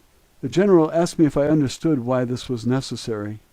I said that I did, although I most certainly did not agree that it was the least bit necessary, and I certainly did not agree with the surprise attack on Errol and me in the interview room. However, I said nothing about this to the general because I was very afraid of what might happen to me and Errol if I protested. Dr. Wilcox asked me to approach the gurney and stand next to Errol. Errol lay perfectly still and unmoving on the bed. I could not tell whether she was alive or dead. Several other men in white lab coats, who I assumed were also doctors, stood on the opposite side of the bed. They had connected 2 pieces of monitoring equipment to Errol's head, arms, and chest. One of these devices I recognized from my training as a surgical nurse as an EEG machine, which is used to detect electrical activity in the brain. The other device was a normal hospital room vital signs monitor, which I knew would be useless since Errol did not have a biological body. Dr. Wilcox explained to me that he had administered a series of mild electroshocks to Errol in an attempt to subdue her long enough to allow military authorities time to evaluate the situation and determine what to do with Errol. He asked me to attempt to communicate with Errol telepathically. I tried for several minutes but couldn't sense any communication from Errol. I couldn't even sense whether Errol was present in the body any longer. "I think you must have killed her," I said to the doctor. Dr. Wilcox told me that they would keep Errol under observation and I would be asked to return later to establish communication with Errol again. Roswell Interview, Chapter 15, My Interrogation. Matilda O'Donnell McElroy, personal note. The next morning I was escorted from my quarters under guard of 4 MPs to the interview room. Errol's overstuffed chair had been removed from the room and replaced by a small desk and several office chairs. I was asked to sit down and wait to be interviewed. After a few minutes, Dr. Wilcox came into the office together with another man wearing a plain business suit. The man introduced himself as John Reed. Dr. Wilcox explained to me that Mr. Reed had been flown in from Chicago at the request of my superior officers to conduct a lie detector test on me. My surprise at this statement was so obvious that Dr. Wilcox noticed that I was obviously taken aback and insulted at the insinuation that I had ever lied about anything. Nonetheless, Mr. Reed began to set up his polygraph device on the desk next to my chair, while Dr. Wilcox continued to explain in a calm voice that the test was being administered for my own protection. Since all the interviews with the alien had been conducted telepathically, and that Errol had decided to read and attest that the typed transcripts were accurate, that the truth and accuracy of the statements contained in the transcripts depended entirely upon my personal word alone, there was no other reliable way to test the accuracy of the transcripts without submitting me to a battery of tests and psychological examinations to determine, in the opinion of experts, meaning himself, whether the transcripts should be taken seriously or not. The tone of his voice said very clearly, or dismissed as the delusional ranting of a mere woman. Mr. Reed proceeded to strap a rubber tube around my chest, as well as an ordinary blood pressure cutoff around my upper arm. Then he placed electrodes on the fingers and surfaces of my hands. He explained that he would be very objective during the interview because he had been thoroughly trained in scientific interrogation. This training was supposed to make his interrogation free of human error. Mr. Reed explained to me that in response to the questions he and Dr. Wilcox were going to ask me, that actual physiological changes would be transmitted through a small panel unit. The readings would then be tracked on moving graph paper, which he placed beside the machine on the desk. The parallel graphs on the paper would then be correlated and interpreted by Mr. Reed with the expert assistance of Dr. Wilcox to determine whether or not I was lying. Both Mr. Reed and Dr. Wilcox asked me a series of innocuous questions to begin, which advanced into a more pointed interrogation about my interviews with Errol. Here's what I remember about the questions. "What is your name?" "Matilda O'Donnell," I replied. "What is your date of birth?" "June 12, 1924, I said. "What is your age?" 23. "Where were you born?" "Los Angeles, California," I said, and so on and so forth. "Are you able to communicate by telepathy?" "No, I have never been able to do this with anyone except Errol," I said. "Were any of the statements you made to the stenographer falsified?" "No," I answered. "Have you intentionally or unintentionally imagined or fabricated any of the communication you claim to have had with the alien?" "No, of course not," I said. "Are you intentionally attempting to deceive anyone?" "No." "Are you attempting to obstruct this test?" "No." "What color are your eyes?" "Blue." "Are you Catholic?" "Yes." "Would you tell the same stories to your parish priest in a Catholic church confessional that you told the stenographer here at the base?" "Yes." "Are you trying to hide anything from us?" "No, nothing." "Do you believe everything the alien communicated to you?" "Yes." "Do you consider yourself to be a gullible person?" "No." The questions continued in this manner for more than an hour. Finally, I was unhooked from the polygraph machine and allowed to return to my quarters, still under guard by the MPs. Later in the afternoon, I returned to the interview room. This time the desk was replaced by a hospital gurney. Dr. Wilcox was accompanied by a staff nurse this time. He asked me to lie down on the gurney. He said that he had been requested to ask me the same series of questions that I answered for the lie detector test. This time, however, I would respond to the questions under the influence of a truth serum known as sodium pentothal. As a trained surgical nurse, I was familiar with this barbiturate drug, as it was sometimes used as an anesthetic. Dr. Wilcox asked me if I had any objection to submitting to such a test. I told him I had nothing to hide. I cannot recall anything about this interview. I assumed that when I finished answering the questions, I was escorted back to my room by the MPs, with their assistance this time, as I was too wobbly and woozy from the drug to navigate by myself. However, I had a very peaceful sleep that night. Apparently neither of these interrogations yielded any suspicious results, as I was not asked any more questions after that. Thankfully, I was left alone during the rest of my time at the base. Roswell Alien Interview, Chapter 16. Errol departs. Matilda O'Donnell McElroy, personal note. I remained at the base, mostly confined to my quarters, for another 3 weeks after Errol had been incapacitated by Dr. Wilcox. Once a day I was escorted to the room where Errol lay on the bed, under continued surveillance by Dr. Wilcox and others. Each time I went to the room I was asked to try to communicate with Errol again. Each time there was no response. This saddened me a great deal.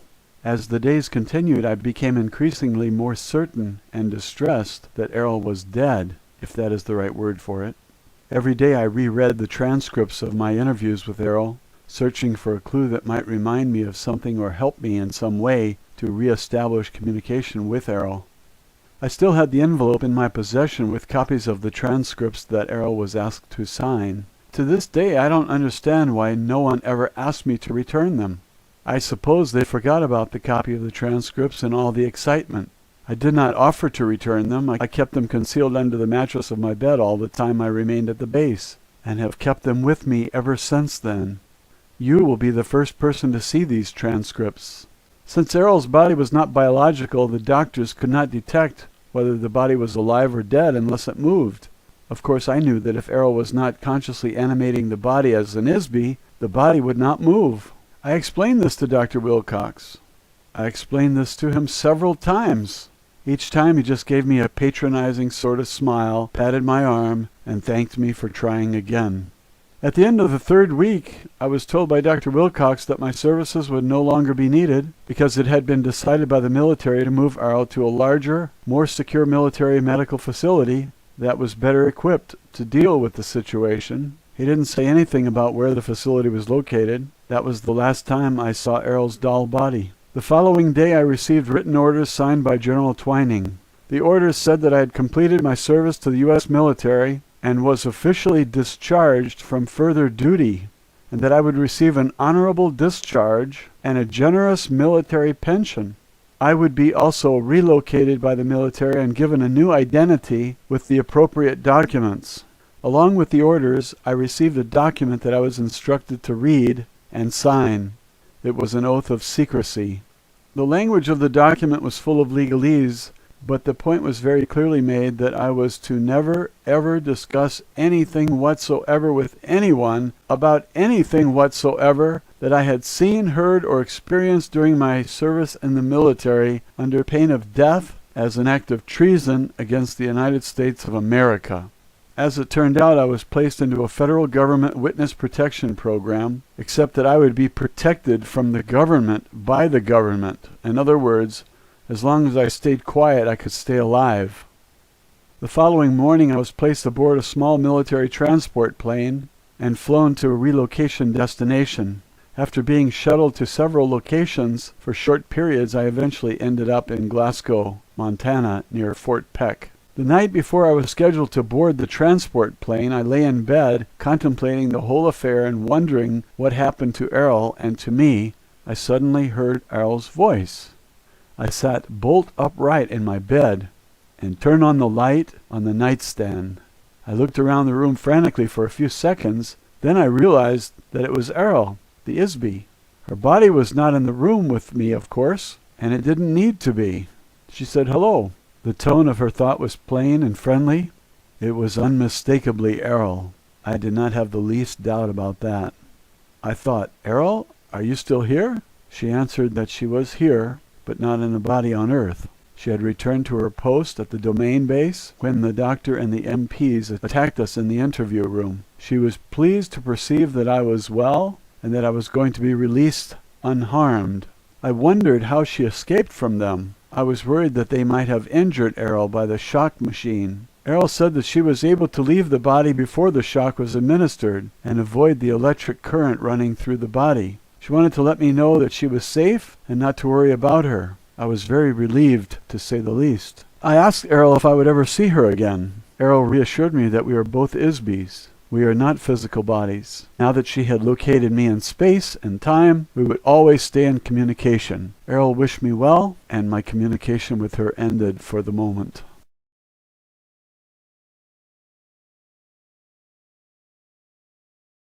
Roswell Alien Interview, postscript from Mrs. McElroy. Editor's note: the following message was enclosed in a separate envelope marked "Read Me Last," together with the original letter, the transcripts, and the other notes of explanation I received in the envelope from Mrs. McElroy. This is what the message said. The other documents in this envelope are the end of the story as far as what happened back in 1947. However, several months after the government got me settled at my final relocation destination, I continued my communication with Errol on a regular basis. It has been almost exactly 40 years since the crash at Roswell. Since then, it has become obvious to me that I have been able to communicate telepathically with Errol for one reason. I am one of the 3,000 members of the Lost Battalion. At this time, all the members of the Lost Battalion have been located on Earth as a result of the Domain Anunnaki mission and their use of the Tree of Life detection device. Through my communication with Errol, I have recovered some of my memory of lives I've spent on Earth over the past 8,000 years. Most of these memories are not especially important compared to the long backtrack of events, but it has been a necessary stepping stone to regaining my awareness and ability as an Isby. I can also remember some dim patches of my life in the Domain Expeditionary Force. I was a nurse there too. For the most part, I've been a nurse over and over and over again down through the ages. I stick with being a nurse because it's familiar to me, and I enjoy the work of helping people, as well as the members of the race of biological beings in the domain whose bodies look more like insects than mammals, especially their hands. Even doll bodies need some repair once in a while, too. As I remember more about my past, I realize that the rest of my life is in the future. Eternity is not just in the past, eternity is in the future. At this point, I'm still not able to fully return to the domain. I am sentenced to eternal imprisonment like all other Isbys in the living hell called Earth, until we can disable the old Empire force screens. Because I won't keep my biological body much longer now, I am intensely aware that very soon I will be recycled through the amnesia process of the old Empire and stuck back into another baby body to start all over again without any memory of what went before. As you know, members of the Domain Expeditionary Force have been working to solve this problem for thousands of years.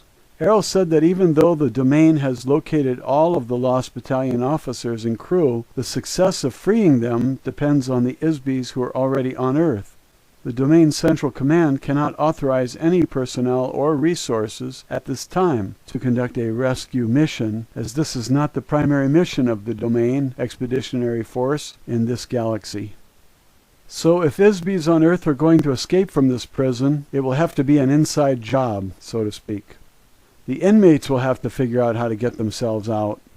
Various methods of recovering the memory and ability of the Isbys have been developed over the past 10,000 years on Earth, but none have proven to be consistently effective so far. Errol mentioned that the most significant breakthrough was made by Gautama Siddhartha about 2,500 years ago. However, the original teachings and techniques taught by the Buddha have been altered or lost over the millennia since then. The practical techniques of this philosophy were perverted into robotic religious rituals by priests as a self-serving instrument of control or slavery. However, another major advance occurred recently. An acquaintance of the commanding officer of the Domain Expeditionary Force space station is an Isby who had once been an important engineer and officer in the old Empire space fleet. He became an untouchable himself about 10,000 years ago and was sentenced to Earth for leading a mutiny against the oppressive regime of the old Empire. The engineer was trained in advanced scientific improvisation theory thousands of years ago. This man has applied his expertise to helping the Domain solve the apparently unsolvable problem of rescuing the members of the Lost Battalion, as well as the Isbys on Earth. Careful observation and experimental analysis of the mechanics of memory in Isbys by he and his wife, who assisted him, led to the realization that Isbys can recover from amnesia and also regain lost abilities. Together they discovered and developed effective methods that they used to rehabilitate their own memories. They eventually codified their methods so that others can safely be trained to apply them to themselves and others, without detection by the old Empire thought control operators. Their research also revealed that Isbys can occupy and operate more than one body at the same time, a fact that previously was thought to be uniquely limited to officers of the Domain. One example of this fact is that the engineer in a previous lifetime on Earth was Suleiman the Magnificent. His assistant was a harem girl who rose up from slavery to become his wife and rule the Ottoman Empire with him.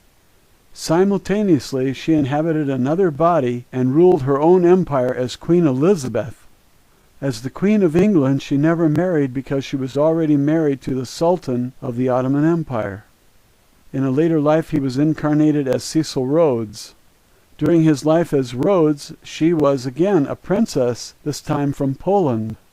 As such, she pursued Rhodes unsuccessfully toward the end of his life. However, in their next incarnation, they met again, were married, had a family, and again worked together successfully all of their lives. Several other notable examples of this phenomena were observed. For example, the process of refining steel was invented by the same Isby who inhabited two bodies simultaneously. One was named Kelly, who lived in Kentucky, and the other was a man named Bessemer, who lived in England. They both conceived the same process at the same time. Another example is Alexander Graham Bell, the inventor of the telephone, which was invented by several others at the same time, including Elijah Gray. The telephone was conceived concurrently in several locations around the world all at once. This was a single ISBE of such tremendous energy and ability that he was able to operate several bodies in several different locations while conducting complex research work. Thanks to these revelations, the domain has been able to return some of ISBEs of the Lost Battalion to active duty on a limited part-time basis. For example, 2 young girls who occupy biological bodies on Earth now are at the same time working as active members of the Domain Expeditionary Force on the Asteroid Space Station as operators of a communications switchboard. These operators relay messages between the Domain Expeditionary Force and the Domain Command Headquarters. Recently, I myself have been able to resume some of my own duties for the Domain Expeditionary Force while continuing to live on Earth. This is not an easy task, however, and can only be done while my biological body is sleeping. It makes me very, very happy to know that we may not have to stay on Earth forever. There is hope of escape not just for the Lost Battalion, but for many other ISBEs on Earth. However, all ISBEs could be helped to become more aware of the actual situation on Earth through the information in this envelope. This is why I sent these letters and transcripts to you. I want you to get these documents published. I want ISBEs on Earth to have a chance to find out what is really happening on Earth. Most ISBEs will not believe any of it, I'm sure. It seems too incredible. No reasonable person would ever believe a word of it. However, it only seems incredible to an ISBE whose memory has been erased and replaced with false information inside the electronically controlled illusion of a prison planet. We must not allow the apparent incredibility of our situation to prevent us from confronting the reality of it. Frankly, reasons have nothing to do with reality. There are no reasons. Things are what they are. If we don't face the facts of our situation, we're going to stay under the thumb of the old empire forever. The biggest weapon the old empire has left now is our ignorance of what they were doing to all the ISBEs on Earth. Disbelief and secrecy are the most effective weapons they have. The government agencies that classify the enclosed transcripts as top secret are run by ISBEs who are nothing more than mindless automations covertly ordered through the hypnotic commands given by the old empire prison operators. They are the unknowing slaves of unseen slave masters, and all the more enslaved by their willingness to be slaves. Most of the ISBEs on Earth are good, honest, able beings, artists, managers, geniuses, freethinkers, and revolutionaries who have harmed no one, really. They are no threat to anyone except the criminals who have imprisoned them. They must find out about the old empire amnesia and hypnosis operation. They must remember their own past lives. The only way this will ever happen is to communicate, coordinate, and fight back. We have to tell other people, and they have to discuss it openly with each other. Communication is the only effective weapon against secrecy and oppression. This is why I'm asking you to tell this story. Please share these transcripts with as many people as you can. If the people of Earth are told what is really going on here, perhaps they will begin to remember who they are and where they came from.